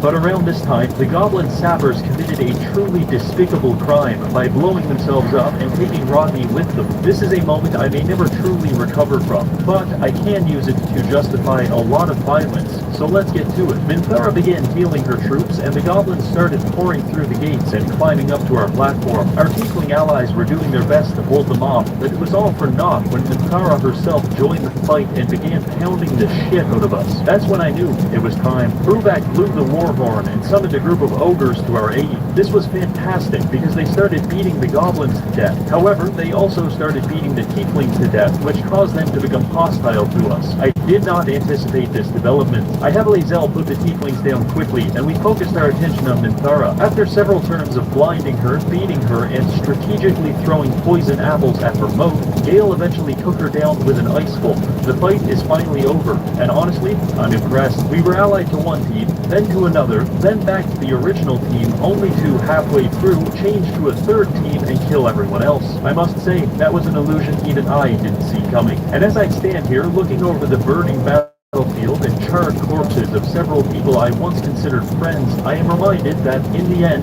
there are no friends, only experience points. And with that, Bruvac's journey has come to a close. Will he ever remove his brain parasite and avoid an excruciating death? Probably not. Thanks for watching. I just put gas in the ATV. I didn't really say any of the important words that someone likes to hear. Actually, it's been about 20 minutes since I put gas in, and somebody climbed himself up on the four-wheeler, sat on the box, and tried to get in there, but I have all this riding gear in there. Minion is making sure that I do not forget him when we go places, do things. Oh, I said it. Did I say the words? Did I say them? Yeah, I did. I did say them. We're going to test out your padding on a longer ride. Not yet. Hold on. We're gonna wait for a little bit. I gotta do some stuff. You are funny. You are hysterical. I will not forget Dominion. I will not. You won't let me, remember? Go places, do things.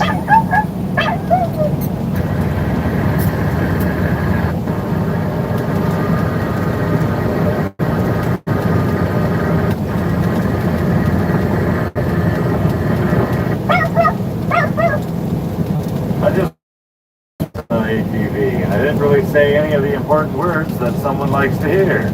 Actually, it's been about 20 minutes since I put gas in, and how's it going? How's civilian life? A lot better than you treated me. What? You told me I was gonna fail. And that I was completely undisciplined and nobody would ever hire me. I'd probably end up homeless. I did? Yeah, you did. You were the worst leader I ever had. You were so mean. Oh, wow. I mean, I probably just did all that stuff because I thought it would get you to stay in the military. You thought that berating and belittling and abusing me would get me to stay in the military? Yeah. When you say it like that, I guess that makes sense that you wouldn't want to. Yeah, you know, it's funny. The only person that ever made me consider staying in the military was Sergeant First Class Johnson, who helped me plan to successfully exit the military. He didn't care what I was doing. He just wanted me to be successful. How's it going? How's civilian life? Well, I've been...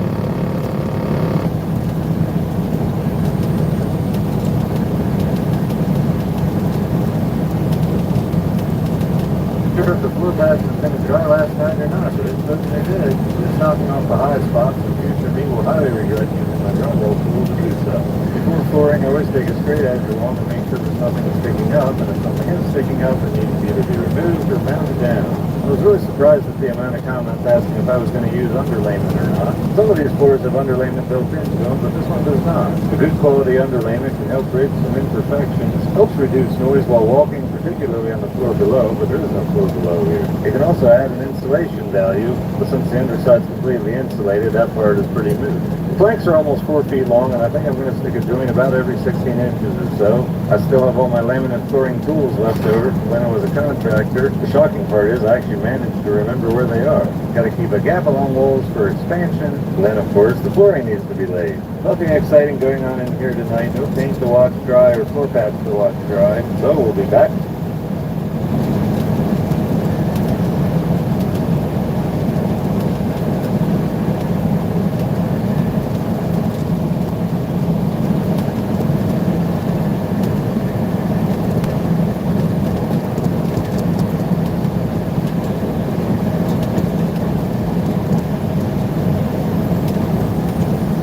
It was the best of times. It was the worst of times. And apparently it is the end of times. We have this from CBN. 5 reasons many Christians believe end times are upon us.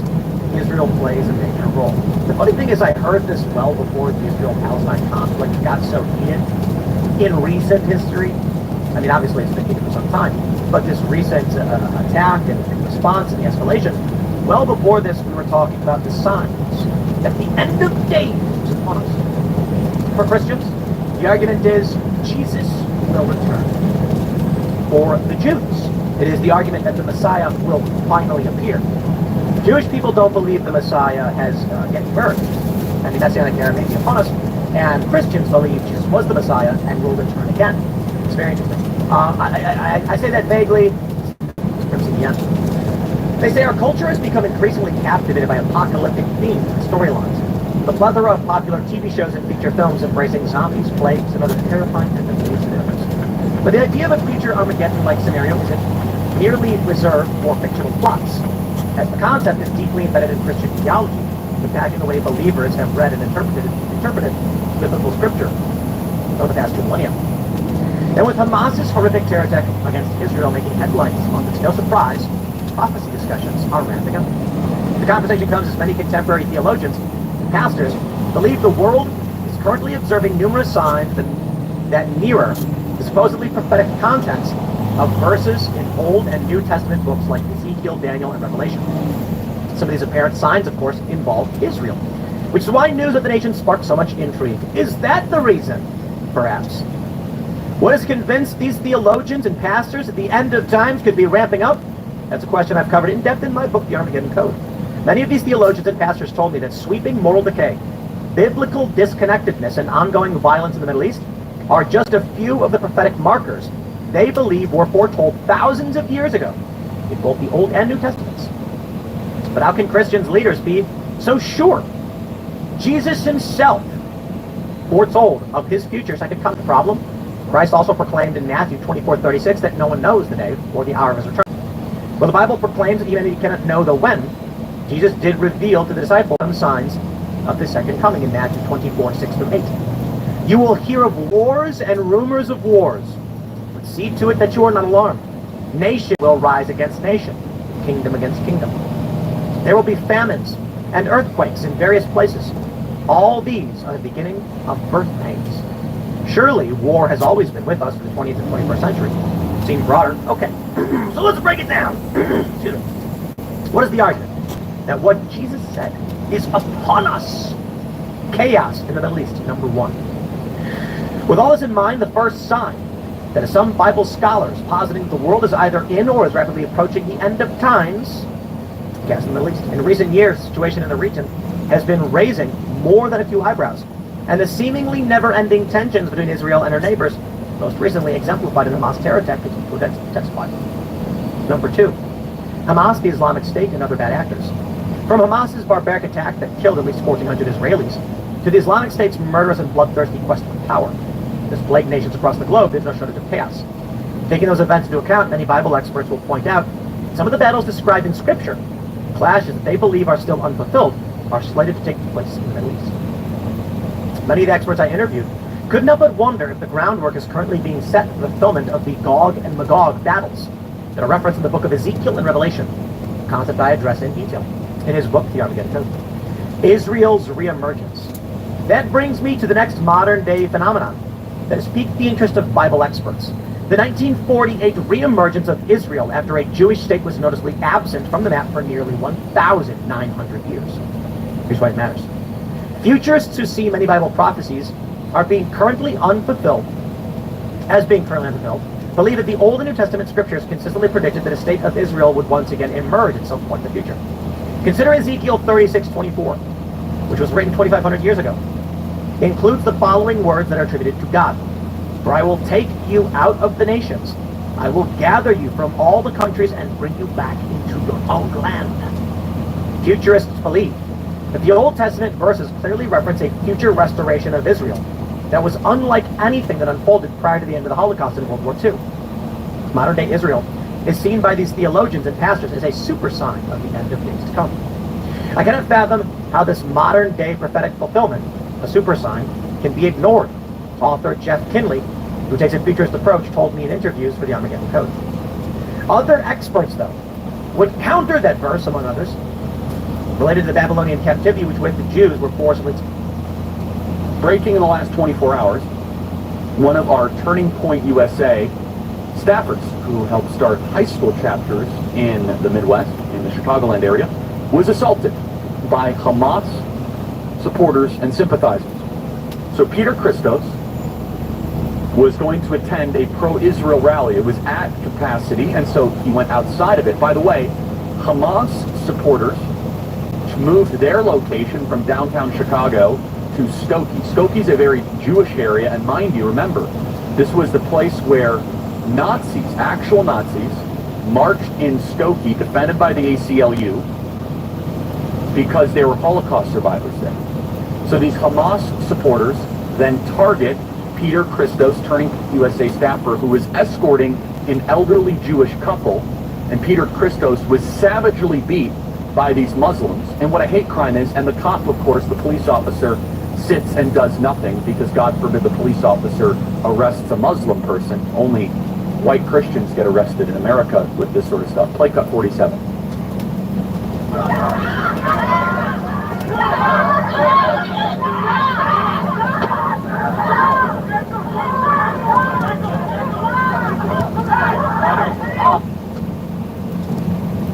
And joining us now is Peter Christos, and you'll see there the police officer just kind of sits idly by and does nothing. Peter, thank you for joining the program. tell us what happened in your own words. Hey Charlie, how are you? Thanks for having me on. So basically on Sunday, there was a pro-Israel event that was being hosted by various different organizations in Skokie, Illinois, which is a historically Jewish town. So I attended this pro-Israel event and realized that one of my coworkers from Turning Point happened to also be in town. So I invited him to come to this event with me. And as I met him outside to park his car, we were stuck in between a roadblock, the pro-Palestine protesters and the police. And we had to make our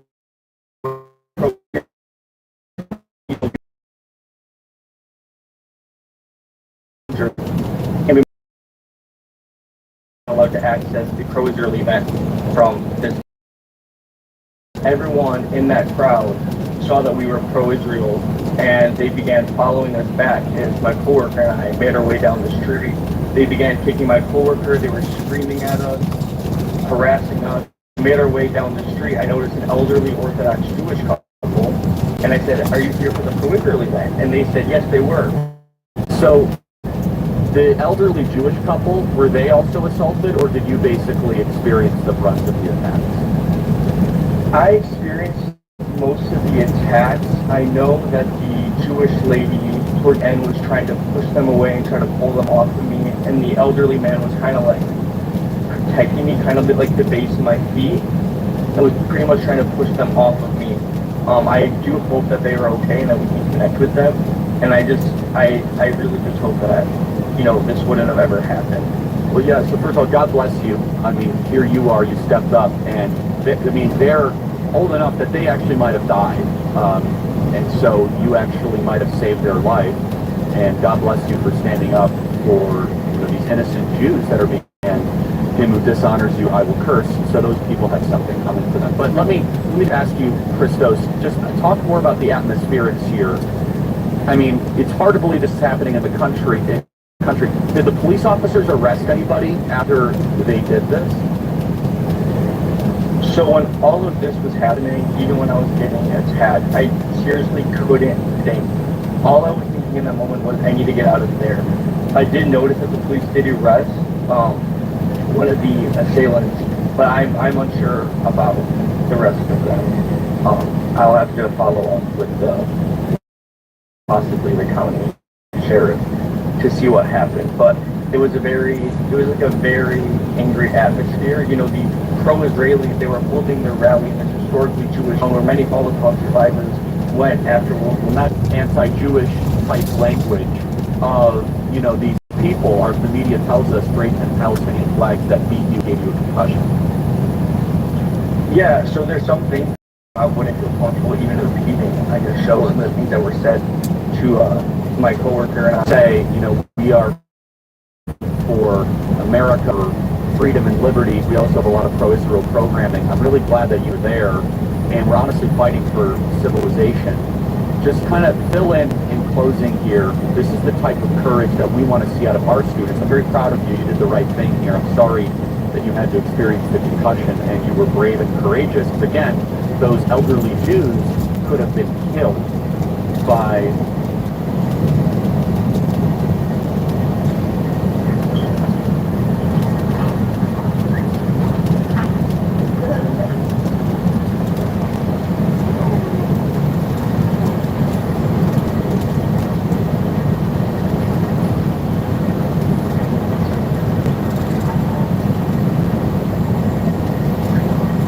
let her switch sides.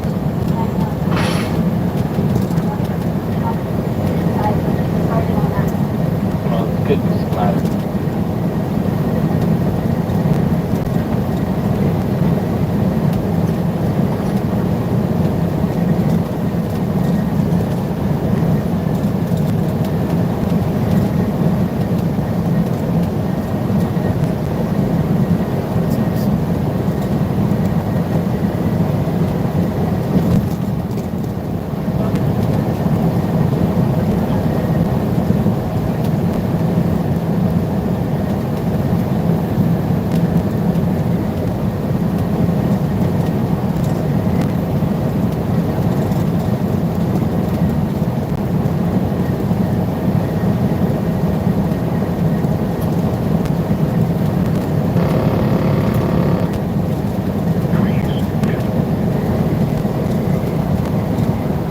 about Minion? We all love Minion.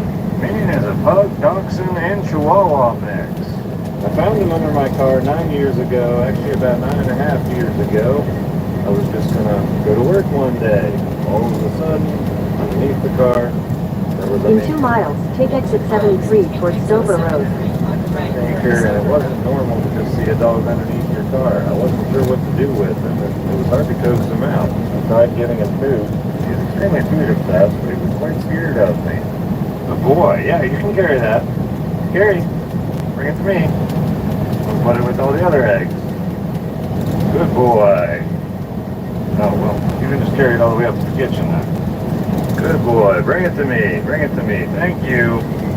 Anyway, I tried coaxing him out with food from underneath the vehicle, and that didn't work, so I had somebody else shove a 2x4 under the end. He sprinted right out, and I pretty much pounced on him. I had to put gloves on because I wasn't sure if he was going to bite me or not, and he bit me right on the thumb.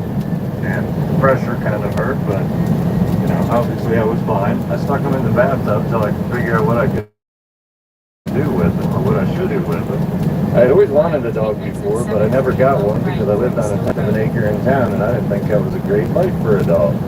I searched for an owner for a while, and I never actually ended up finding one. About 3 days later, I went to all the vets, had him scanned for a microchip, had him put out notices, called the SPCA. They wanted $300 to take it, and I said, no, I'm not paying you $300 to rescue a dog. And so I ended up keeping him. Training him through... In half a mile, take exit 73 towards Dover Road. It was probably 2 years to actually get it to that point. He was a very enthusiastic puppy, though. He would do anything I asked as soon as he figured out what it was that I was asking him to do. I'll never forget, the first thing I taught him to do was actually sit. And when he would sit, I would give him a treat. Take exit 73. All over the house. Anytime I would stop and turn around, there he was, immediately sitting, wagging his tail like crazy, just giving me that. In half a mile, turn right onto Yakima Valley Highway. That was it. His appetite was insane. He would eat all kinds of things that weren't food and get into things that were food but not dog food. People ask how he's so good all the time. Well, it wasn't always that way. We did a lot of work together. His behavior is the result of 9 years of constant, everyday training, trying to reinforce all the good things, make sure no bad habits are formed. Then one day, I got a motorcycle. Yeah, I said motorcycle. He decided he really liked things. Turn right onto Yakima Valley Highway, then turn right onto East Stover Road. He finally moved out into the country where Minion can be much more of a dog and really enjoy his life. And then he discovered four-wheelers. And we got him a seat. It was like riding a motorcycle all over again. Yes, I said that word again. You're such a good boy. Then we upgraded to a new ATV and began designing other seats. Got a new one coming for you, Minion. Probably a week or so, you're going to have a new one. Minion's had a couple scares in his life, though. We actually went camping one time with some friends, and we were cooking over an open fire, and there was a gravel driveway similar to this one, but we were doing the cooking on it.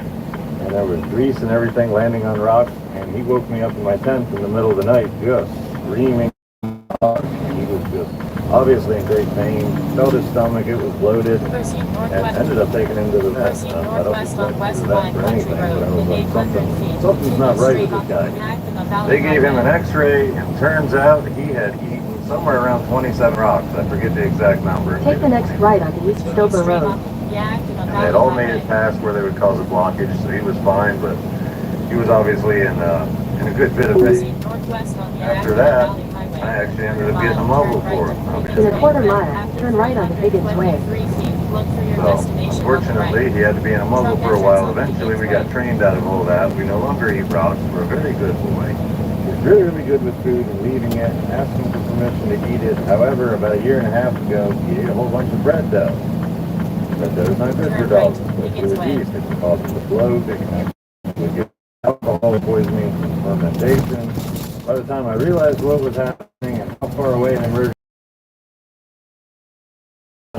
by the time I would even get there, so thankfully he wasn't exploding eruption, he was puking, he was getting rid of as much of the excess bloat as possible, and yeah, he essentially got drunk off of it. He was to the point where you could tell he was drunk. He was not walking really well. Unfortunately, there wasn't much I could do but just thing to happen to him. I tell him all the time, you're the hardest thing in the world to keep alive, but I'm also the most motivated to keep him alive ever.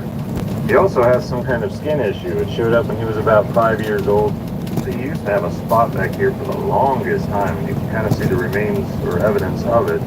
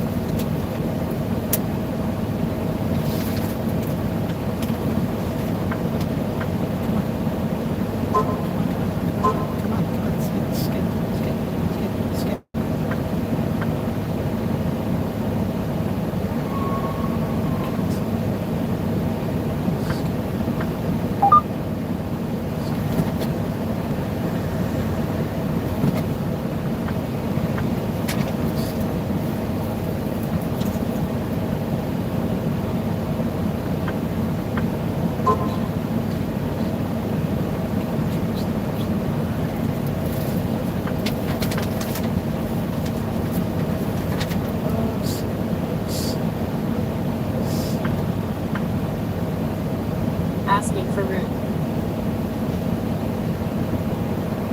Building. Proceed north on Higgins Way, mid-3.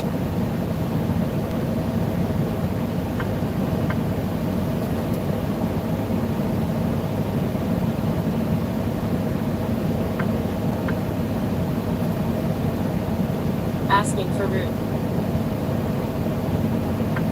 Building route. Proceed northwest on Higgins Way in a half-mile. Turn left to Yakima Valley Highway.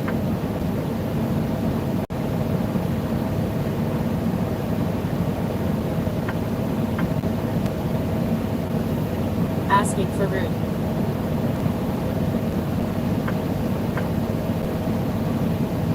Building route.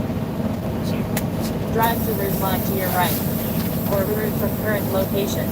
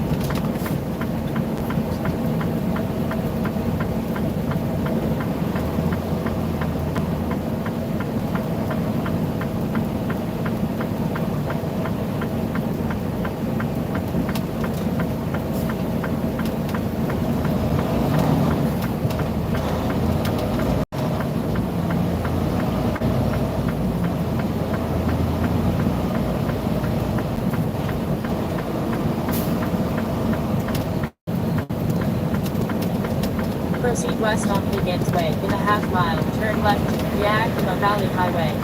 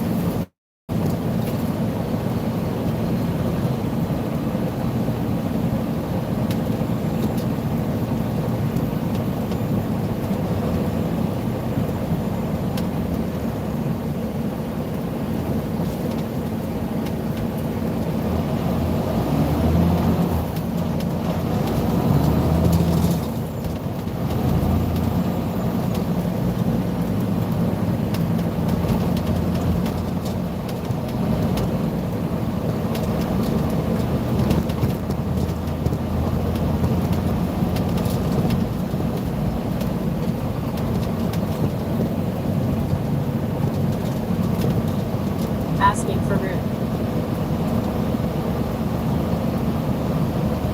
Building route. Proceed southwest on Higgins Way. Take 1,000 feet. Turn left to Yakima Valley Highway. Okay, so she's a 10. Yeah. But we want to find out your dream man, right? My dream man. Monogamy. Yeah, she wants Left to. to Yakima Valley So, Highway. all right, let's go ahead and pull this this guy We'll over do a test here here real quick. Yeah, we got a test here. So we're gonna go ahead and build your dream guy for you. Okay, welcome to the Fresh Fit Dream Man Show. So we're gonna go ahead and just put in the numbers and see where he ranks. Okay, what is the minimum age? Let's run through this real quick. Minimum age,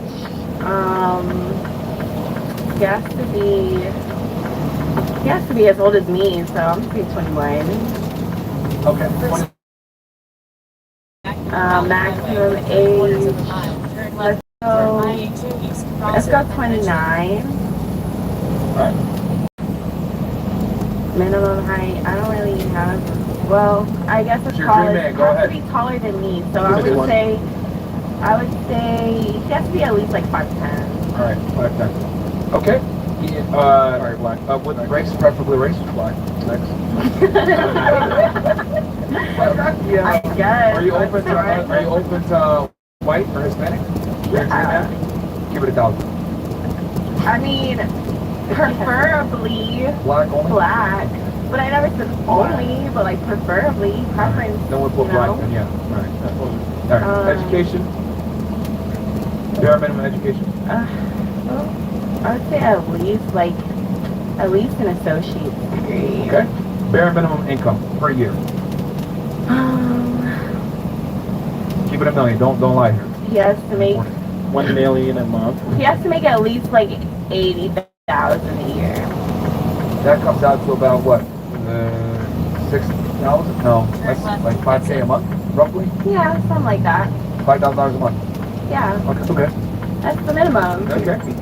And what is that? Can you be married? No, you can't be Can you married. be fat? Obese? No. Sorry, Mom. Thank you, Chris. Sorry. All right, so let's see where this guy ranks. And just so you know, this comes from the National U.S. Census Bureau and the National Health Survey. So this is the most accurate assessment of men in the United States. Oh, wow. Holy shit. Exactly. You scored a perfect 5 out of 5 catbacks. So the likelihood of you finding your guy you will not, more than likely, you will not leave anything. What is lead? How is I want to get scale? that. How did he get to that percentage? Okay, I was explaining that a second ago. This comes from the U.S. Census Bureau and the National Health Survey. Most accurate assessment of men in the United States. So that's all the men that are not married and not obese. The percentage of what was it? Point what was it? Pull that back up, like less than 1% of men? Wow. Yeah, something like that. Okay, and we have how many? Now let me ask you what Now let me ask you this question. You see how rare that guy is, right? How many other women do you think are chasing him? What's that have to do with me? Bruh, competition. I don't care about the competition. You should. I don't have to. I don't have to worry about myself and what I bring. Go, nigga. You got it. Bruh, you got it, Queen. You and the great like, let's say you're delusion. They want your man too? Okay. Bruh. How niggas think I'm kidding around when I say this shit? I have women live in fucking La La Land. Like, yo, what the hell? Like, as a man, okay, what are you worried about? I'm gonna give you a chance to respond. But this is what I'm trying to say.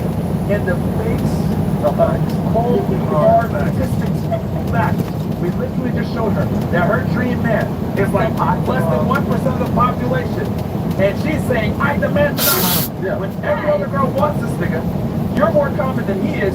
You think that you're going to be able to get monogamy from this guy in the face of statistics? Yeah. Okay, in the face of statistics, that's still a positive number, which means it's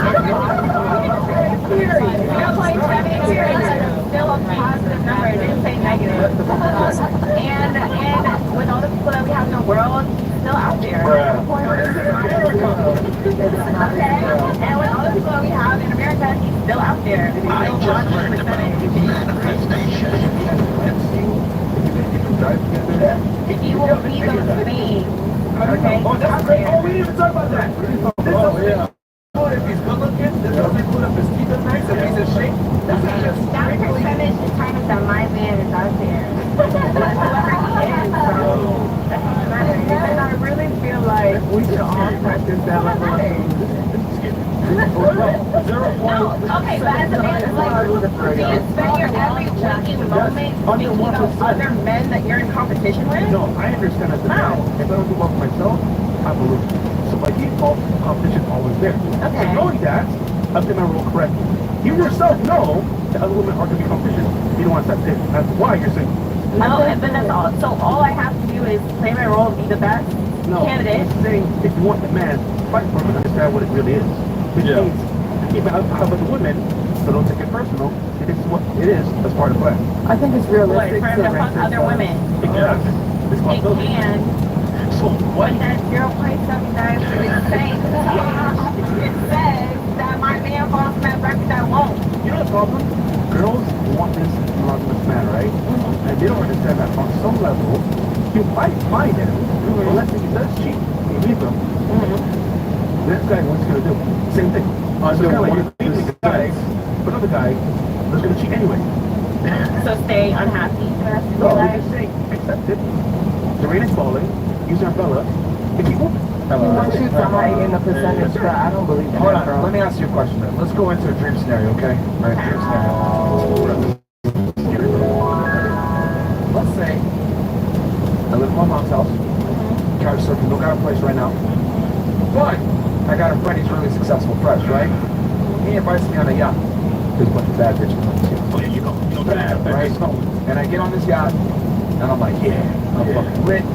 Come and talk to all these girls. But they know that I'm couch surfing and I don't really have a job right now, and, you know, I kind of have a point of view. But I'm going to get one of these bad bitches on this yacht. What do you think my likelihood of one of these chicks on this yacht? Your likelihood of like. Bunch of millionaires on this boat, by the way, that are way better off than me. I mean, that comes down to your quality. What do you have to offer? No, what are my chances of getting a girl on this yacht? Like, are you have other good qualities that can increase your chances? I mean, the other guys on the boat are funny too. Yeah. Good game. Good game. Yeah, they're all. You might meet someone just like you for you. That wants to get it in with you. Okay. Do you think I have a realistic chance of getting? Like, hold on. I'm on this yacht though, and I'm competing with these guys. Do you think I'm gonna get any of these girls? If you were a young kid, maybe, but as an adult, no. You have to think of how you position yourself. What do you have to offer? What other qualities you got? You may not be the richest. What else you got? I just explained it. I have the same traits that all the other guys on the boat have. So am I realistically gonna be able to get any of these girls? It would be crazy if I went in there and said, yo, who cares about the competition? Yeah. Wouldn't that be fairly solution? Yeah, something like confidence. Wait, first of all, you won't even do it.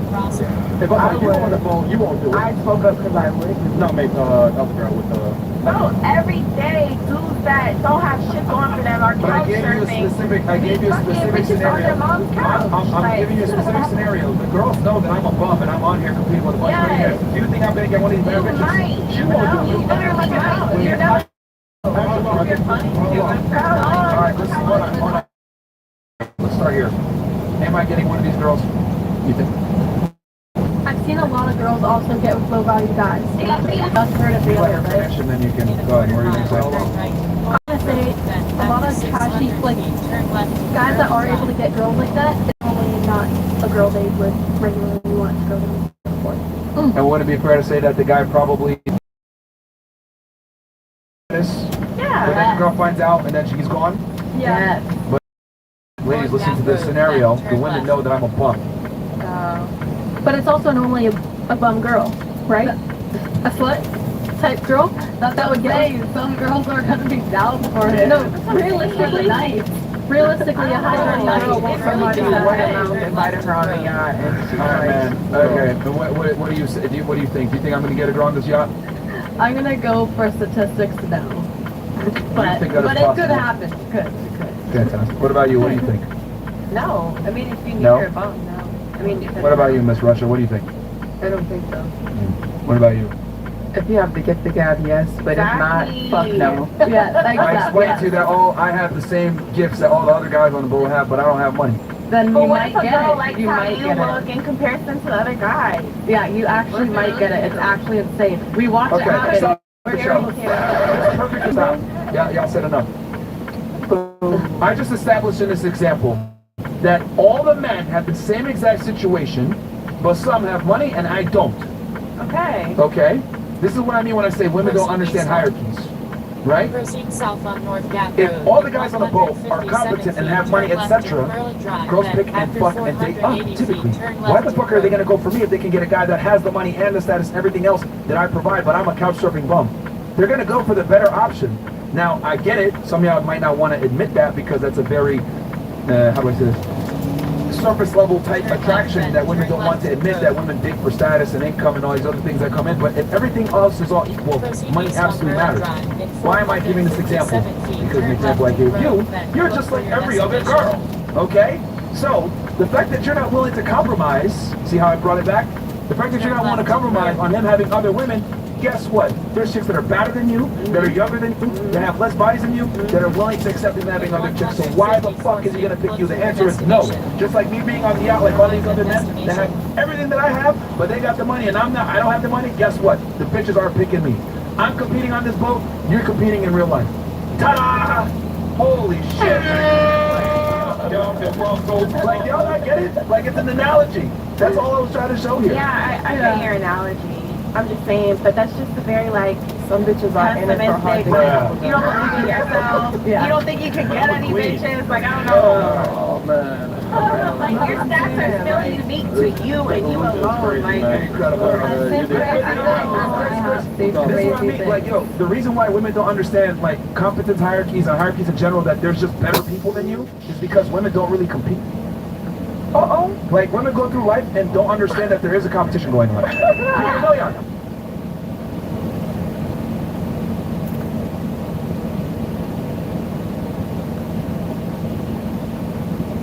I mean, are men to be more promiscuous? Yes, but if you make a commitment to a woman and you say that you're a real man, you're honorable, you're all these things, I mean, you shouldn't break that. Right, but Let me ask you this, ladies.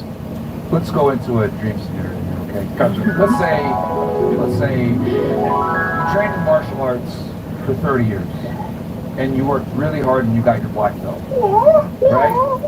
But then someone tells you, hey, you got your black belt, you no longer could practice martial arts. Would you stop practicing martial arts after 30 years of training to get that black belt? What are the consequences? Yes or no? If my Would you stop martial arts after 30 years of training and you killed yourself to get this black belt? Would you stop? I will say yes. Yeah, like, it depends on like where I'm at, like at that moment. What about you? Would you stop? If he's like to say like No, you've been training martial arts for 30 years and you have a black belt, and now you're telling you, yo, stop training martial arts. Would you actually stop? So you confirm to acquire this black belt? If I don't have a good reason to, I mean, if there's like a good reason, like a health problem or something, obviously, but if there's No, not but a you're good fine reason, and you can still continue to train. And you're just getting better as you continue to and train. who's telling you to stop this? Someone who never trained martial arts. Oh no, of course not. Okay. What about you? Would you stop training martial arts? Would you? No. Would you? No. Would you? I mean, if I find like a nicer, newer white belt that can give me like 5 little gray belts. Bruh. You know what I mean?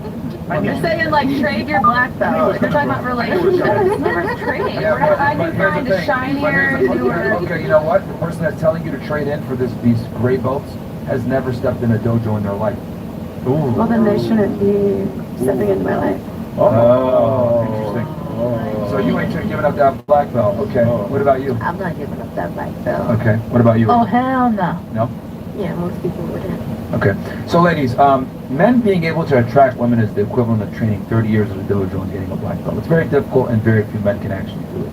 And when someone tries to come into your dojo and tell you, you need to give up this black belt, right? And no longer train in the martial arts that you've come to learn and love and struggle to get this black belt, you're going to look at them like, fuck you. You've never trained martial arts in your life.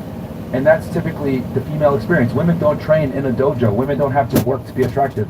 Men do. So once you learn that skill set, it's very difficult to give it away. Especially when men have to earn their sexual market value.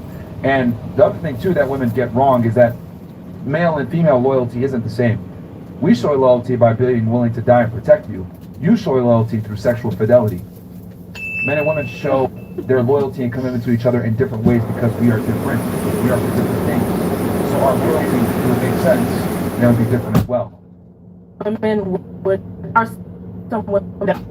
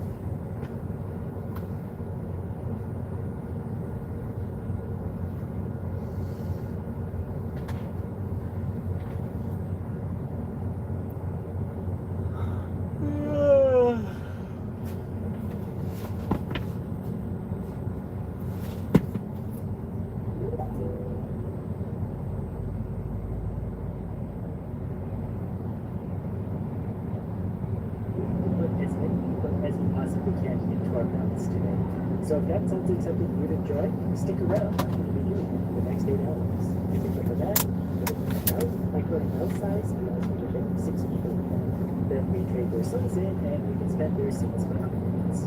We have 56 minutes to spend, so we're going to get your cargo capacity. So now I can bid even more than bid mine out, and apparently that would. But since I have some leftover money, I'm also going to increase catching speed so we can put them in our house faster. And the guys with the red shirts are worth more, but they take off the catch. But you know what? I've got time of view. I can spend my whole day doing this. I found some sort of glowing man who seems to be dripping money, and I'm going to go ahead and try and put him in my mouth. Long story short, we managed to get him.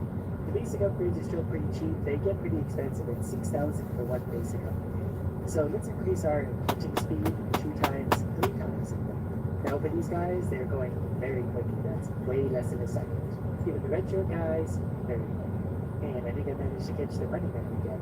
If I saw that right, he was worth 28 minutes all by himself. Yes, we're judging the value of people by their weight.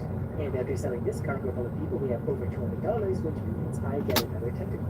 The more tentacles, the better. This means I can. But I should probably find out what is behind this door. The people here are a lot tougher. They're 50 feet each though.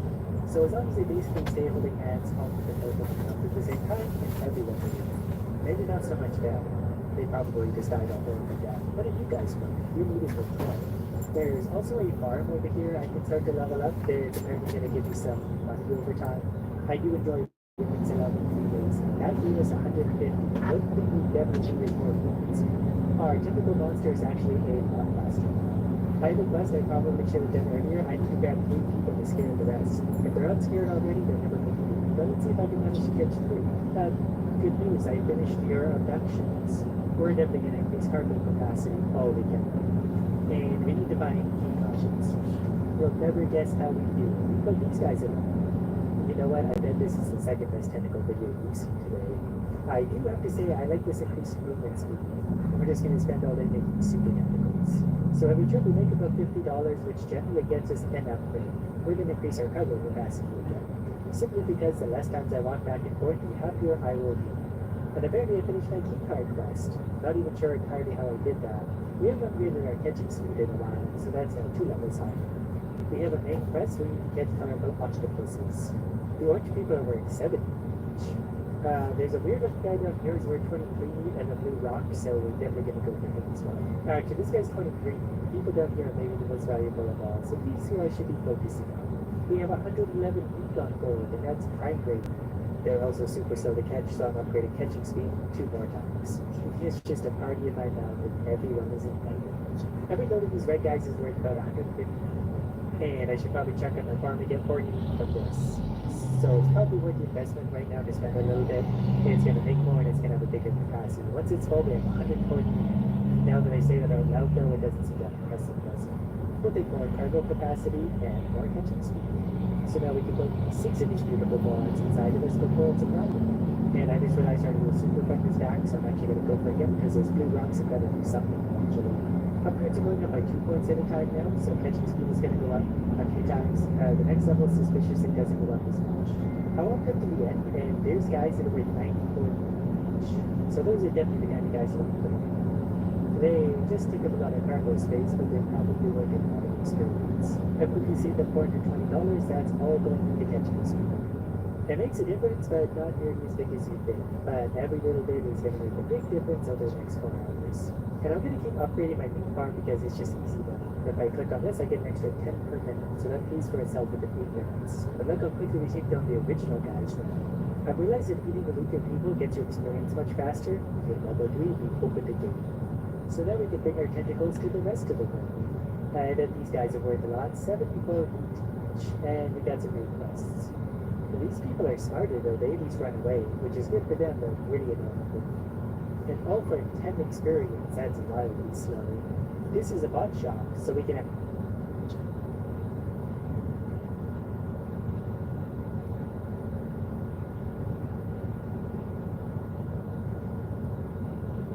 Today we're taking a look at some posts. Hope you're watching this video while taking a poop. We're gonna test to see if the train can make it through this woman's breast.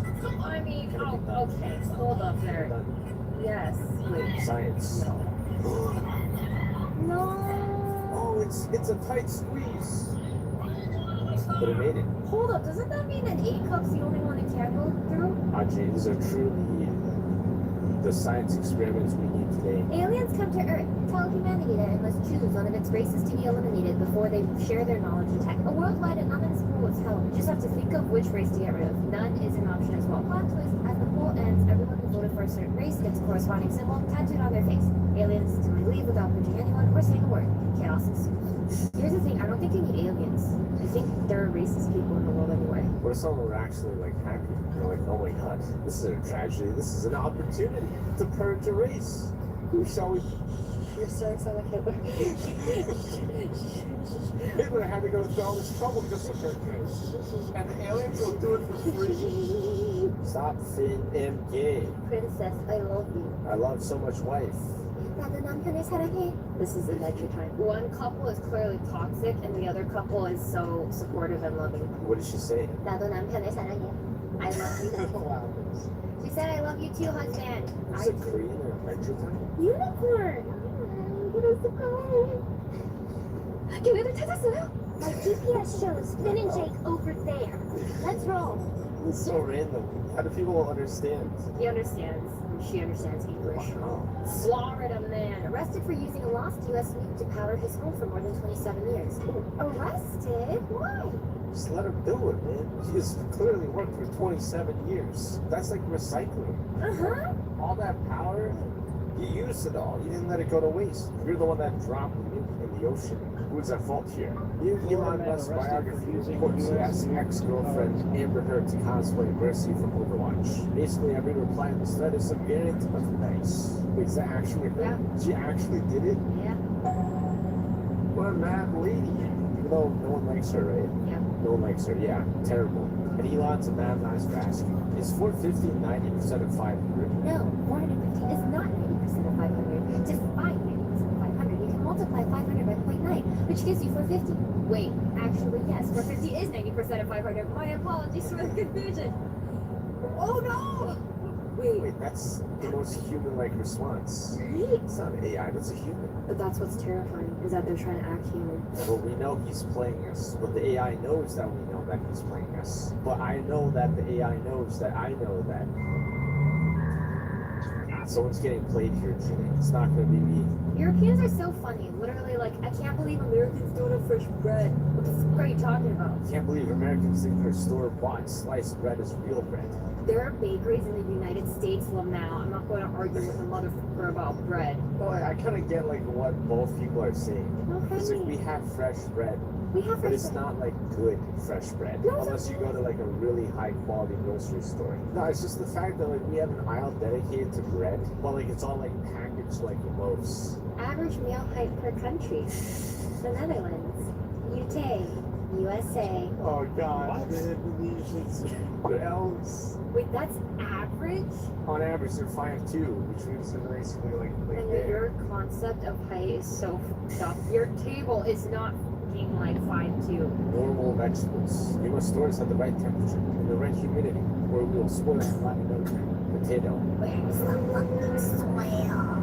That's a potato. But that's a Spider-Man. Oh, that's a bag of potatoes. Do you still like them after seeing that? Oh yeah. You still want to eat I them? admire their tenacity to keep finding the soil. If you're wondering what a heartbreak looks like on me, here, enjoy. Little Peewee, you're so pretty. Okay, so I made you leave my house because you showed me a video of you sucking someone's.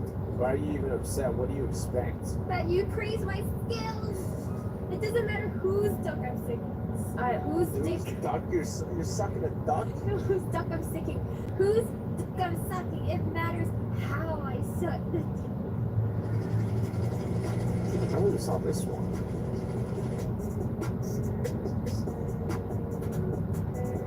Holy shit. Is this a compilation of these guys dying?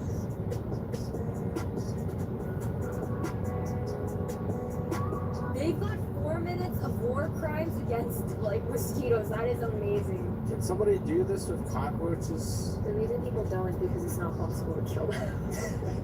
I have a fiery passion against cockroaches. I don't know why you do. I think cockroaches is more a statement on you than it. Oh my god. is that your living condition's so dirty and you're not taking care of it. Whereas a mosquito is like you can't really avoid it. Adam, bachelor's degree in philosophy, 100K student debt, can't find a philosophy job, believes people without college degrees are stupid. Chris, 4-year paid apprenticeship, no student debt, earns $80,000 annually, disconnected Adam's electricity. Yeah, he does have that power. Losing control now. Adam stands no chance. He's just a philosopher. All he can do is just come up with thoughts. But what does that matter in the end, you know? I think I'm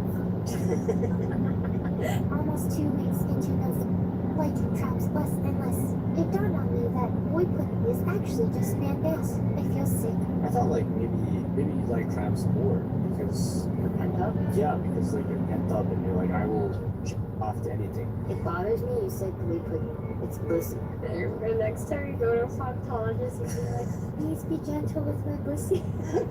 I want to see what the doctor responds with, just like, I quit my job. I spent $6,000 and over 40 hours building my 100% movie accurate group costume, and yet all the idiots in my office can't stop emailing me about Shannon's dumbass toddler's bullshit baby Groot costume that honestly looks like a turd in a marshmallow. You, Shannon, He's right though. yours looks very, very impressive. Yeah, well, seriously, why aren't they sharing your thing? It's like when a guy gets like promoted to like management or something, then like a dog comes by and he's got like a cute little hat on. All the girls are like, oh my god, I want to give that thing a hug.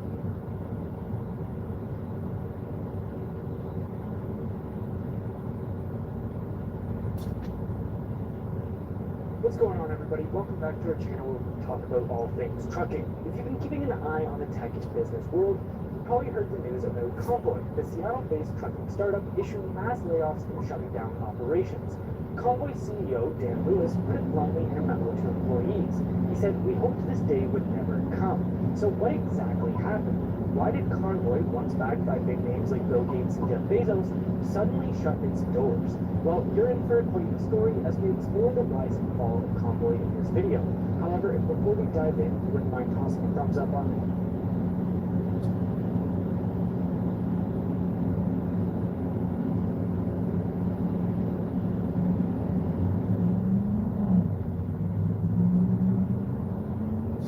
Yeah, I'm gonna come through tonight. Shoot, you already know. Thank you. Have a good day. I just got up to the liquor store. Oh, you again? Let me cash this check real quick. Must be Friday. Hey, you know how I'm gonna do? Cashing them check. Hey, stop making in my store. Huh? Is that your damn living room? It's a van. Man, this dude always telling me what to do. You want me to get another bottle of whiskey? Cash the check. What? You know how you usually go shopping and we take it out of the check and they give you what's left. We can't do it like that anymore. Let me let you go. This dude keep talking to me. All right. What, man? I gotta cash the check first and then you can go shopping. Yeah, man. Yeah, I'm cashing a check. I do every week. Why? That's the way it is. Exactly. I don't care. Yeah, okay. Go ahead and cash it then. Yeah, I got you. All right, there you go. What is this? $67. My check was $360. What are you doing? You have to pay for that bottle of Whistle Pig you stole last week. I ain't stealing no Whistle Pig. What is Whistle Pig? Yeah, it was $257 bottle of Whistle Pig. I got you on camera. You got me on camera. You ain't got me, it ain't me. Yeah. That wasn't me on camera, dude. I wasn't stealing no Whistle Pig. You know what? I can cash. I'll take this back. I can cash your check. We'll call the police.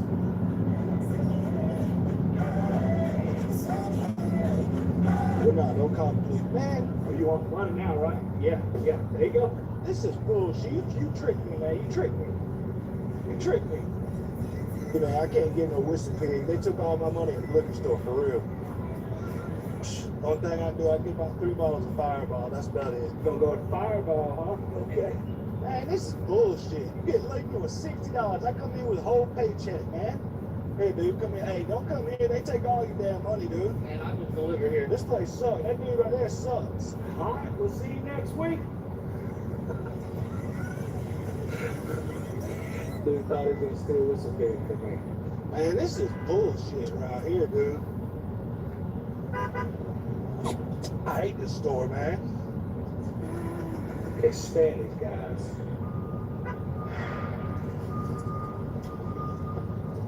Damn. But I always taking all my damn money. Can't have nothing, man. Every time I get something, they take it. Stupid ass store. They took all my money next door, man. They said I stole some liquor. I ain't steal no damn liquor.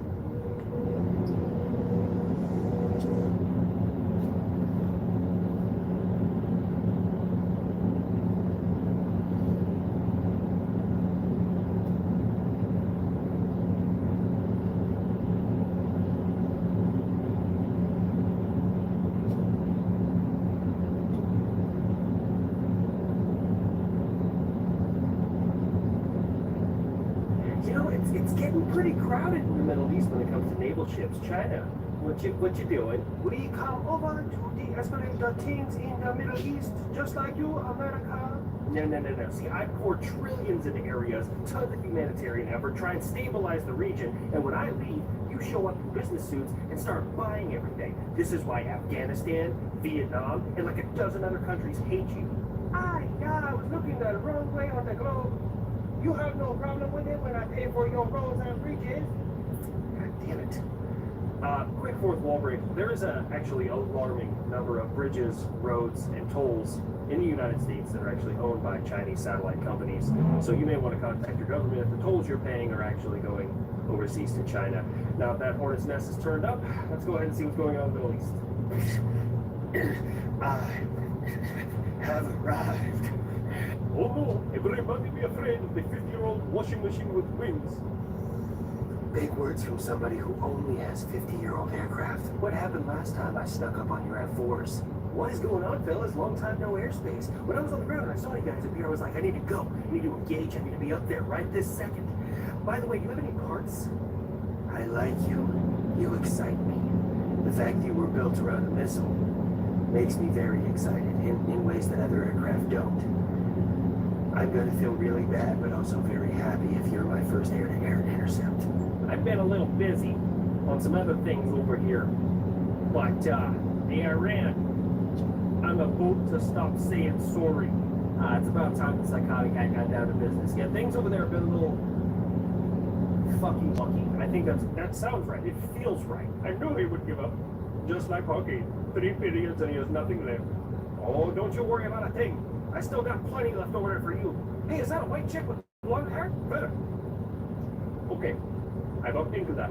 Also, I know it's a little late. I just didn't really know how to approach this situation. Canada, look, I know you wanted somebody to speak about what was going on in the world, who had first-hand experience of fascism, but standing ovation for somebody who was actually a Nazi, not a good look, man. But we'll circle back to that. As of right now, glad to have you back on the team. Hello.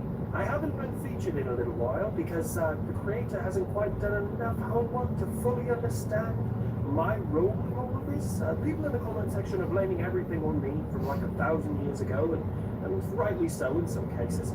But, well, plus, you go ahead and tell them. Oh, that. I like the way Florida says it. Florida. History started in 1776. Everything before that was a mistake. Praise hell, praise hell. That's my part. We should go back one more year. Like the Army's birthday is in 1775. I know you guys didn't mean that. Oh, no. Full send, Florida. Did I fucking stutter?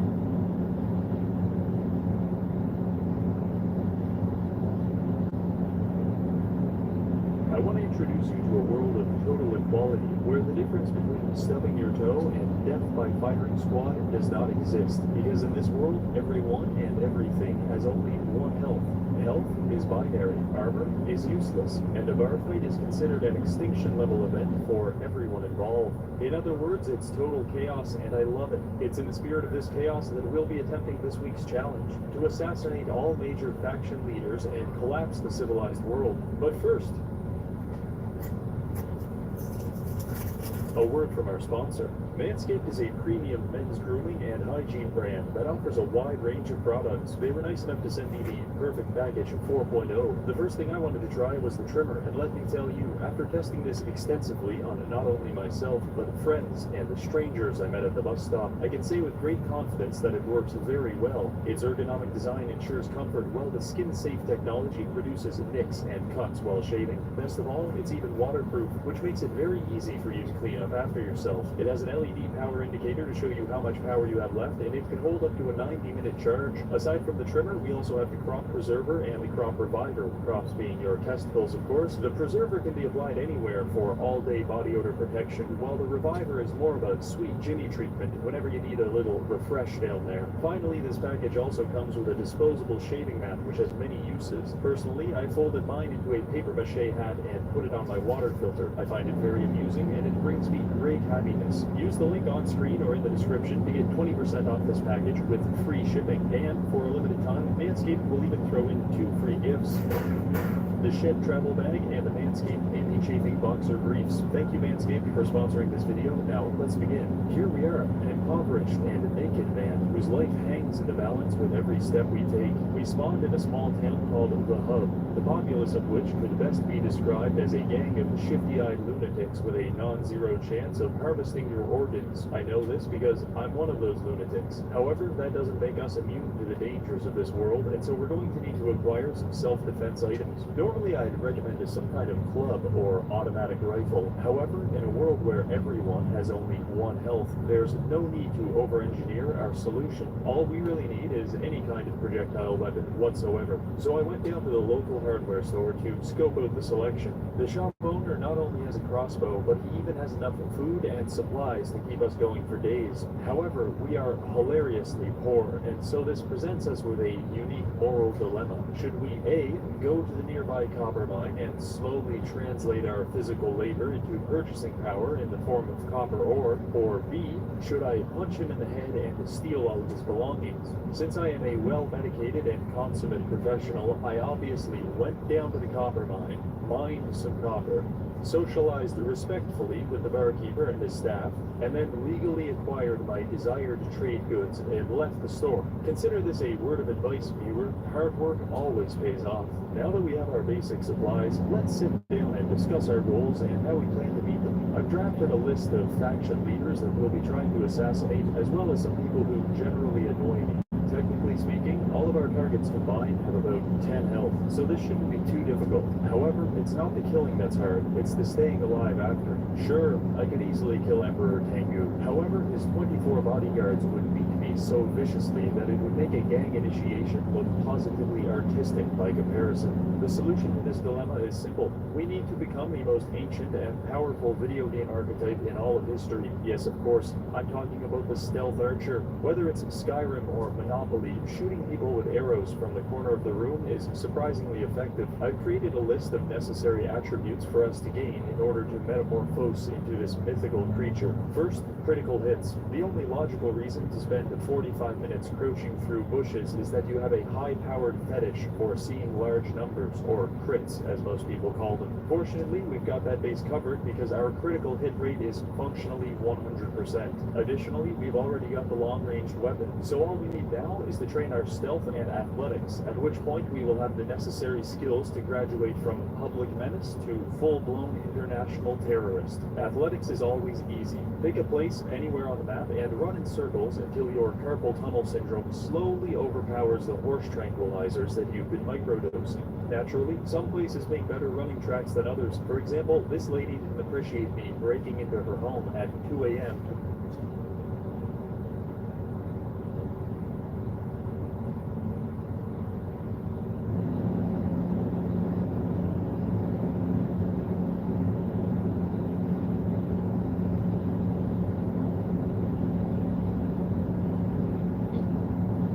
This video gives you a glimpse into the future of warfare, which what you might be considering is new military tech is probably already old, like Navy SEALs that can navigate underwater hands-free and quickly, soldiers that can see through the thick walls of the Abrams tank without having to expose themselves, and drones that can fly horizontally like an airplane until they stop to hover in place to collect intelligence. See, what is new to military technology is convergence. In other words, when a military's various parts are interconnected into a single entity. So that hovering drone could send live footage to an F-35, giving it beyond line of sight visuals, or it could help a gunner inside a tank with live fire feedback. This allows for a sort of intelligence cloud that has never been possible before, but that's not it. Sprinkle on top of all that the power of artificial intelligence, which can analyze large amounts of data, calculate the rules of engagement, and make decisions in a split second. Try to imagine the military version of ChatGPT, except for it's already here. And this is why the future of warfare on land, in the air, and underwater is not what you think. Let's start with wearables. Future combat could be fought in the air, not with fighter jets, but with personal jetpacks. Royal Marines are already flying through the air to board ships in seconds, thanks to technology developed by Gravity Industries. This technology has the potential to completely change battle tactics, especially above ocean or rugged terrain. However, it also has the potential to make any military auditor squirm. At a price of over $450,000 per unit, armies won't be handing one out to every soldier anytime soon. This is IVAS, and no, it's not an Apple product. IVAS stands for Integrated Visual Augmentation System, and it's yet another one of these new tools, central to combined arms operation. Developed by the US military, these are portable goggles that integrate classical optics like night and thermal vision, but also use supercomputing technology to include augmented reality. This allows troops to visually communicate objectives in real time, improving situational awareness. This technology is also modular, which means that it can be integrated into existing platforms and equipment to give soldiers 360-degree vision inside armored vehicles and keep a closer eye on maintenance and repair requirements. The IVAS program reportedly cost U.S. taxpayers $22 billion to develop so far. That may sound expensive, but with an annual budget of $800 billion and rising every year, the U.S. military spends that much money every 10 days. So it's just a drop in the bucket. Speaking of drops, similar technology is also being tested for underwater use by companies like JFD. Named ShadowNav, this visor gives special operations teams enhanced vision even in murky and dark waters. NATO is also testing a life-saving addition to the modern soldier's toolkit. The DTA system is a wearable sensor that works a bit like a Fitbit. It will help medics collect vital data and determine the extent to which a soldier may be injured. Strapped around a soldier's chest, this technology can assess injuries faster and more accurately than a field medic, allowing them to administer aid far quicker. However, all this added equipment means added weight, with a U.S. soldier's average combat load weight already surpassing 100 pounds. Militaries risk exhausting their troops before even reaching combat areas. As a result, exoskeletons are being tested by various militaries to counter this problem.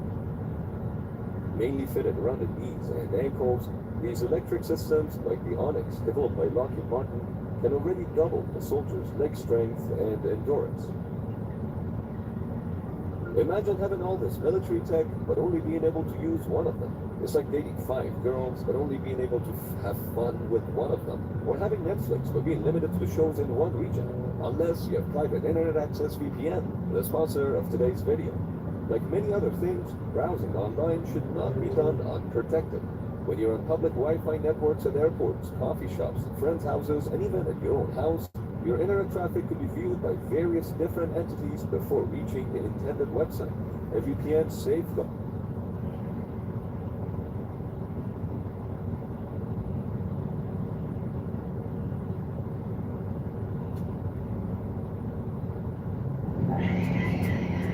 I'm the baddest motherfucker on this whole prison here, bitch. Yeah, you heard? Check it out. Let's go. I'm the baddest dude.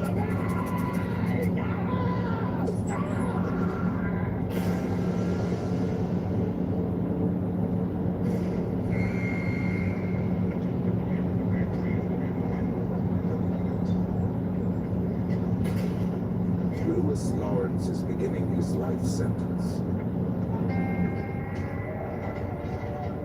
In order to survive, he must join a gang. But you understand, I know how it works, right? When you're in prison, what you need is protection, right? And the way to do that is by getting into a gang.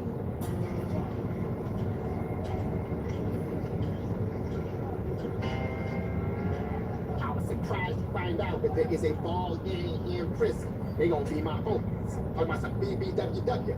Ball Brothers, what? What's up, homie? Nice haircut. Get the out of here. They haven't officially asked me to be in the gang yet, because you need to earn their respect first. Hey! You're in the wrong neighborhood. Black mother.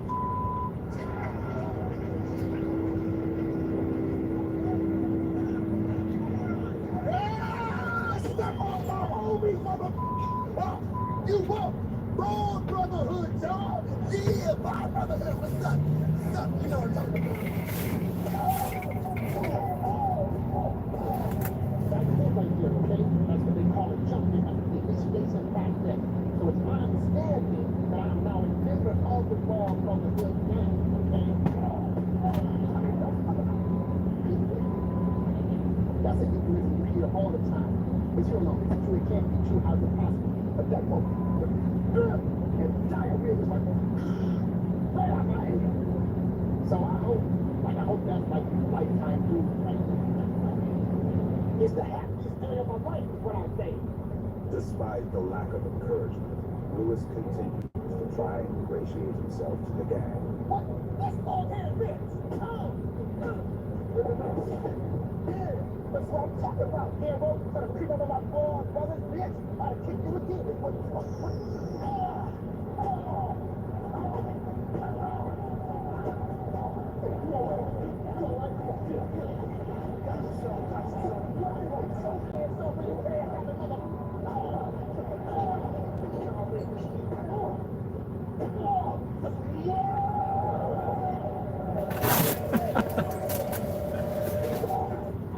I accidentally got hit by some of my ball brothers. That's right. Ball Brotherhood forever, man. So. But sure, that's prison, man. You don't never know what side is coming from. Lewis has yet to make any alliances. Meanwhile, an unprecedented peace has been broken between black and white prison gangs. The once insurmountable racial divide now bridged by a mutual intent. For Lewis.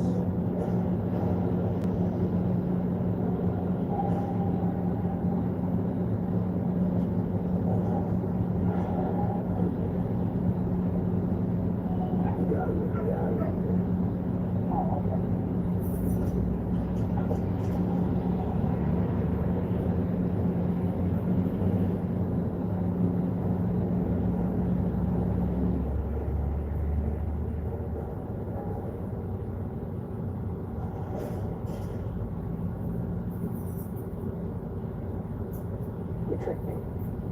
No, it's just like, I'm trying to trick me. What? All I said was, you gotta let me out of here. I'm true. So do I direct let you out of here? Yes. Okay.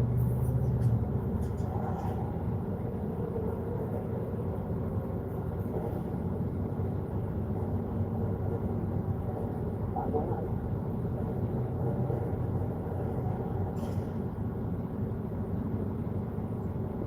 Or to let him go, I don't know why he's in there.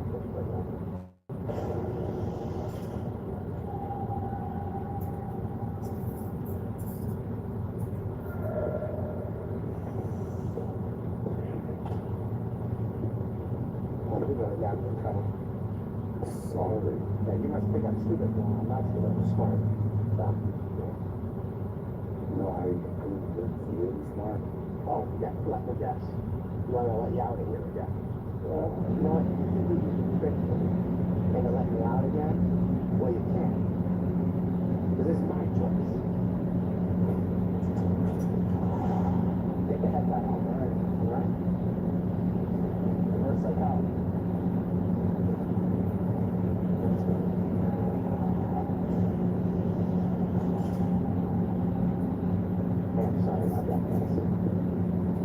guys know that.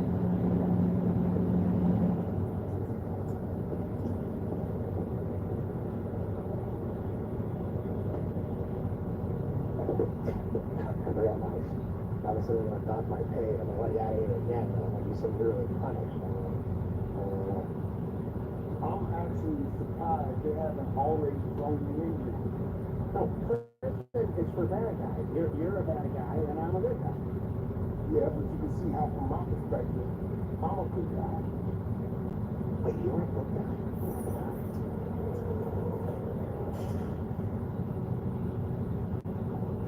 It doesn't seem like you understand what your job is.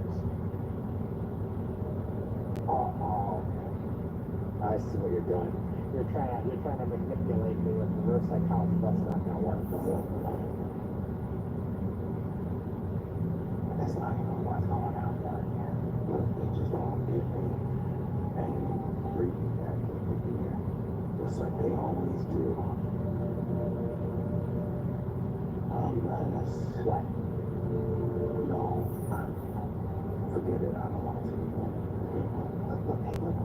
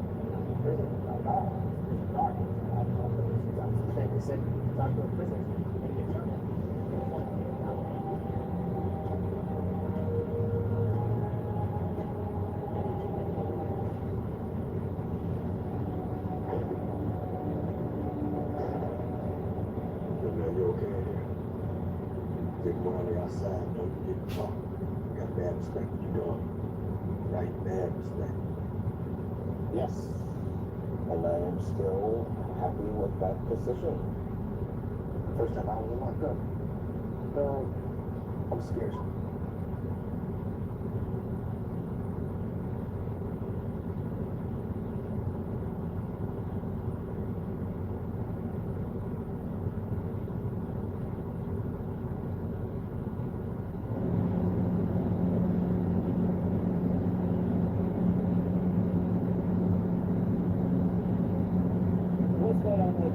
Here today. I'm parking a lot listening, and I met a fellow subscriber here. Man, what's your name, brother? Yeah, man. So I'm looking at what you do, and I'm like, this looks a little bit different. You know what I'm saying? Because usually in the trucking world, we got tractor, we got trailer. Can you let people know what type of trucking this is?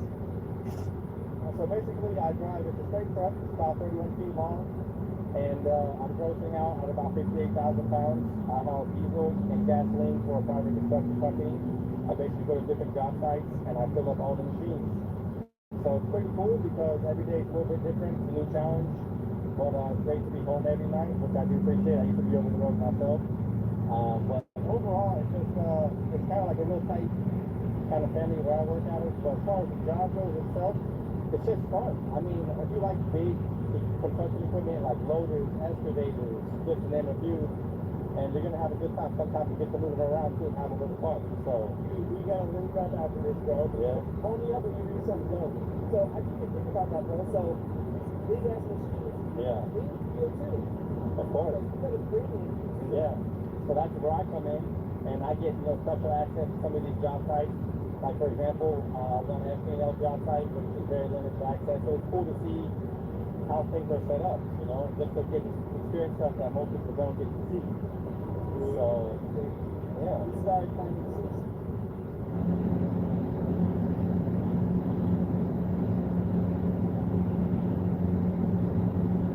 And construction is dirt, rock, ice, and stuff. It needs a lot of fun. And it's, it's different than you know, doing your everyday deliveries. You know, like in drive-in, more reefer, flatbed, all that stuff. You know, you get a little bit of a routine, so you get better at where you're going and what you're doing. And also, just overall, it's not so much driving and sitting in the truck all day long. I don't know about you guys, but sometimes I get tired. Sleepy just driving all day. So like half my day is driving, the other half I'm out in the truck moving around and moving. Hey, that's what's up. So if you want to find a job like this, I know you're probably the only driver on this. I am. Construction coast here. Yeah. How would another driver find a job like this where you're like basically like a fuel hauler with big ass machines, right? Well, I would say my advice is look around for construction companies. Look at mobile drivers hauling equipment. Ask them, hey, who do you work for? And try to get some insight on the company and say, hey, do you guys have a fuel man? Or do you guys that comes with fuel man? Yeah, you guys have a fuel man, and some of these companies do. And just kind of go get your name and know and say, hey, my name is blah, blah, blah. I'm interested in what you do. I saw a video, or I talked to somebody about it. I think it's right up my alley. You know, keep me in mind if you have something open or if you don't. Pretty much just word of mouth, man. Talk to people. Construction companies, train companies, those kind of companies are what I would look out for.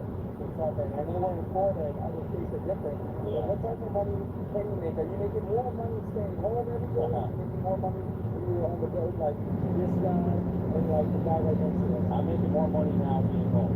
Oh, really? Yeah. Yeah. Can we show what it looks like? Can you start the video? Yeah, come on. Yeah, let's go check it out. So, so what is this? You crazy little thing. Can you imagine like where you're working your ass off and you're over the road, you have good start to trail, and now doing this small thing to like get to tight places? That's another thing I love about it, man. I can pull up almost anywhere.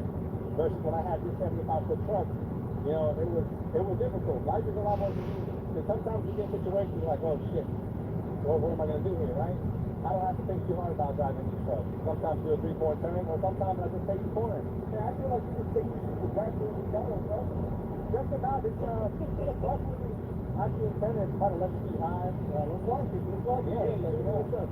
Tell me what's up. This is good, man. So basically, on this side, there's not much going on. The front stuff is on the other side, but this is just basically a utility box where I keep some stuff.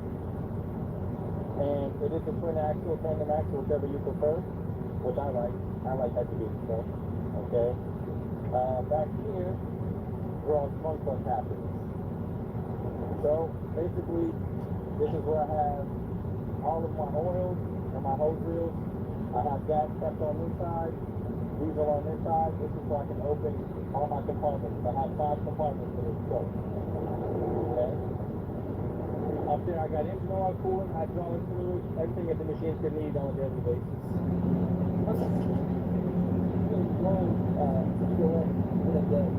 It varies, but machines, I mean, usually maybe as much as 35 in a day. Yeah, we have different jobs sometimes. Sometimes we got to go somewhere that was unexpected, or they didn't got much fuel that day. Well, like today, I got out a little early, so I'm happy. Usually I start my day right now around 3:30, 4 o'clock in the morning, which is great. I beat the heat, I beat the traffic, and on my way back, you know, life is good. I get off midday, so I feel like I have a lot of time left to do things. Hey, all you motor truckers, when you're going local to the construction site, you say, you got a field man or a field woman? That's it. Let them know who you are. Okay. So this is basically just a vent. When you go to the port to fill up, you're going to open this vent so you can let out air and pressure. That's pretty much all it does. At the very top, you can't see. Maybe you can. There's 2 vent vents up there, so when you're driving, the heat from the fuel expanding and convert the tanks for you. Moving up over here, basically this is, they call it the belly box, okay? And then this is for a terminal where you connect to get power to this. Now what this does is there's sensors in my tank. Now, they're basically overfill protection sensors, and it will shut off the tank as long as this is connected if I get within 8 inches to the top of the tank, so I don't have an overfill. Pretty much all it does. And this lets you know, basically right here, if the lights are on, the lights are off, etc., you get the gist of it. Okay? And right here, this is the best part of the truck, if you ask me. This is the 5 different compartments where I fill. And down here at the bottom, I just change these over for depending on what department I have to eat, and then I just turn on my PC on the back. I have 3 PCOs on this show. That's what's up, man. So I'm thinking every morning you're heading out to the port to fill up all the fuel degrees, and then you go out for the rest of the year. Is that kind of how that works? I don't go every morning. But that's roughly maybe once or twice a week, depending on what is going on. You know, it all depends on the machine. But yeah, I go to the port usually. Try to go on Fridays. That way I'm ready to go. Sometimes I work on Saturdays and Sundays. That is a downfall sometimes, but at the same time, it's not that bad. Yeah, it's not that bad. Stuff like that. Is it mostly hourly pay? Yes, it is hourly pay. But you know, compared to I did reefer driving, I did flatbed driving. I still make more money, and I enjoy my time better. And it's just overall a better lifestyle. Hey, look at this, man. This is comfortable for like every how long is it? Definitely. 31 feet. 31 feet. So I can just phone with the damn trailer. Yeah. Like, this is great, but I know I really appreciate it for this. Usually, if you're doing things that are hazmat, deal, things like that, what kind of legal requirement do they need before they start getting up this construction sites? As far as like driving experience, typically it's going to be 2 years. 2 years experience would be the preferred for most, especially if it's a smaller company. Obviously, like you know, with all the right companies, the bigger they are, the better insurance companies they have, which will allow you to come in as almost a new driver. But for something like this, I'm going to say 2 years what you'll need to drive as manager, take endorsements. And Class B, really, you don't even need the Class A. I just happen to have one. Because I get combinations over the road. Like 100%. Yeah. I see it after the road here already. Because this machine's probably expensive. You can look up in the beach yourself and go on your own and start doing it. That's always like when I get started with anything new. I always think like that. Like, can I do this for myself? But these trucks, they can run a pretty penny depending on how fancy you want to deal with them. Yeah, no, that's right, man. But, you know, thank you so much for the insight. I appreciate you. You know, there's a lot of us as drivers. We just really need to see planted in their head. Yeah. Maybe some more things can come out of it. There's different opportunities out there. Yeah, definitely. So see this now. Yeah. You got more opportunities that come out, right? So thank you for that. Any shout out to anyone? Thank you for everyone that's helped me along my journey. Everyone who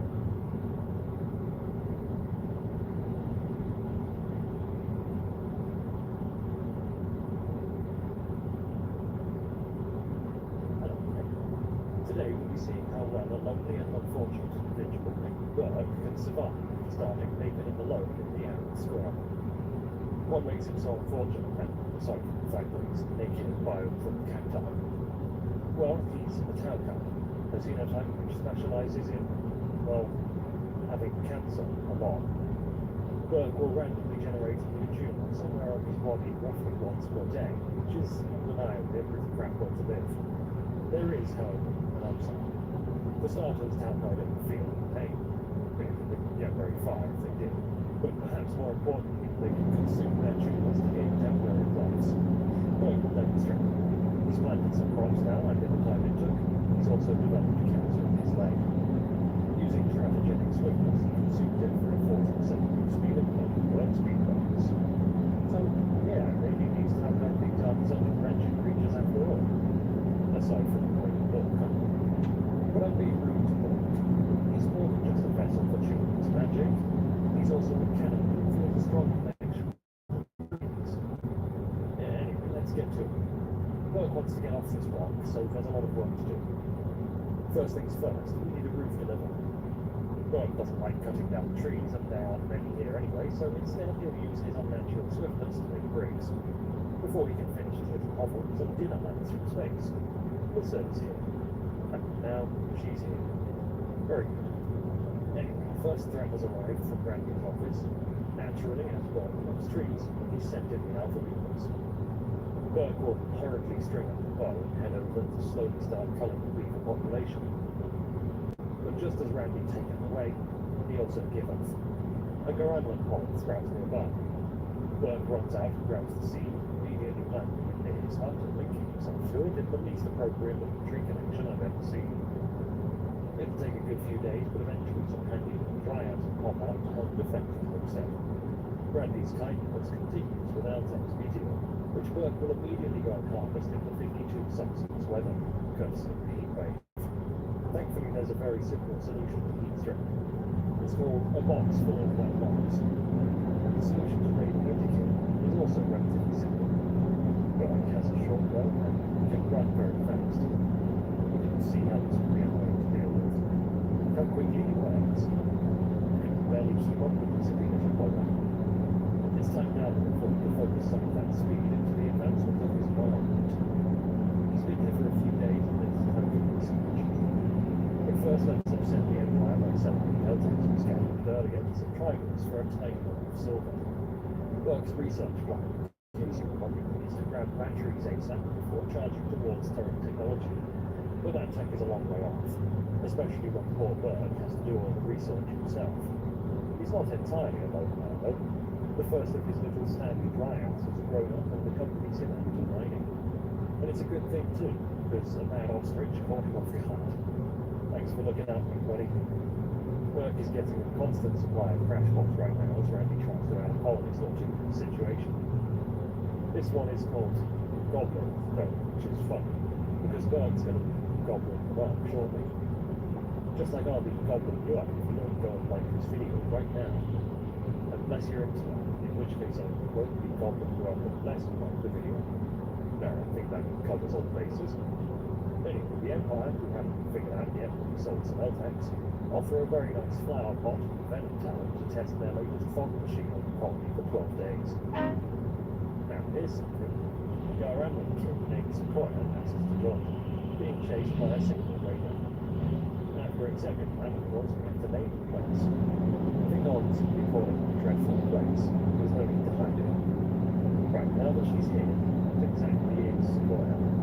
Well, for starters, she can summon these big dryads that are capable of cleaning and penetrating the wall. It's very handy. And as the name might suggest, she's also rather good at working with the garden and trees, which is a bit more complex than that. There's lots of interesting genes here, but don't worry about it too much. Anyway, a single pig called the Ray out home. And here's how that went. Doesn't look very pleasant. But you know what doesn't feel like being stabbed by a pair of angry little dryads?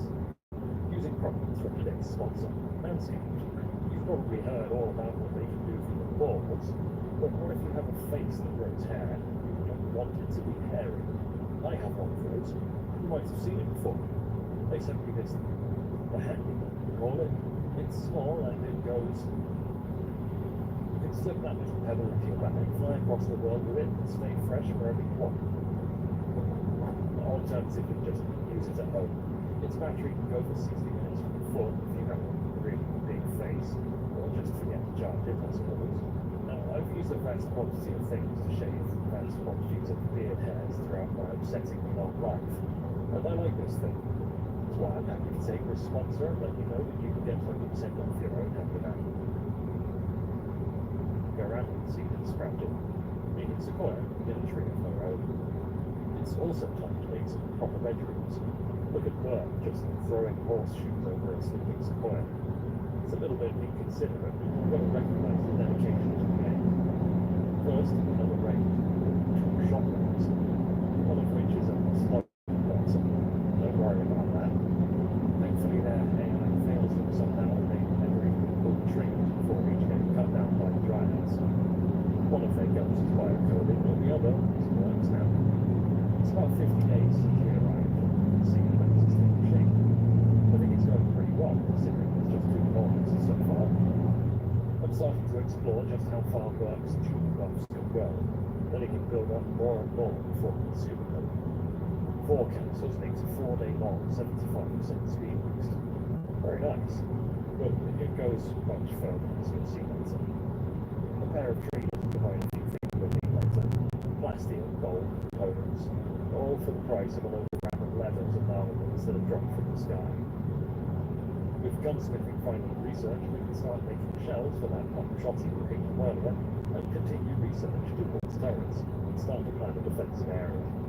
Research is actually pretty quick now, thanks to Sequoia basically giving the bench, so just like that, we can build a few turrets. An exotic goods trade sells us some advanced moments for later. Meanwhile, Burke is making bricks faster than primitive technology. The quest comes in to take a volcanic winter for a really lovely statue and some other bits we'll probably never use, and then some man up to fennec foxes come in and run straight past the turrets, and I've completely forgotten to make a handle for. Oops. At least it's just some foxes, nothing serious. A kind reminder for Bradley to raise some rounds for the turrets. But Randy's next is to have Burke's daughter show up. She's called Crystal. She's also a town hall. We've got a spare seats, and why not give her a round tree of her own? Well, because she's not following the wretched way, that's why. We'll have to burn her, but of course you can't really do that effectively until you have 3 followers of any given religion. What this means is that for a very long time, Crystal will be upset that we haven't made any conquests lately, and that we don't have any slaves. Really unhappy about all of the cannibalism.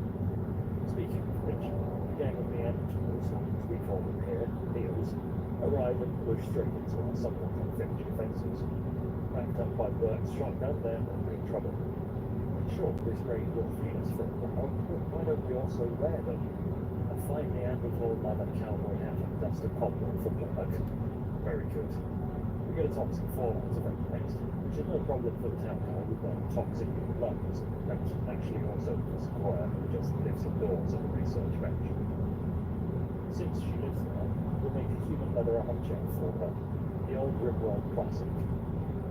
The toxic air finally clears, and now from the fog runs a gang of insane monkeys, to be put down in a freshly built kill zone. But with the base and its defences expanded, both food and power are becoming issues, especially because Crystal doesn't like eating people. Anyway, Burke is starting to form bonds with his dryads, naming one of the poorest, Levi. Can you blame him? What accusing him? But the reason we're having food troubles is thanks to 2 long, rock-stopping events in succession. The first was the toxic fallout, but now a heat wave is bringing the temperature up to 60 degrees C. Christ. The only thing willing to live in this heat are ostriches, so Burke guns them down with a shotgun for food. We can solve the power machines by walling off a mixing gas in reserve, but then building some generators in base. But more importantly, it's time to push the limits of cancer energy further with Crystal. What can 6 genes do? A 100% run for 6 days, so the duration of 1 day per gene, but rough scaling isn't linear. We must explore further. Because look at Crystal, all of these boulders are the fleshy, wretched Sonic. But for one reason or another in this playthrough, Randy really likes throwing coins with relationship setups. A human named Ian, Crystal's husband, has just crashed out. On the one hand, he's a follower of the wretched way, so we find him able to confront Crystal. On the other hand, he's a depressive woman. I'm just going to heal and I can rescue him. If he decides to stay, fine, but hopefully not. Given the rancid state of his wife, I suspect he'll leave. And sure enough, he's near immediately gone on his leaving. I think that's probably for the best. Burke, once again, is forced to turn his shotgun into some incredibly responsible gazelle hunting to feed the colony in lieu of any animal raiders or crop growth. He's been here for close to 100 days now, so it's probably wise to put up some higher caliber defences before our opponents start showing up. As for food, swap in the Sequoia's dryads and berry makers, so that even if there are no crops growing, we can't hunt anything and don't have any human raiders, we can at least have large piles of berries in reserve. We won't need them for a moment though, because here's a hint of cookies, delivering us their large, meaty bodies. Only 2 of them fell to the turrets though before the rest fled. I sent out Burke in pursuit, but sadly couldn't quite get it done. Anyway, fabrication finally researched, we built up a little workshop down here next to the shiny rain Burke just finished up. 4 raided lizard folk, swords they're called, shut up looking for trouble. They found trouble. I made the decision to take the difficulty up a notch since I was just outmatching raiders so completely, and I was rewarded with our first taste of mechanoids. A defoliation. Of the mechanoids guarding him though, only one of them has any significant range, so I have Burke make himself an energy and send him out to spray out the place. His weapon handling is increased massively by energetic coordination, so even with Mortar's research, we still need a reinforced barrel. So we're stuck waiting for a short to get on caravan and get lucky and slip through the meg clusters. While we're waiting for that, even more megs arrive. Just arrayed this time. I suspect we'll be just fine, and sure enough, none of them live long enough to even take a shot. Good to know that the big guns work, but now we have to continue hiding inside, waiting to make even bigger guns to deal with these clusters. And if we're stuck inside, we might as well make it a bit comfier. Now that we're growing cotton in the hydroponics, we can sling down some hideous brown carpets. Finally though, a combat supply is above, and is willing to drop us down reinforced barrels. It's not cheap, but we're just about to fall. In order to make the mortar and its shells though, we'll need to send Burke out on a sneaky little mining mission for some steel. And whilst he's out doing that, the Neanderthals arrive, of course. Burke's speedy enough to make it home, and turrets aren't going to struggle with these big fleshy folks at all. Lots of butchery is in Burke's near future. But now, let's start throwing some pouring fire at these megs. Okay, we might need a spotter. Yeah, let's make some pumpkins. Oh, Jesus. I'll stop her busy with the bags. I let Crystal's tumors build up. She's packing 9 of the things right now. The danger of the xenotop is that if you're unlucky, a bad combination of tumors can quite quickly render someone too sleepy or mobile to consume them for a bath. But she's fine. She's got 9 days of a 200% speed buff. And remember, that's global work speed and movement speed. So I figured I'd give her the binoculars and send her out spotting for Burke's mortar fire. But apparently using the binoculars to mark enemies is considered violent. And right, I never really mentioned before that she's not actually capable of violence. So it's up to Sequoia instead. Once we've manufactured some more dryad berry-based explosives, out she goes to mark the Tox spear. A couple of direct hits and it's done. So that's nice. But it's the turrets that I really want. They can be a bit of a pain to deal with, since really only a direct hit from this 81mm mortar will destroy them in any reasonable time. We get the Inferno cannon done though, which is the really rough one, before giving up for now and returning to work locked away inside the base. Passing by day 150, I like what we've made so far, and I like our current colonists. The 2 town guys zip around and mad speed spawning and crafting whilst Sequoia plows through the research. But we need bigger guns. A 155mm artillery piece might do the trick. The issue is the insane cost of its shells. Almost 100 steel, 2 components, and 17 FSX for each shell. And I'm made in batches of 5, like the 81mm shells were. But on the other hand, much bigger. Burke can go out and finish the last of the mini turrets with a new sniper rifle, but just about outranges them. Now we'll just need a few more shells to deal with the big guns over here. Before them, though, some Tox folk are here with bad intentions. They are, unsurprisingly, no issue at all. And now that I take another look at this cluster, I realise I should be able to safely dismantle at least one of these turrets thanks to the walls here. As for the last 2, big boom. Very good. Finally, we're free again to go out and grab all of that steel we so desperately need. But then, whilst I'm counting Crystal's tumors, the drug lab goes boom. A power convoy went bang directly beneath our store of explosive chemicals. Burke and Crystal braved the near 500 C air to bash out the fires before running off to heal. Taukai passively regenerate wounds, so burns aren't a huge worry for them. But now we've got to rebuild. And also, I think probably deconstruct our turbines and batteries. We don't need another boom like that, thanks. Surprisingly, Burke is very happy with them. Enough to get a work frenzy, which combined with his cancerous speed, make him the fastest miner I've ever seen in Rimworld. And with the turbines gone, we can turn their space into a large warehouse to store all of the stuff he's mining. But before too long, a few groups of pig folk drop all around the area. I can't see it being much of a problem, and sure enough. But hey, look at that, they brought a decent amount of flag gear as well, which was kind. And we've been running a ground penetrating scan between research projects for a while now, and it's found a very convenient blasting deposit here. Boiling it off means we should have pretty much all of the blasting we'll need for advanced components. Of course, though, that does come with near constant infestations. It's not a big deal, though. Companion drones are happy to body one for Burke and his chain shotgun and environments nearby containing a baseline human named Dory. She's nothing special, but is a follower of the wretched lane. So if we recruit her, we'll be able to actually do our religion stuff. So it's on the dining room floor she goes. We'll build her an actual prison soon enough. And near immediately afterwards, a child named Judd wants to join. For some reason I decided to let them in, and as a reward, they're another Chow guy. Poor kid. But at least it means they'll hold quickly. They're also following our religion, meaning we don't need to wait for Dory to be recruited to make Burke the moral guide. The temple needs tarting up though before we start conversion rituals for Crystal, which is bad because her already foul mood is being worsened by a psychic drug, leading her to vent her rage on poor Dory, which sucks for her, but as far as mental breaks go, I'll take that. A short while later, Sequoia also goes in for round 2. Poor Dory. And right in the middle of constructing her a nice plush prison cell, she, I suppose understandably, goes for a breakout, only to have her ear bitten off and put on her ass by a companion dryad. This is followed up by a group of idiots who roll over in the kill zone exactly as you expect.